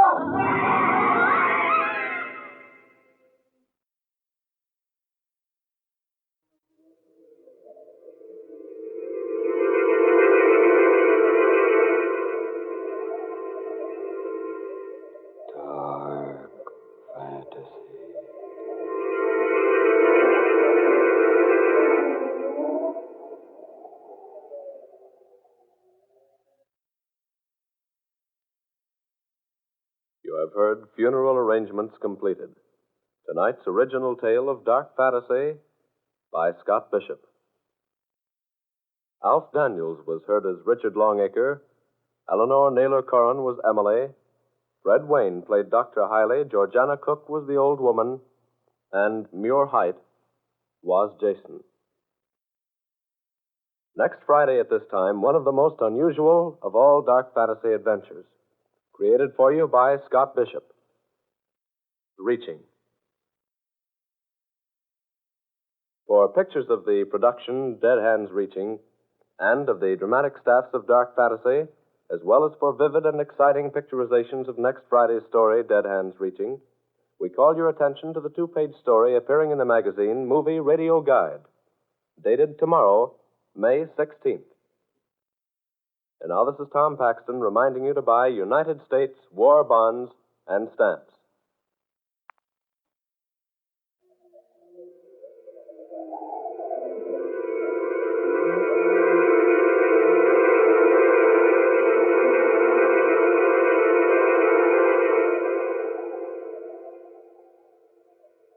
Dark Fantasy comes to you each Friday night from Oklahoma City.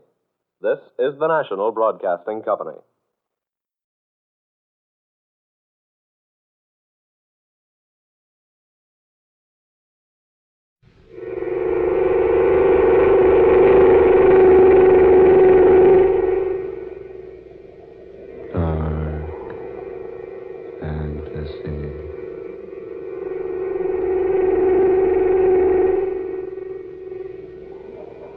Dead hands reaching.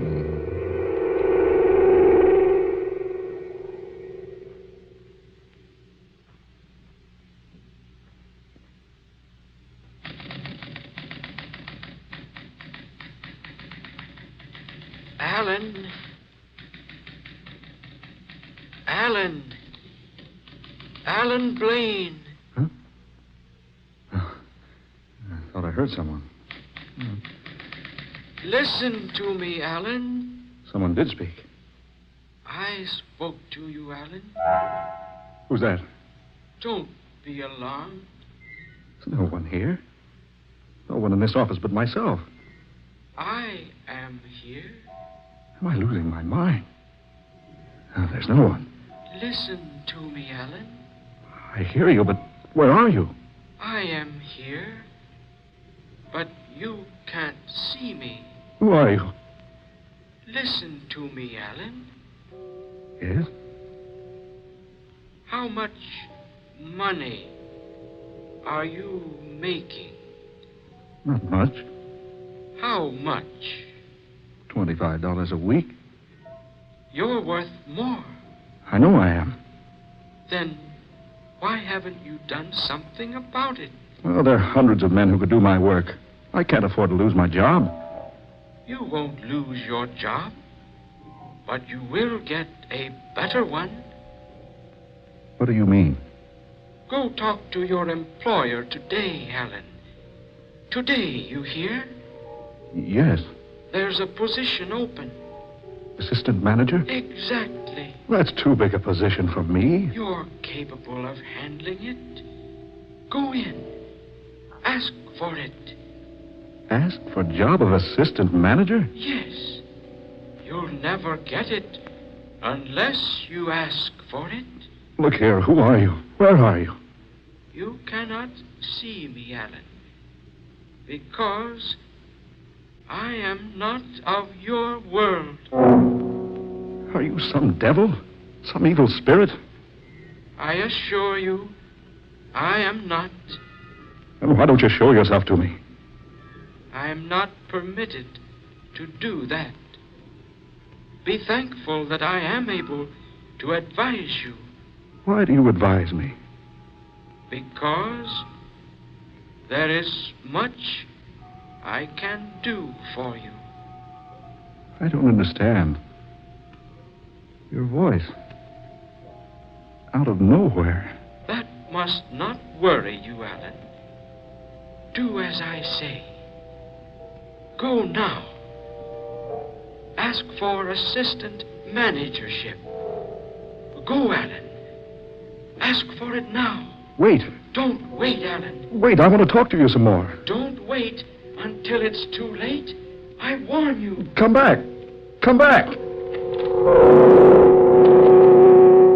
Look here. What's all the commotion about? Sit down, Mrs. Evans. What? I said sit down, ma'am. Here, I have something to talk to you about. I want to know what the shouting out here was about. Well, never mind that, Mrs. Evans. I have something much more important to discuss with you. And just what's that, Mr. Blaine? It's about the assistant managership. Well?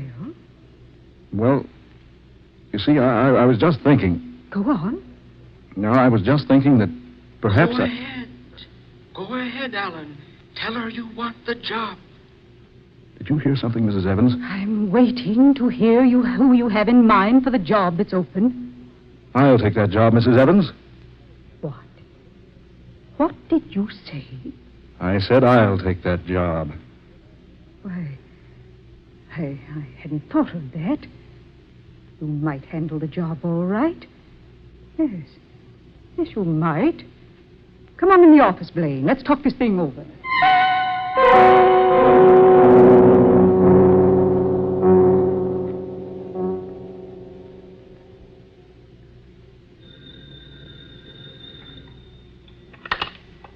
Assistant manager's office.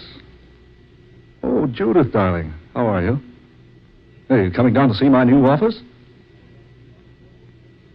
Oh, I thought you said you'd try to make it today. Well, I've had my new job for 2 weeks now, and All right, dear. Yes. Goodbye. I can't understand Judith lately. Seems like she's avoiding me. Don't trust her, Alan. You again. Don't trust her, Alan. Don't trust her. What? Don't trust her. Don't trust her, Alan. I warn you, she's not to be trusted.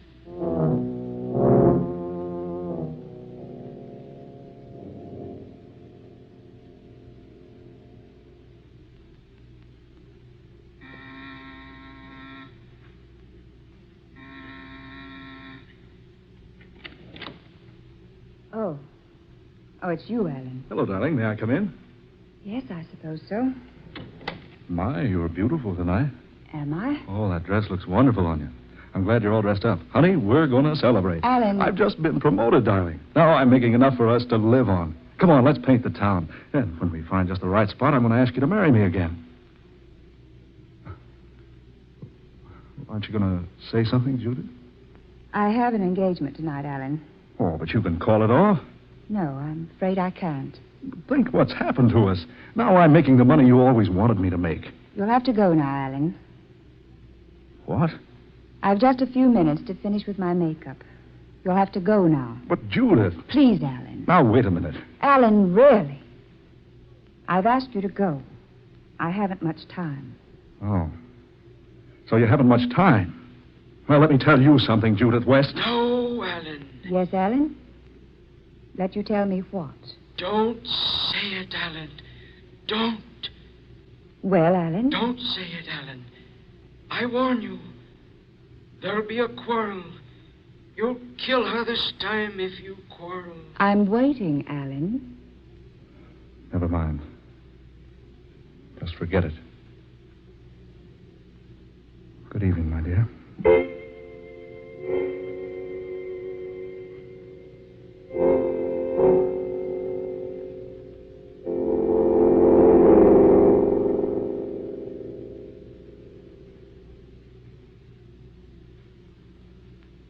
Alan, perhaps I should have told you last night. I didn't, so I'm writing to you now. You have made quite a fool of yourself over me for some time now. I've only permitted you to believe I loved you because I've always felt sorry for you. Now you're successful, and so I write you the truth. I'm being married tomorrow to a man from South America. I've never loved you. I know that I never can. And so I'm writing to tell you.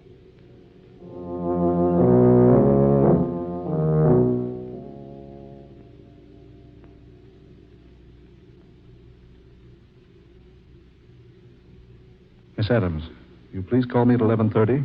I have a 12 o'clock luncheon date. A letter from Judith. It's probably an apology for last night. I wonder what she said.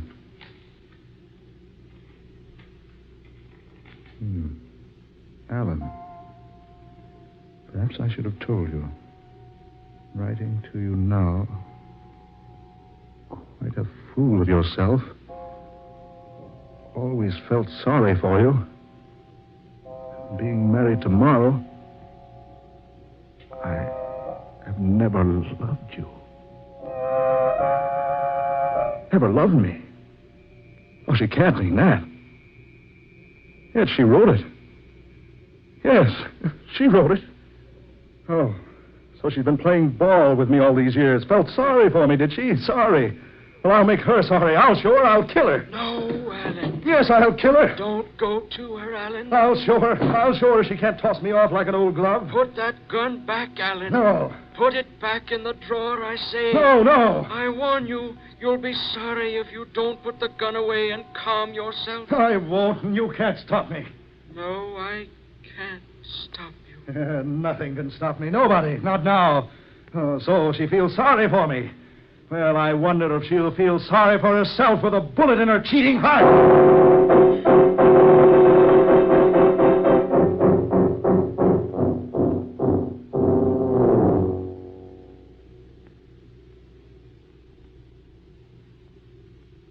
All right, darling. I'll meet you at 8. Yes, I've written a note to Alan. I've broken things off completely. All right, dearie. Goodbye. Yes?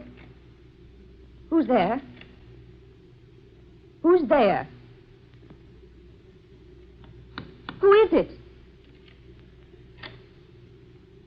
Alan. What do you want? Alan. Oh, no, Alan!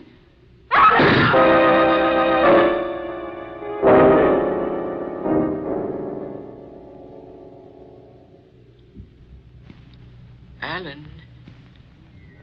Alan, listen to me. Go sober yourself up, Alan. Oh, go away. You've lost your job. spent all your money. This is no way out. Leave me alone. I want to help you. Help me. Why didn't you leave me alone to begin with? I warned you not to go to her apartment. You're a murderer now, Alan. You're wanted by the police. Oh, go away. Go away. You should have listened to me. I was trying to guide you. Leave me alone. Oh, leave me alone. I know what you're thinking. You're tired. The spirits aren't enough for you now. You want something else. Yes. Don't do it, Alan. Stay away from it. No. I'm not listening to you anymore. I'm not listening. Do you hear me? Go away. I'm not listening to a thing you say.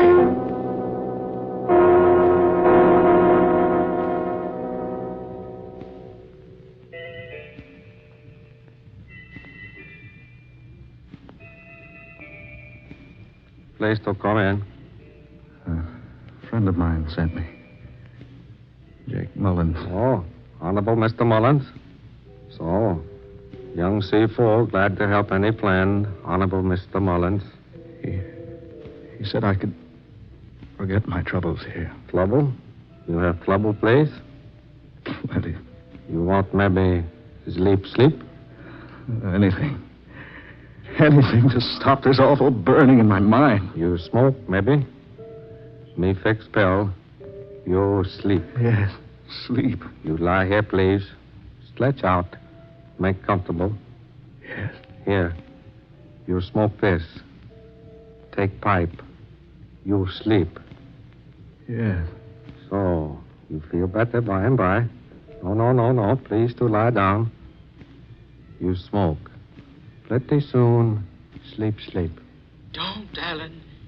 I beg you. Don't smoke that. Go away. Please, not to shout. Tell him to go away. There is no one. Don't do it, Alan. You hear him? I hear no one. Now, please, to be quiet. Just smoke.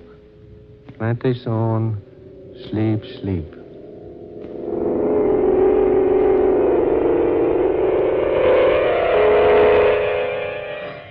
It's too late now, Alan. I tried to warn you, but it's too late now.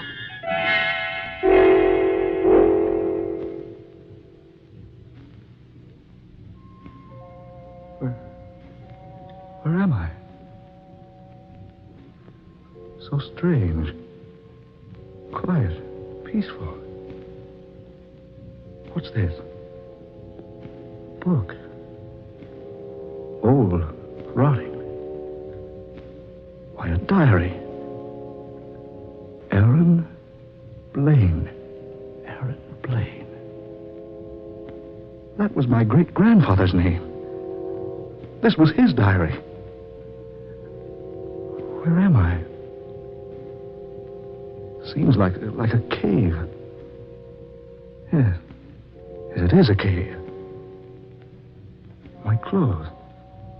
So neat and so clean. Yesterday, yes, even today, I was almost ragged. I remember, too, I was tired. Worn.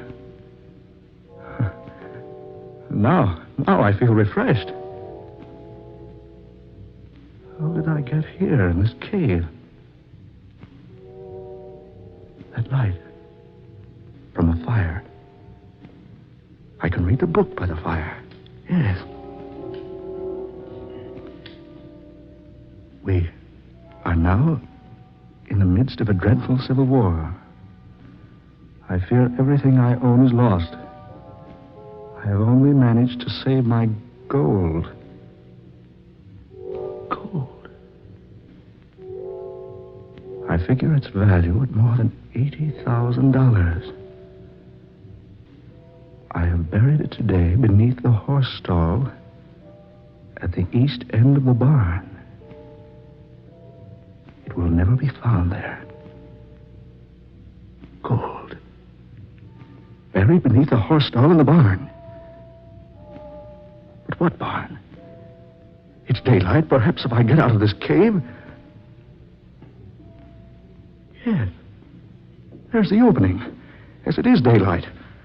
And there's the farm over there. It's an old farm. Maybe if I go over there, I'll find what I want.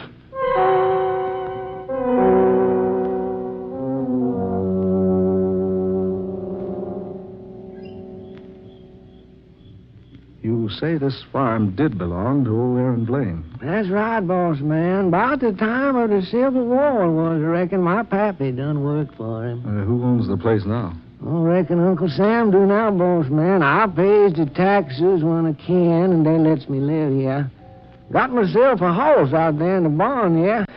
Good old racing horse he is, but that barn about to fall down. Yeah, I see it is. Yeah, well, over this way, boss All man. right. Are you sure this barn's been standing since the Civil War? Sure has, boss man. I has to prop it up here and there once in a while. Won't go to pieces any day now. Yeah, there's old Thunderbolt. Oh, that old Thunderbolt. You was asking about a spade here, mister? Well, there's one right over here. Yeah. I'll set the lantern down right there. Keep that animal back. I'm going to start digging. Digging, boss man? Yes. And if I find what I'm looking for, you and I are going to be rich.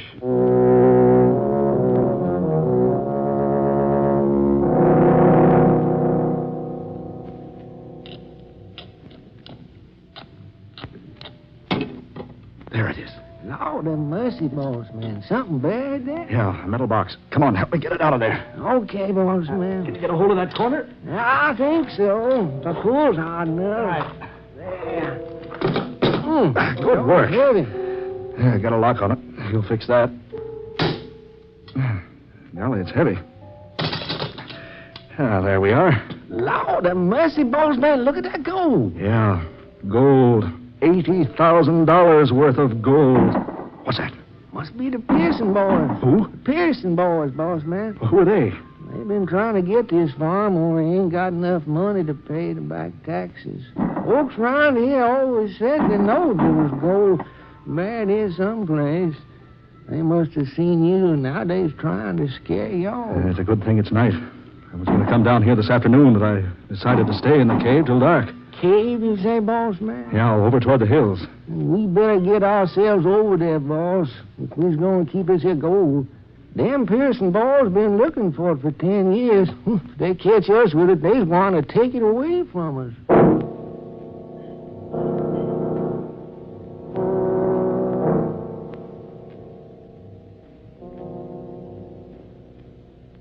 Boss, I reckon I can't stay here much longer. We've got to stay here. I was hungry. And so am I. We can't leave this cave until those murdering thieves out there go away. Boss, we done been here 2 nights and a day. They've gone now, Alan. You again? Who, boss, me? It's safe now, Alan. Boss man, what you looking so funny about? You look like you done heard a spook or something talking. You can go out now, Alan. They've gone away. Come along, Sam. Are we going to leave you, boss man? Yeah. Help me carry this box. How come you to change your mind? I didn't. It was changed for me. Come along. Careful there. Sure will be good to wrap this old boy around a good thick old steak or maybe a fat old chicken. Easy now. Careful. Let's scout around behind this tall grass. All right, boss man. Now, you all watch your step out here. There's lots of snakes over here. Snakes? Yes, sir. Big ones, too, boss man, and poison. Come on. Over this way. Wait a minute. Huh? Look. Over there. Lordy, boss man, that's an old grave. Yeah, come on. Good Lord. Look. Boss man, looky over there. A bony, fleshless hand. Reaching up out of the grave. Boss man, how come that a hand over there?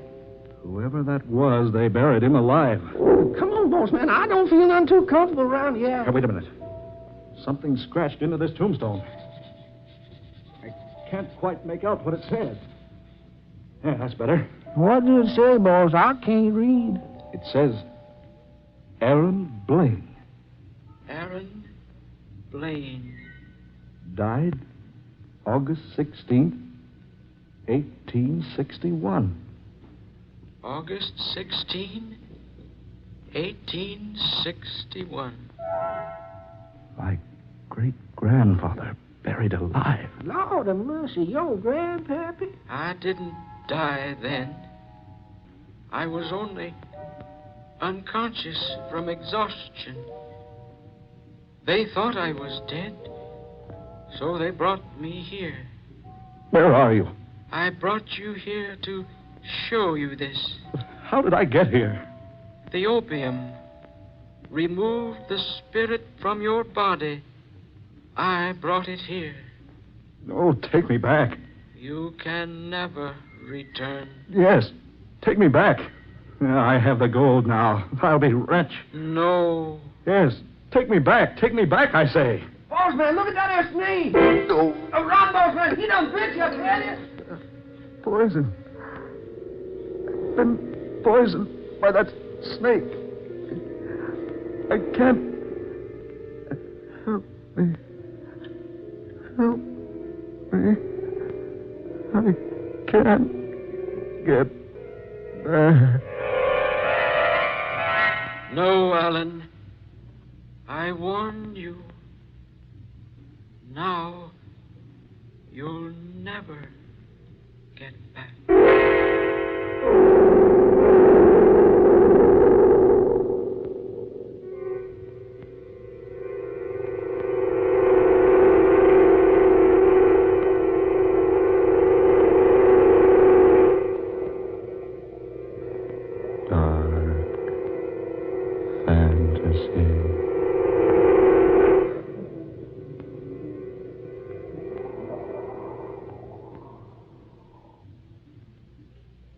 You have heard Dead Hands Reaching, tonight's original tale of dark fantasy by Scott Bishop, originating in the studios of WKY.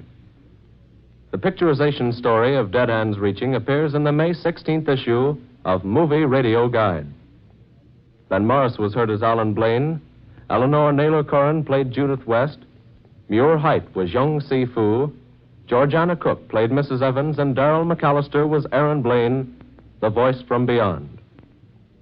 Next Friday, listen to Dark Fantasy 35 minutes earlier at 11:30 p.m. Eastern Wartime, 10:30 Central Wartime. Listen for Rendezvous with Satan, another unusual adventure by Scott Bishop. Tom Paxton speaking. Dark Fantasy comes to you each Friday night from Oklahoma City. This is the National Broadcasting Company.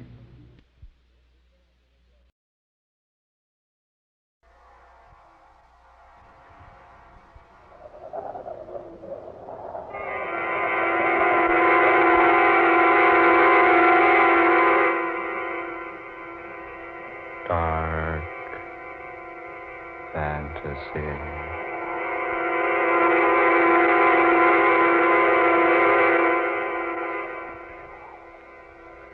Rendezvous with Satan.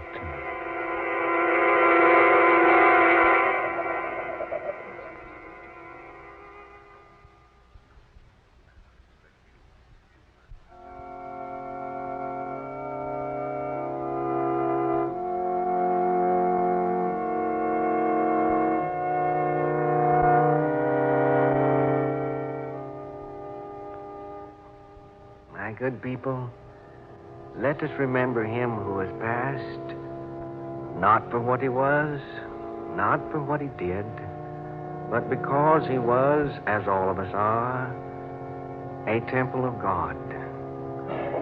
Let us remember that this which is about to return to common clay was molded from common clay. Today we gather here to pay our last tribute to this now still flesh, lying here before us cold in the coldness of death. Let us always remember. Let us always remember. Did you see him? He moved his hand. What are you saying? What are you saying? He moved his hand up toward his head. Madam, please. Oh, no.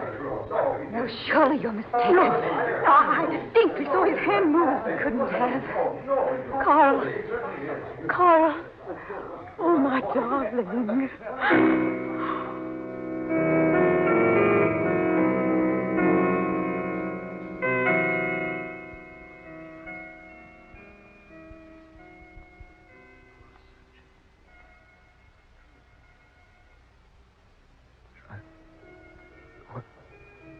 What's that happened to me?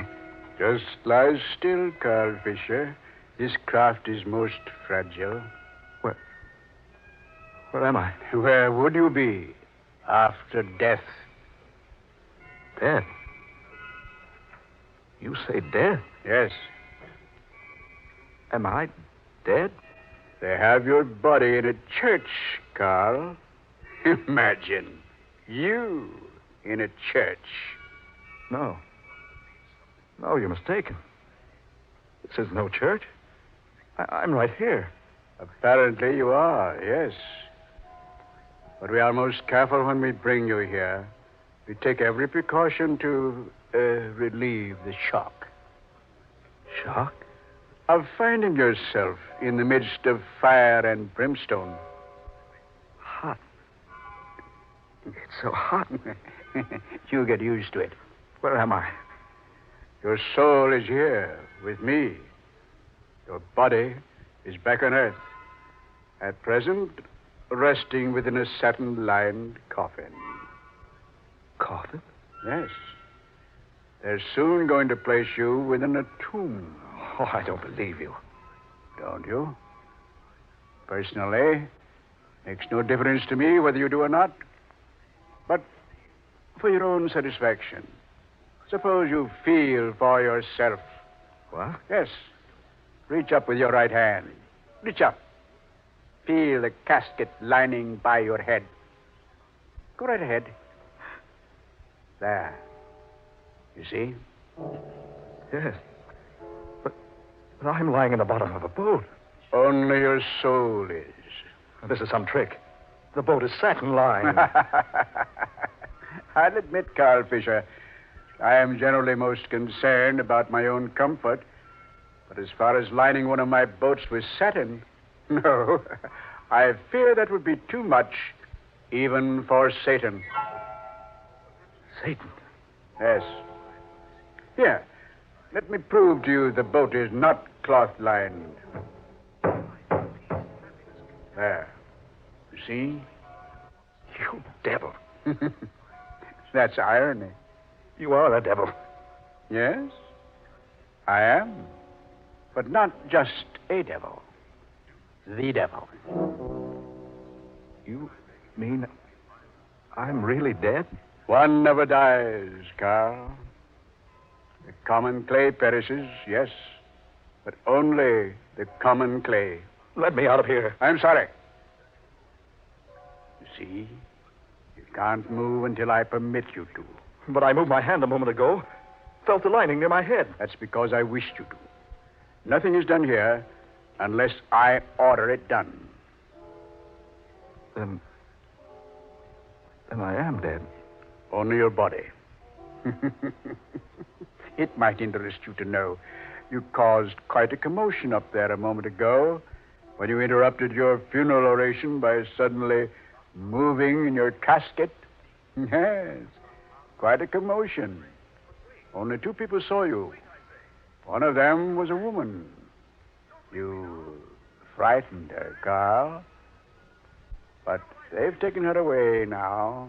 You mean my body actually is being preached over? Oh, yes. Indeed, yes. You were a prominent man on Earth, Carl. Naturally, yours is a most elegant funeral. So many flowers, half of them could be brought into the church. People standing outside, on the sidewalk even. Is Laura there? Your wife? Oh, certainly. Where else would she be? A church, you say? Yes. Amazes you, doesn't it? You haven't been in a church for 35 years. No.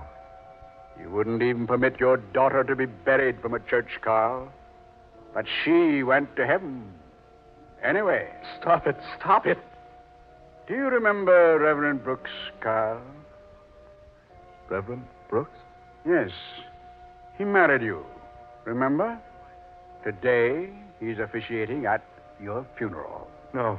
No. Would you like to hear what he's saying, Carl? Listen. If Carl Fisher has brought tragedy into our lives, let us remember that out of tragedy, good can arise. Soon that tragedy will be forgotten. But let us never forget Carl Fisher. Let us remember him always as a Christian. You hear, Carl? A Christian, he said. Stop that voice. Listen, Carl. Let us pray for him often and ask Almighty God to grant him pardon. Let us be generous towards him, that finally the Supreme Ruler may in turn be generous towards us. No. No, stop him. Stop him. I don't want to hear anymore. Did you hear what he said, Carl? He asked your friends, your family, your wife, to forget your evil, to remember only what was good about you. Yes, Carl, but that leaves them nothing to remember. Go, let me alone. No, Carl. They've nothing to remember. Because there was nothing about you that was good. I didn't have a chance. Chance? You say you didn't have a chance? Certainly not. Well, I don't want to waste my breath by pointing out the chances you did have. I was forced into everything that happened. Forced, I say. Were you? Certainly I was. Haven't you ever heard of free will? Free will? Free will, you say? I haven't had a will of my own in the last 30 years. Haven't you, Carl? No. You know I haven't. I knew I was doing wrong. Sure, I knew it. I'd never have made my millions by being any other way. Your millions. Did you enjoy them, Carl? I was just beginning to when I took charge of you. Is that it? Yes. Your millions aren't worth much here. Oh, where am I? Certainly you haven't lost your imagination. Where would you be? With fire on all sides and the smell of brimstone. And with me as your pilot on the river Styx. Styx? You remember.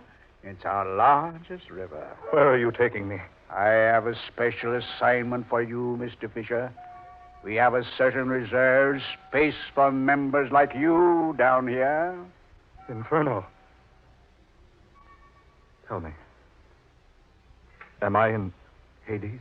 Does that surprise you? No. No, I can't be. I didn't want to die. I wanted to do what was right, but I couldn't. You didn't try. I was going to try. You've done nothing but evil for 30 years. You couldn't change now. I could, I tell you, I could. No, Carl. I'll make a bargain with you, Satan. Bargain? No one makes bargains with Satan. Give me a chance. Let me go back. Let me live my life over. I'll change. I swear I will. You'd never change. I will. Let me go back. Let me show you. Let me prove I can do what's right. All right, Carl. I'll bargain with you. It would at least relieve the dull monotony. You give me a chance? Yes, for 24 hours. 24 hours? Only 24 hours? Yes. Do nothing but good for 24 hours, and I'll not return to claim you. But if you fail... I won't fail. I won't. It's up to you, Carl. It's entirely up to you. But remember, only 24 hours. Only 24 hours, Carl.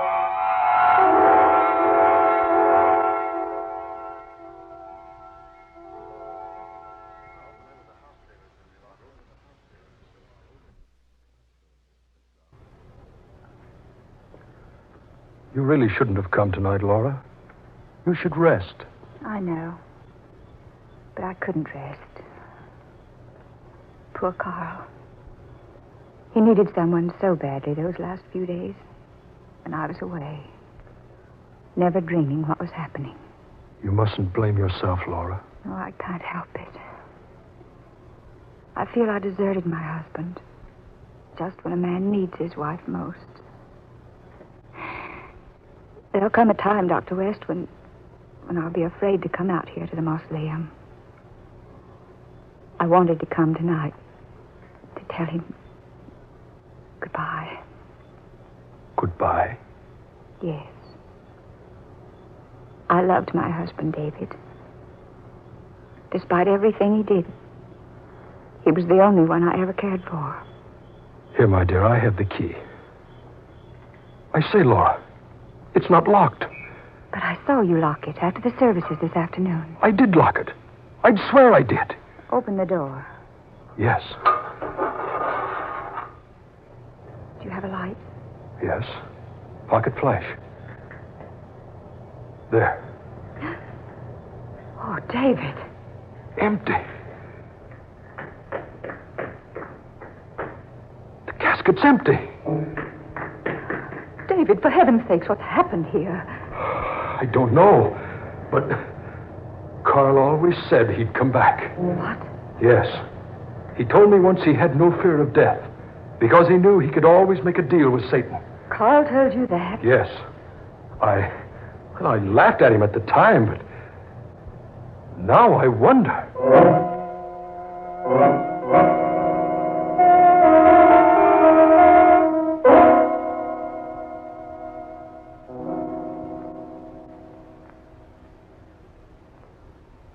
I'd better go now, Laura.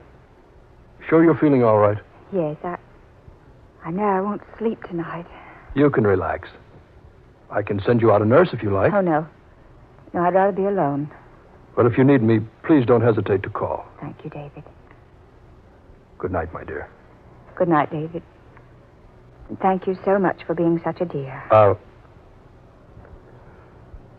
call you in the morning. Good night.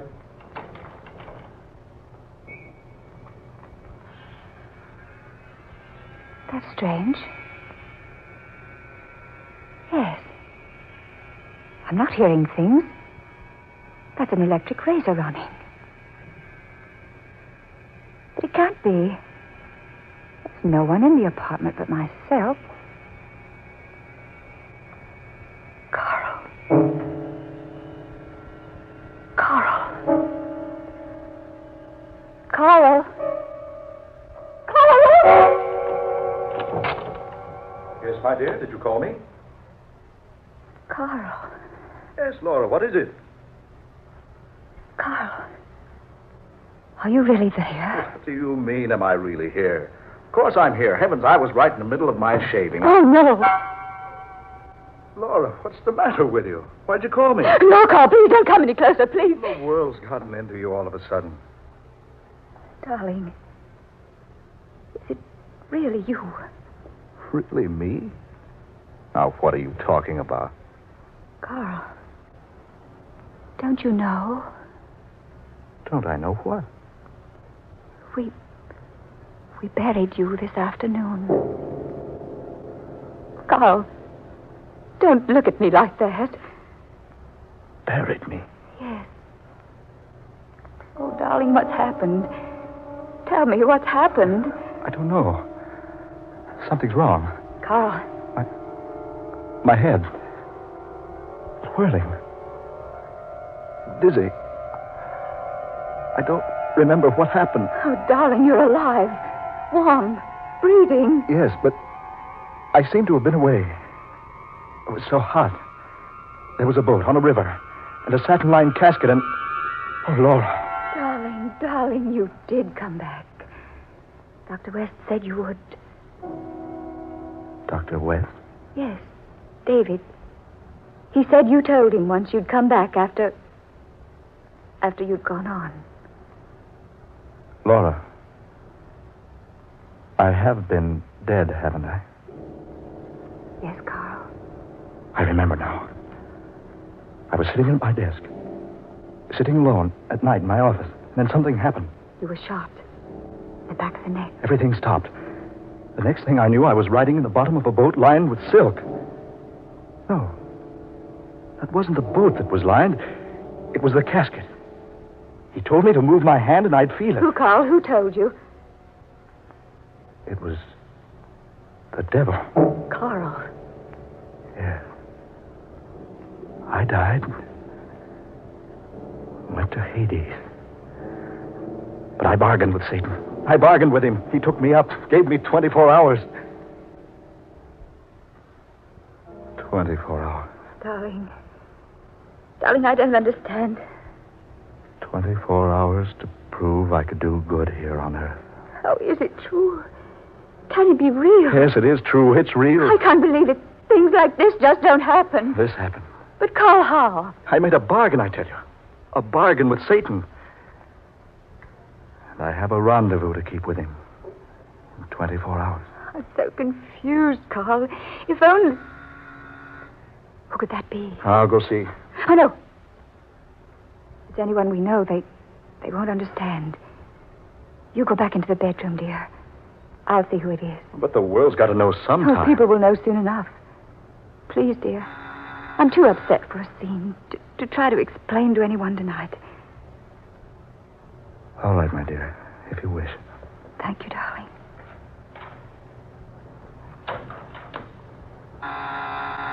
Just a moment. David. I had to come back, Laura. I couldn't stay away. David, please. Forgive me, dearest. But I've waited so long. David, please go. No, not until I've talked to you. Some other time. I can't wait any longer, Laura. It's not fair for you to ask me to. Not fair? You know I love you, Laura. You've known it for months, years. David. You have known, haven't you? Yes, but... I've waited so long to have the right to tell you about my love. Now, I know it's not right to come to you on the night of your husband's funeral and say these things, but I must know, Laura. I must know. I have nothing to say to you, David, nothing. I know you were always madly in love with that criminal of a husband of yours, but that's over now. You'll have to forget him. Oh, remember, darling, you're a young woman yet. Your life is still ahead of you. You can't go on carrying a torch for someone who cared more about making $1 million than making you happy. Please, David, don't say that. I have a right to say it. Now, I've kept it in check all of these years, waiting and hoping. And now Carl is dead. You hear me? Dead. Dead. You belong to me now. No, David. Not now or ever. Yes, I say, you're mine. If anyone has a right to you, I have. After everything I've done to get you. Will you go now, David? Oh, Laura, I need you. Oh, Laura, please, so you'll marry me. No, David. I'll never marry you. But I know you care for me. I could make you learn to love me. No, never. I've had nothing for you, David, but friendship. I'll never have more. I know that's not true. Don't say that. It's not. You do care for me. I could tell by the way you kissed me. That's when I first began building my hopes. Kissed you? When did I kiss you? You haven't forgotten. The party in my penthouse, not more than 3 months ago. Your birthday party? Yes. All the girls kissed you that night. If you remember, we even made a sort of game out of it, lined up like a bunch of high school girls to compliment our host. Yes, but you meant more than just a compliment that night. You imagined it. Oh, no. I kissed you just like the others, in full sight of my husband. And I might add, to his complete amusement. Carl wasn't in the room. You waited until he'd left before you got into line. Oh, nonsense, David. No. I knew that night you cared for me. That's when I began planning to make you mine. David, will you please go? Not until you've told me you'll marry me. I've told you I won't. There's someone else. Only my husband. Someone else. Someone who's alive. Please go, David. What's that? I want you to go. What was that? In that other room? Nothing. What are Nothing at all.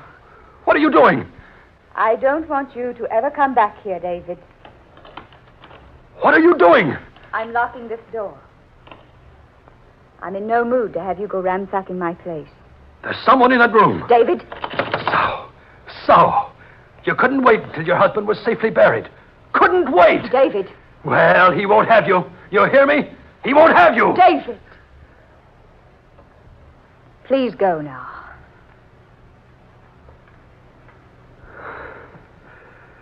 Very well. But I'm telling you this, Laura. He won't have you. Whoever he is, he'll never have you. I promise you that.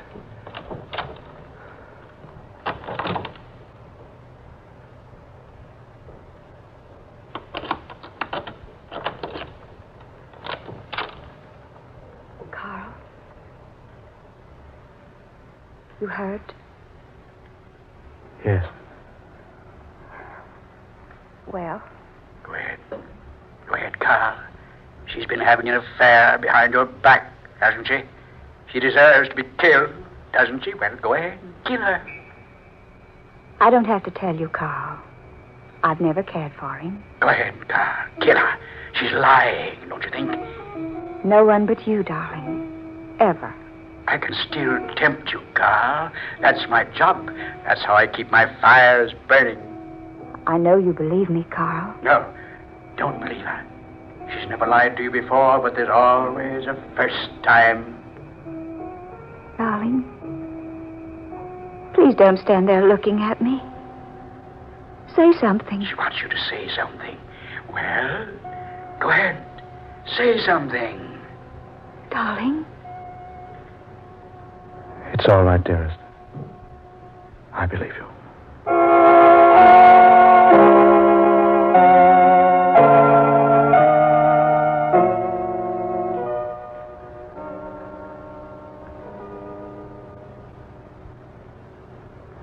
I wonder what people will say when I walk out into the world again. Carl, don't you think it would be best for us to go away quietly?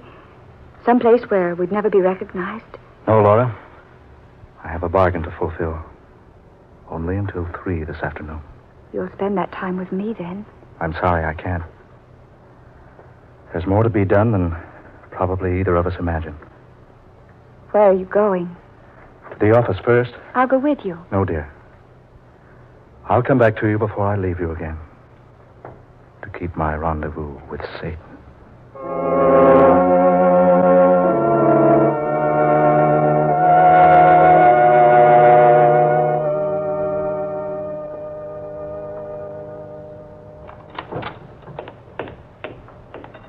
Good morning, Miss Walling. Good morning, Mr. Fisher. You're early this morning, Mr. Fisher. Mr. Fisher. Oh. Oh. Oh. Confounded girl. Now she'll make a scene. I'll spend all morning explaining. Nothing doing. I'll lock myself in the office. West. Come in, Carl. I've been waiting for you. Sitting in my chair. At my desk. Yes. This is your gun, I believe. What's the meaning of this? I'm prepared to make a bargain with you. Bargain? Yes. What sort of a bargain? You died without leaving a will. I have one here dated 3 months before your death. Sign it, the business becomes mine. And I'll permit you to take away half of your $7 million and Laura. You permit me? Yes. You couldn't operate your business now. People wouldn't want to do business with a dead man. Do I look dead to you? Don't be facetious. I'm serious. I know all about what happened to you. When I came back to see Laura last night, I heard you talking before I pushed the buzzer. I don't understand it all, but I'm prepared to give Laura up for your business and half your cash. You killed me. What? You killed me. Fisher, keep back. I see it clearly now. I see now that Laura wasn't lying to me last night. She's never cared for you. I warn you. Keep back, Fisher. I remember what you said to her. You said, if anyone has a right to you, Laura, I have. After everything I've done to get you. This gun is loaded, Carl. Yes, I see it all clearly now. Stay back. Stay away from me. The night she kissed you at the party. Remember what you said about that last night? That was the night you began planning to make her yours. If you come any nearer, I'll shoot. I'm not going to harm you, Dr. West. You'd like to get your hands on this gun. You'd like to kill me, wouldn't you? Kill you? No, I can't kill you. I've made a bargain not to. Then keep back. I could kill you, though. I've been proclaimed legally dead, you know. You can't hang a dead man. Keep back. One step farther and I'll shoot. I told you I don't intend to harm you. Stop where you are. I just want you to take a good look at me, Stop. Doctor. Stop. Not one step farther. Not one step farther.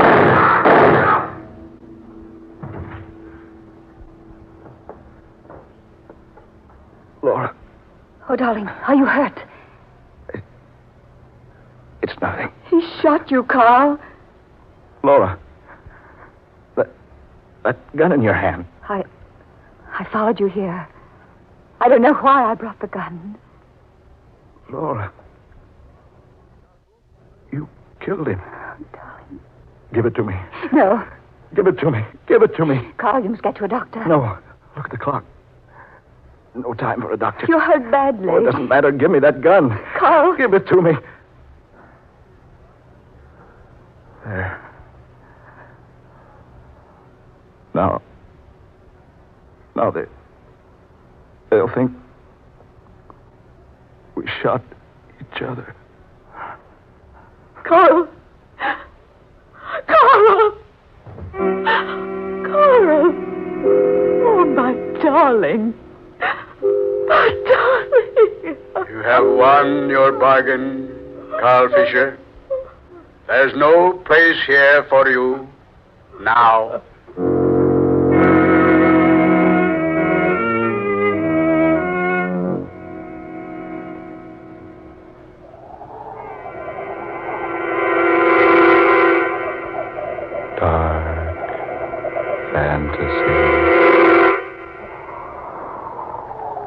You have heard Rendezvous with Satan, tonight's original tale of dark fantasy by Scott Bishop, originating in the studios of WKY.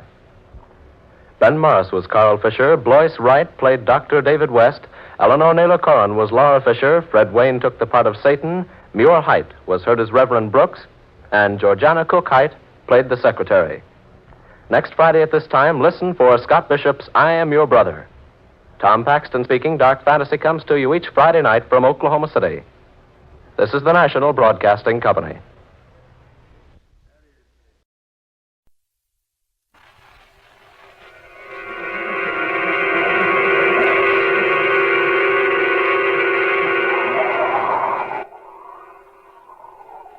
Dark Fantasy.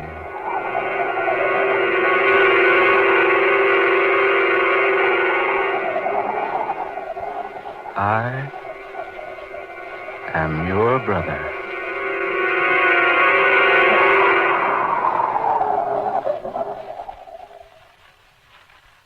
Remember above everything, you must not forget it. The first appearance of bleeding some days following operation is of the utmost significance to the surgeon. There will almost invariably be a recurrence unless measures are taken to prevent it, and it will ultimately prove fatal. The vessels most commonly affected are the lingual, the facial, and the internal maxillary arteries. Unless this offending vessel can be isolated. Mr. Briggs, it behooves me to pause in the middle of this lecture to remind you of one important thing. Apparently not important to you, but extremely important to me. I have been paid as high as $1,500 an hour for lecturing on the after treatment of surgical patients. I lecture here for the college medical class free of charge. I at least expect the courtesy of attention. I do not expect my students to tabulate their meager bank accounts while I am making every effort to instill some portion of physical knowledge into their thick-covered craniums. I was making notes, Professor. Apparently. Mentally, you were tabulating your money in the bank.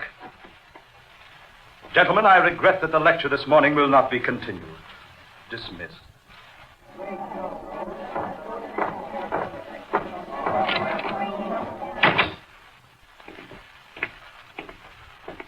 Julius, is the lecture over so soon? Stupidity. Nothing but stupidity. Stupidity, Julius? Trying to teach those idiots the secrets of surgery is like trying to drill the Alzonian theory into a 2-year-old. Sit down, Julius. You're tired. I'm not tired. I'm simply exasperated. What's come over you, Julius? You've suddenly become so cantankerous ever since the death of Stephen Hamlin. I know, Carl, I know. He was very close to you, wasn't he? Close? I wonder if anyone knew how close. I wonder if anyone knew. You've known him ever since he was a boy. Yes, ever since he was a mere child.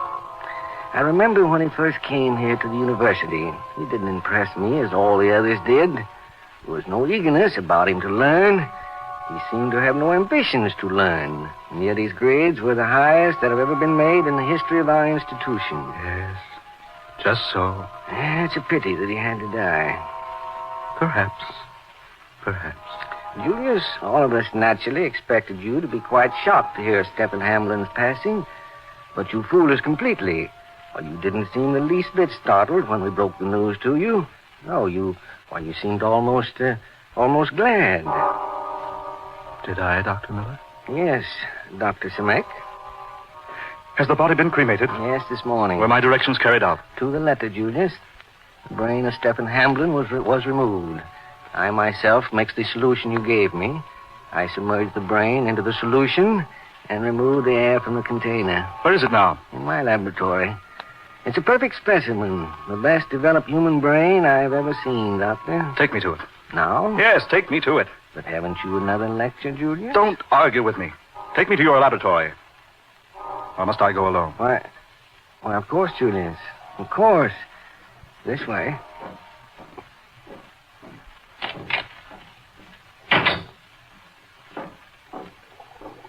I have the second solution at the boiling point for you. Just as you ordered, Dr. Simek. Good, excellent. Here, the brain. Yes, just so, just so. Most excellent work, Carl. Most excellent. I'm glad you're satisfied. Do you wish to add the solution now? It should be done, I believe. Stephen Hamblin's brain must be preserved. This is one sure way of doing it. I must admit I don't know what your method is. Certainly, I've never heard of it before. I wouldn't think a solution like that would preserve anything.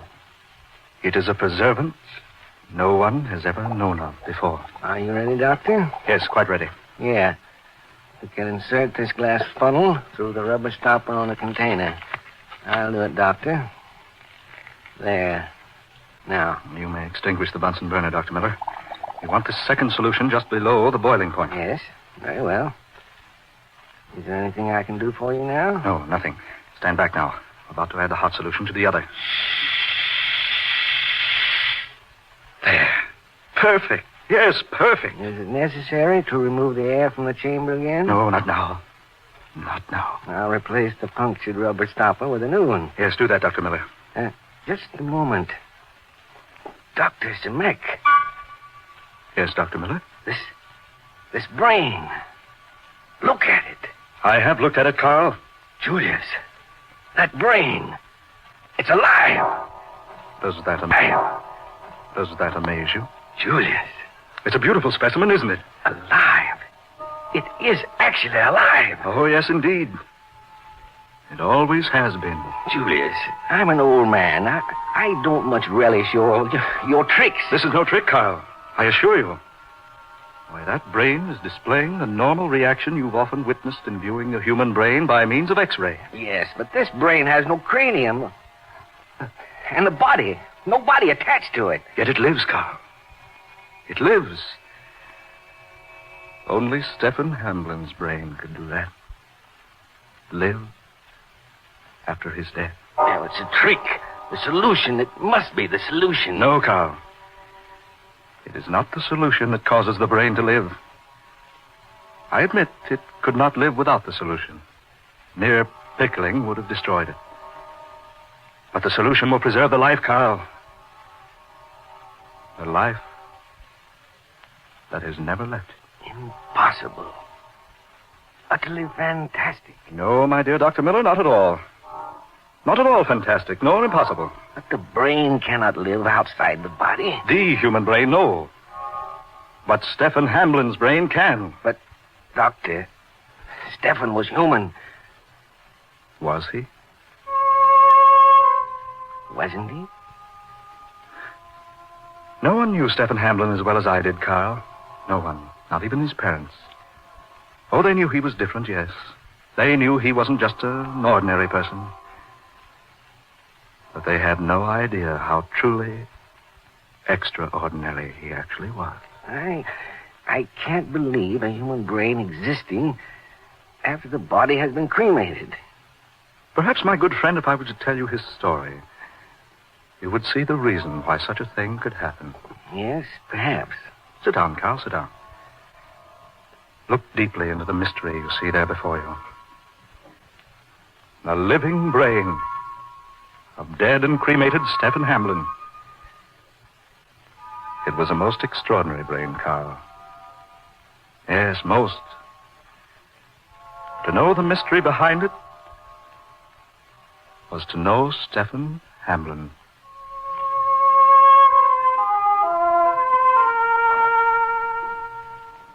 I remember the first time I met him. It's a little place in Kansas, a small town called Emporia. Stephen was born there 37 years ago. I was 10 years old when I met him. He was 9. And yet he was crawling about from place to place on all fours, like a mere infant. He'd been examined by the best doctors in America, taken to New York, to the West Coast, everywhere for observation. And each examination brought the same verdict. Perfectly capable of walking, but apparently unable to do so. Probably because of some mental handicap. A good enough excuse. A good enough diagnosis for the stupid. It may have been a mental handicap, yes.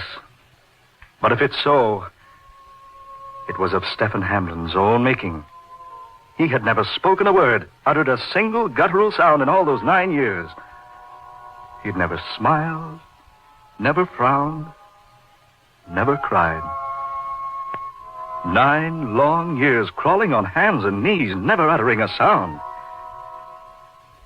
And yet, his vocal cords were pronounced perfectly normal, completely developed. And yet he had never spoken. Never.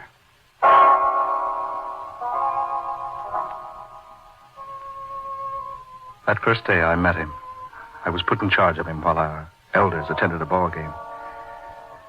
It was the first day I really knew Stephen Hamlin. It was the first day anyone ever knew him.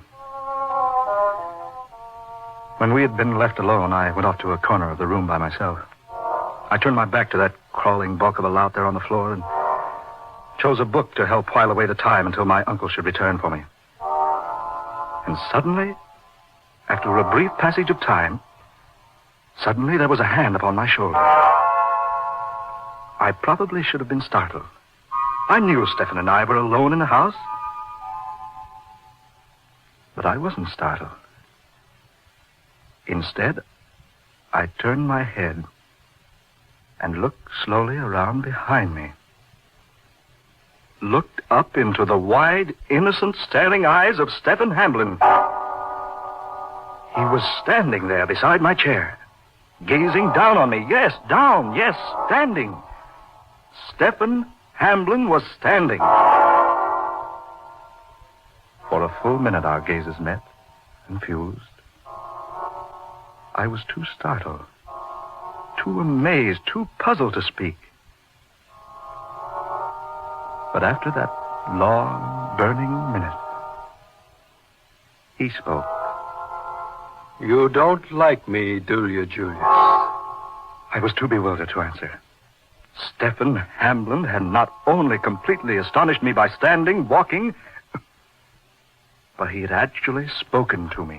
And I knew he had never spoken a single word to a single living soul before in all his 9 years upon this earth. Yes, his walking, his talking completely mystified me. And yet there was something else. Something else. Yes, something besides mere walking. Something apart. Something far superior to mere talking.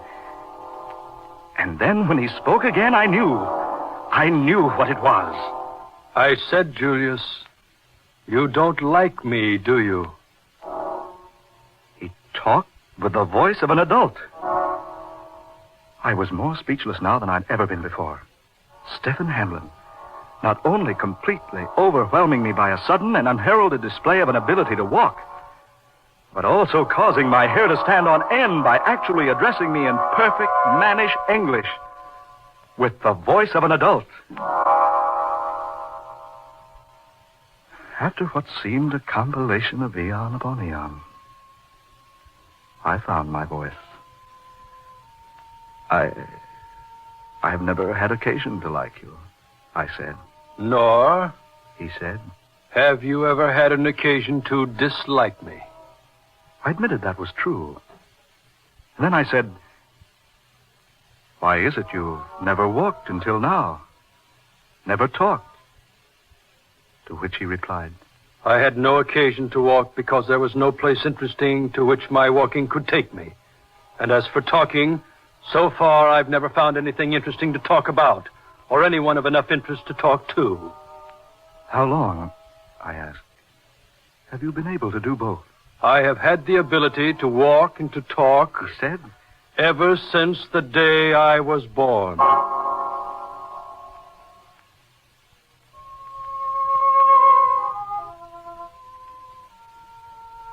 After a while, we became acquainted. Long before the elders had returned joyously from watching their favorite ball club whitewash the visiting team, Stephen Hamlin and I were bosom pals. It was a friendship that was to exist until death did us part.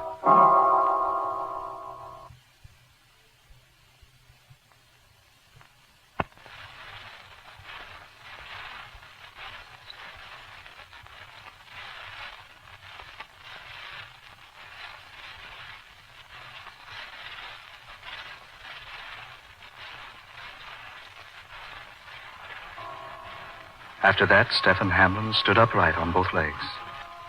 Spoke like any other human. Did I say human? Forgive me. The only difference was that his was a fully developed mind, a fully developed voice, but a highly underdeveloped anatomy. I remember one day when Stephen and I were playing together on the school ground. I remember I was practicing high jumping at the time. Stephen was watching me. And all of a sudden, he jumped to his feet from where he had been sitting and stood staring wide-eyed. Then quickly, he raised both hands before his face as though to shut out an evil, horrible sight. Suddenly, there was a noise in the air. The noise of wheels upon rails of steel, spinning, speeding, racing wheels. Clickety-clack, clickety-clack, clickety-clack, screaming as they went. And at that very instant, Stephen covered his eyes with his hands as though to blot out some unspeakable terror.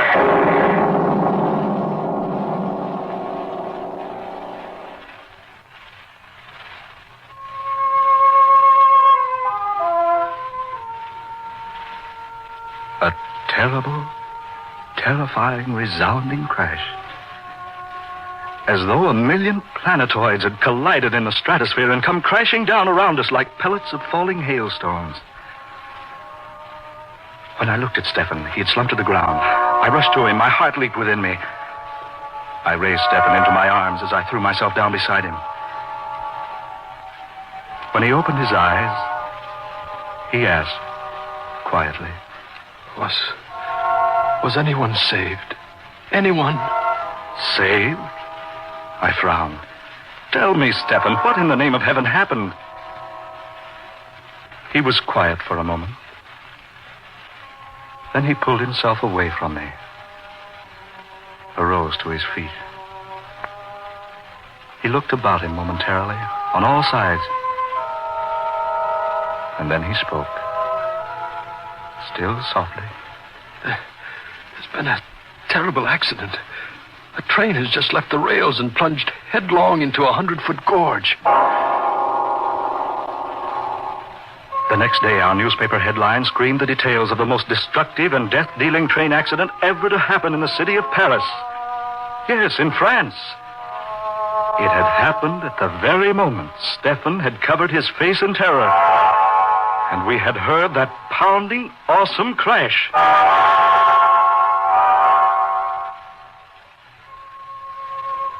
It was not until several years later, when we both entered Oxford College, that I saw Stephen Hamlin again. At first, he avoided me, tried to pretend he didn't know me. But when I finally managed to get in a word with him and remind him of our first meeting, he told me he was glad to see me again. But he was extremely cold, almost insultingly reserved. And the very few times I saw him after that first day for the next year was between classes. He never partook in student activities. He never strolled the campus or climbed the cliffs or swam in the lake or enjoyed soccer or cricket with the rest of us. He was never seen with the rest of us. There were constant whispers about him and his strange, weird actions. Many whispers, most of them ugly and vicious and vile.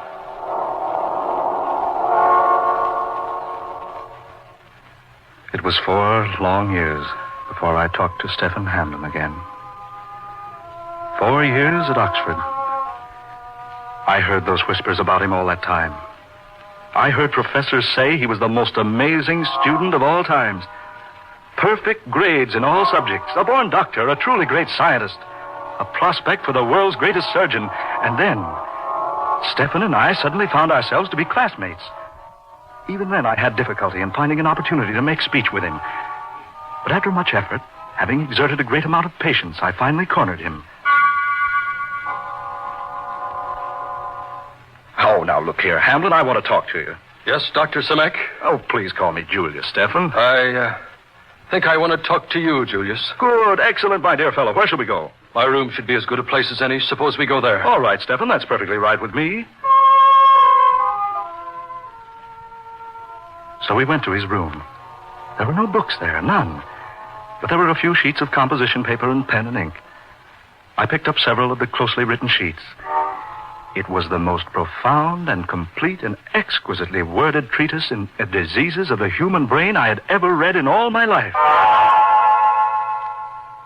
I remarked to Stefan that it was odd that he could pen such a masterpiece and yet had no books whatsoever for reference. He didn't smile when he answered. He simply said, I don't use books, Julius, because I don't need books.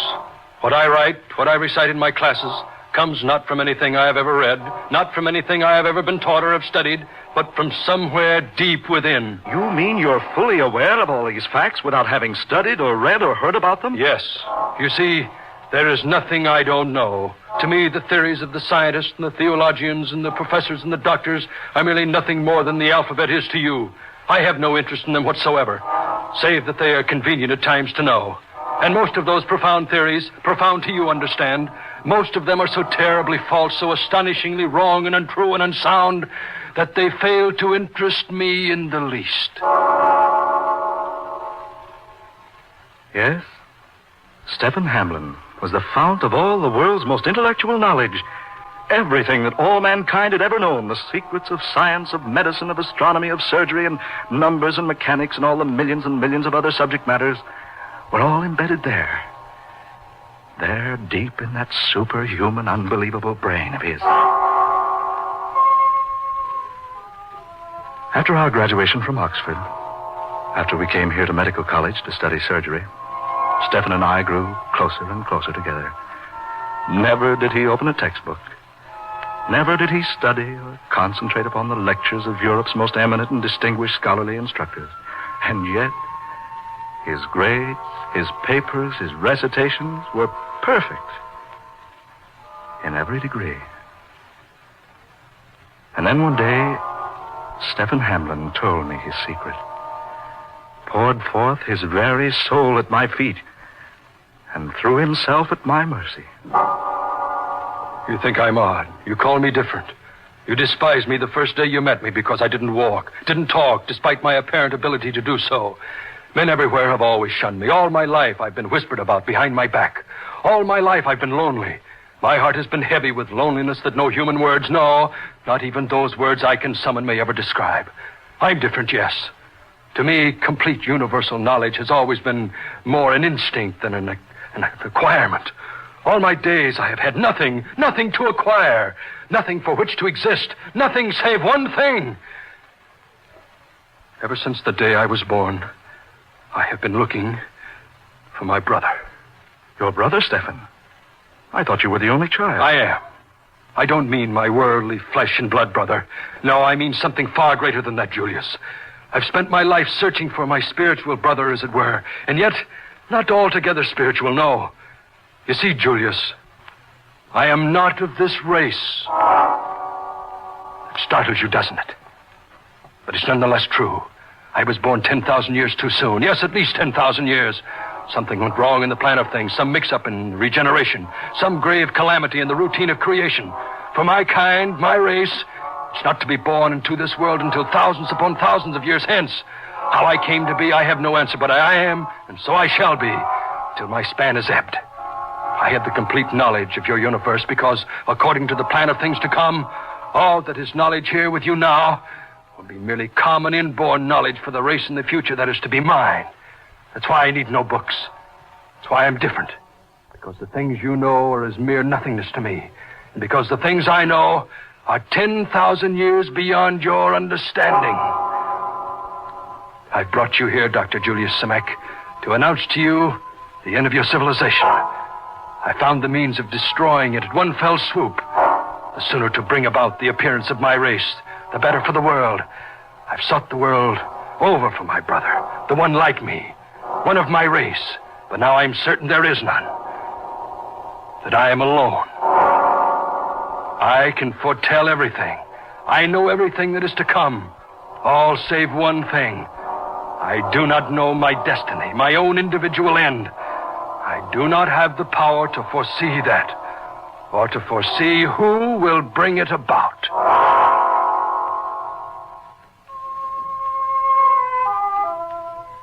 And then he outlined to me the most devastating, the most terrible, the most death-rendering plan of all history for the dispellation of the present race from the face of the earth. Bitterly he outlined it, poison dripping viciously from his every word. It was so simply done, so quickly, so painlessly, that its very program rendered unto me a nausea that I found almost impossible to overcome. I argued with him, pleaded, begged, I reasoned, bullied, threatened. All to no avail. He had made his plans. He was determined that they should be carried out. If he were to be destroyed too, he did not know. He could not foresee his destruction, nor his destroyer. His destroyer. No. He didn't know what his own end upon earth was to be. He could foresee all future things, save his own destruction, save his own destroyer. His destroyer. Someone had to destroy him. Someone had to. Someone.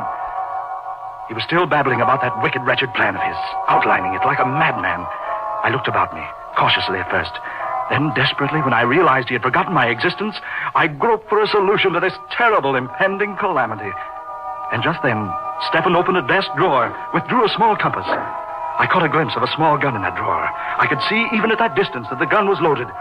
He was still talking about his plan, still bewailing the fact that he alone on this earth had the power possessed within him, still decrying the fact that he had searched the world over for his brother. Not his flesh and blood brother, but a brother of his kind, his race. He knew that were there another soul of his kind alive on earth, that soul could foretell the end. The destruction of Stephen Hamlin. Suddenly, he arose from his chair. He ordered me to come with him. He was about to work his havoc upon an unsuspecting world. And then, desperately, I acted. Quickly, I yanked open the drawer of his study desk, took out the gun. I leveled it at his head. He stood terrified a moment. And then there was a pleading in his eyes. A pleading. Not for his life, but a pleading to spare him the damage a ripping bullet would do to his masterly brain. And in that instant, in that final desperate second before he lunged at me in an effort to save his life, there was recognition. The flash of an age-old suspicion at last fulfilled. And as I lowered my gun to a level with his heart, I knew that the pain within my heart at that moment would never be removed. Like lightning, he made for me, speeding across the room, charging at me. I tried to stop him, tried to warn him, shouted at him. Keep back! No, keep back, Stephen! Keep back!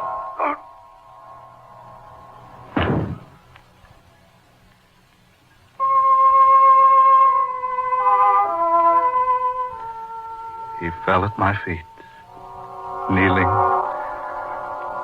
almost in supplication. He had not foreseen his end. He did not know. He could not know.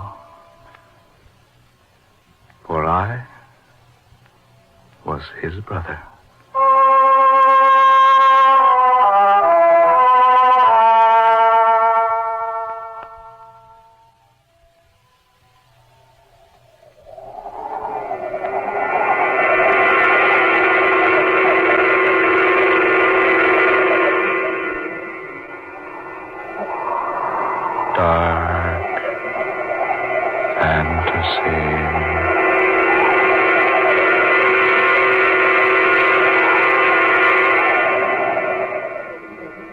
tonight's original tale of dark fantasy, I Am Your Brother, written and directed by Scott Bishop and originating in the studios of WKY. Ben Morris was heard as Dr. Julius Samek, Blois Wright was Stephen Hamblin, and Muir Height played Dr. Carl Miller. Next Friday at this same time, the 30th original dark fantasy adventure, The Sleeping Death, created for you by Scott Bishop. Tom Paxton speaking. Dark Fantasy comes to you each Friday night from Oklahoma City. This is the National Broadcasting Company.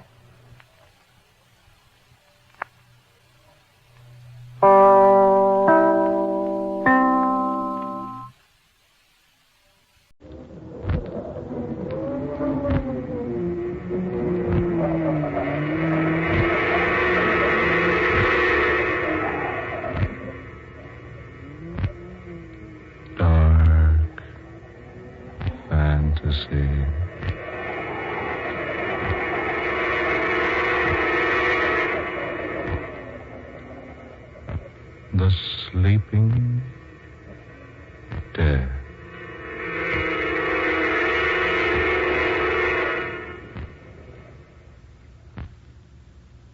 Now just lie quietly, Mr. Wentworth. Cotton nurse. Yes, doctor. Antiseptic. Yes. Pulse? Normal. Temperature normal. How long have you had these symptoms, Mr. Wentworth? About 2 weeks. Have you been walking with a limp as long as 2 weeks? Yes, I have. When did you first notice the injury? Oh, it must have been 6 months ago. Yes, at least that long ago. There was a slight swelling in the black and blue mark. Then it disappeared. I thought nothing more of it until my leg began paining me 2 weeks ago. I see.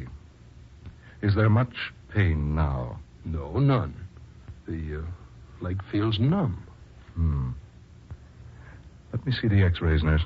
Here they are, doctor. It got so I couldn't stand on the leg more than an hour at a time, and I began walking with a cane. After that, about 3 weeks ago, I couldn't put weight on it at all, and I had to buy the crutches. Who suggested the crutches? Why, no one. You should have seen a doctor 2 months ago. But I didn't suspect that anything was wrong 2 months ago.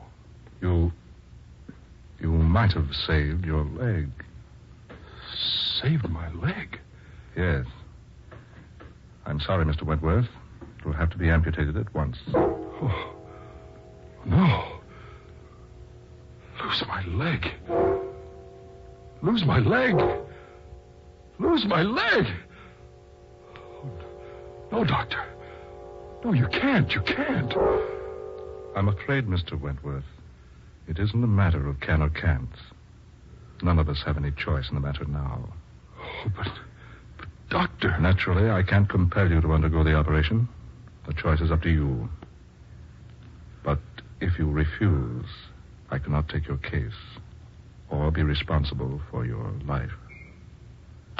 My life? Yes.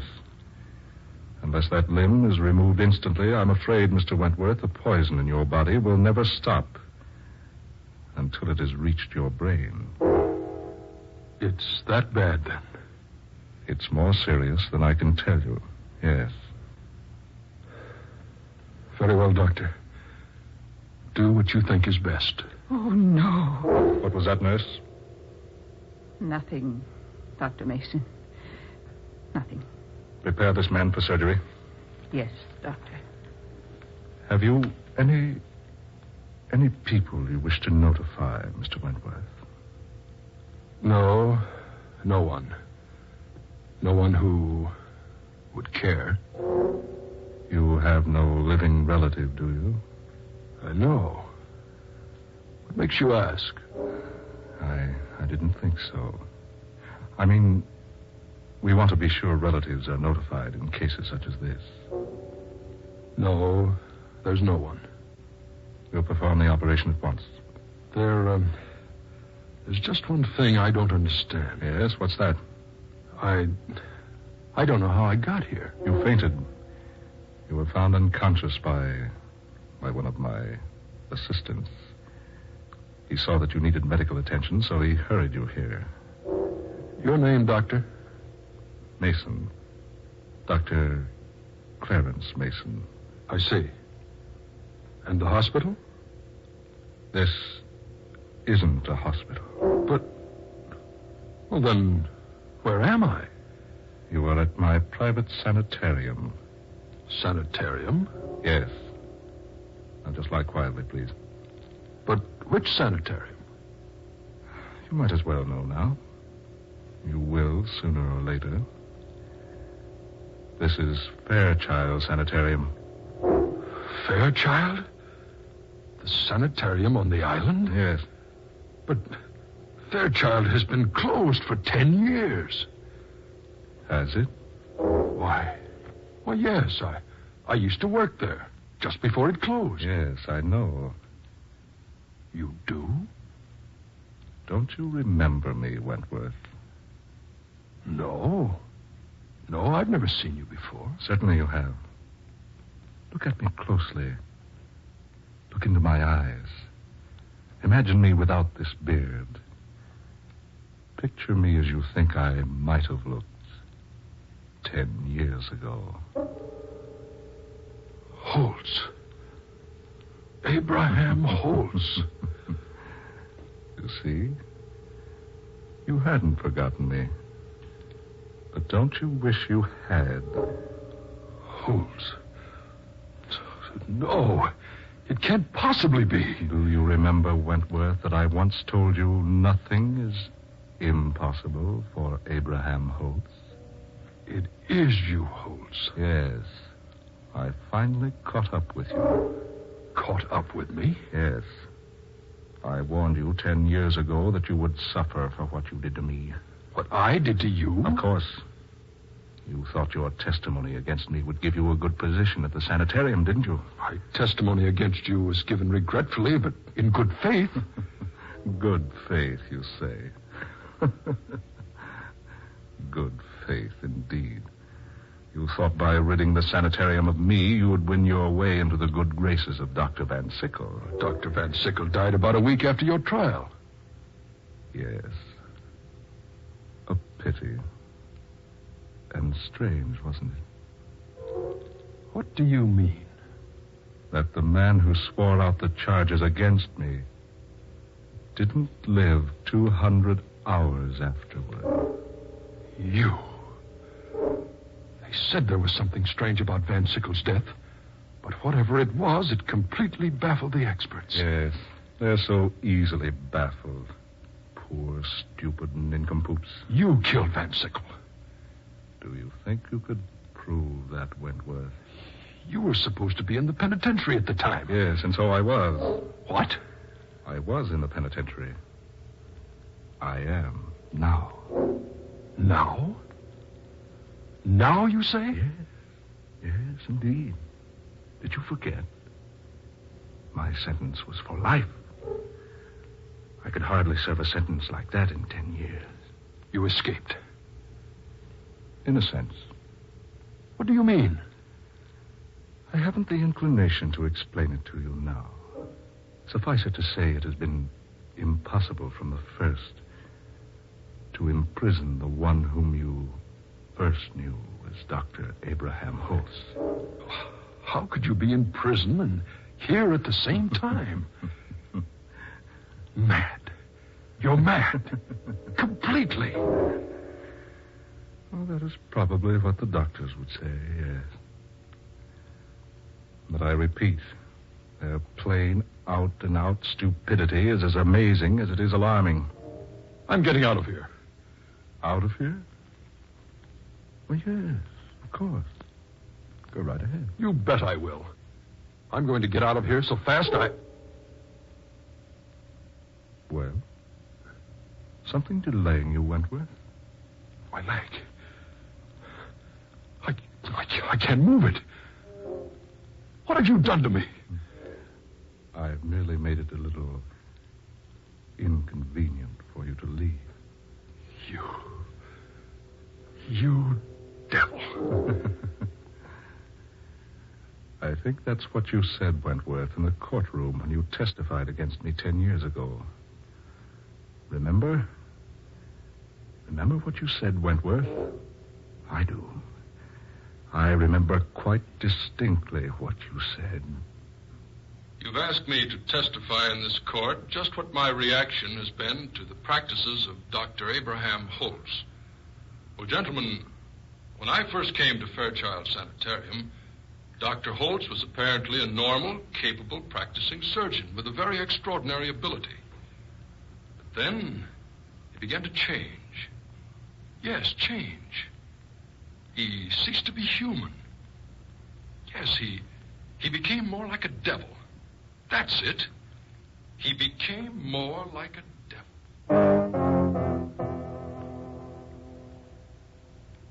You remember that, don't you, Wentworth? Oh, I only said what I thought was true. You did cease to be human. You treated me and the rest of the interns like we were beasts. You were like beasts to me. Suddenly everyone became beast-like. Because suddenly I found myself in a position that put me far above every other human on Earth. Made all mankind to me like beasts are to man. What do you mean? Found yourself in a position? Sometime, Wentworth. Sometime soon, perhaps. You'll know. The electric warning. Someone has just entered the front door of the sanitarium. I must leave you now, but first... What are you doing? While I am gone, you must rest. Get away! Get away! Get away! An injection of this, Wentworth, to quiet you. No. Keep away from me or I'll...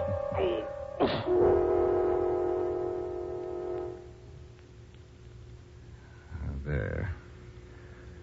What will happen next will probably amaze you. You devil. You persist in calling me that, do you? Very well, Wentworth. At first, I was going to take only one of your legs in exchange for what you did to me with your testimony. Now, I shall take them both. No.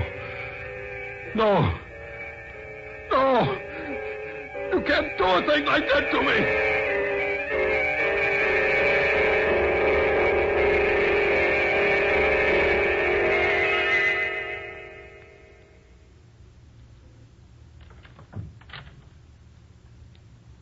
Is Dr. Mason here?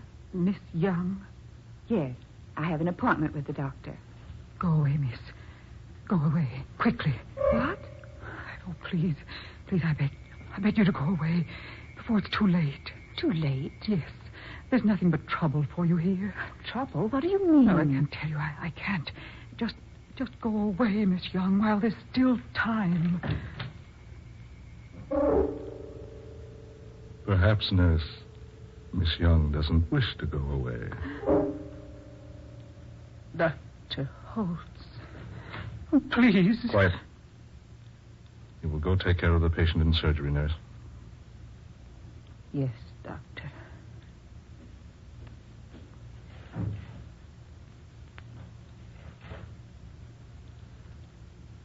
I must apologize, Miss Young. You see, my nurse is quite upset. One of our surgeons operated this morning under most adverse conditions. A death resulted. The nurse has been quite upset about it all day because, well, to be quite frank, the surgeon was her brother. I'd warned him an operation would be fatal to the patient, but he went ahead anyway while I was away from the sanitarium. When I came back, I did everything I could to resuscitate the patient, but I was just minutes too late. I was compelled to discharge the surgeon from my staff. His sister is merely upset about the whole thing. She called you Dr. Holtz. What? Yes, I heard her. She called you Dr. Holtz. Did she? Well, that's her brother's name. She's so confused about everything. No. What? No, I said no. That isn't her brother's name. It's your name, Doctor. Miss Young. Yes. When you telephoned me yesterday, I knew there was something about your voice I vaguely recognized. Now I know. You're Dr. Abraham Holtz. You always were a very keen and intelligent woman, Miss Young. Dr. Holtz. It's nice to see you again, Linda. You escaped from prison. In a way. You lured me here. Pretended you needed a supervisor for your sanitarium. I should have known better. Yes, Linda, perhaps you should have. What do you want? I thought perhaps we could have a good laugh together over my court trial. Laugh? Yes, just so. You remember, don't you, that it was partially your testimony that sent me to prison? You had a fair trial. Are you so very certain I did? Of course. You had every opportunity to explain your devilish actions, but you refused. Devilish actions? Yes. You were a devil. That's what he said just a few moments ago. Who? Wentworth. Paul? Yes. And both of you called me a devil when you testified at my trial. Where is Paul now? You will see him, my dear. Much sooner than you expect. What do you mean? I have great plans for you, Linda. Yes, for you and Wentworth. You were supposed to serve life in prison. Life. Life, you say. The OTRR Group is a community of enthusiastic fans, avid listeners, and strong supporters of old-time radio. The group's goals include restoring, preserving, and sharing the classic shows from what is commonly known as the Golden Age of Radio, 1930 to 1960. The OTRR Group, comprised of a diverse worldwide group of volunteers, has undertaken many ongoing projects and continues to work hard to preserve our wonderful radio heritage. Visit www.otrr.org for more information. Attention all business owners and aspiring database wizards. If you want to take your data management to the next level, G3PL.com is your ultimate destination for expert Microsoft Access support and training. That's right. G3PL.com believes that every successful database journey starts with a dedicated individual guiding you to success. That's why we're proud to introduce G3PL.com, a Microsoft Access expert. Whether you're just starting or looking to enhance your access skills, G3PL.com's personalized training will set you on the path to mastery. G3PL will be with you every step of the way, providing hands-on guidance and real-world examples. But don't just take our word for it. Hear what a satisfied client has to say. Thanks to G3PL.com, I've become a Microsoft Access Pro. The personalized training was exactly what I needed. I learned to create and optimize databases, run powerful queries, and automate tasks with VBA. Now, I'm confidently handling complex projects with ease. It doesn't stop there. G3PL.com is your go-to for top-notch support and solutions. Exactly. If you're struggling with your existing database, G3PL will troubleshoot, optimize, and fine-tune it to perfection. G3PL.com designed a custom database that transformed our business operations. We needed a streamlined system to manage our services and customer data. Their expertise delivered a tailor-made solution that exceeded our expectations. I can't thank them enough. G3PL.com understands that every project is unique, and we're here to offer individualized attention to your specific needs. So, why wait? Take the leap into the world of Microsoft Access Excellence with G3PL.com. Contact G3PL today and embark on your database journey with an Access expert. Send an email to db@g3pl.net or call 615-420-2040 and ask for Mark to learn more and get started.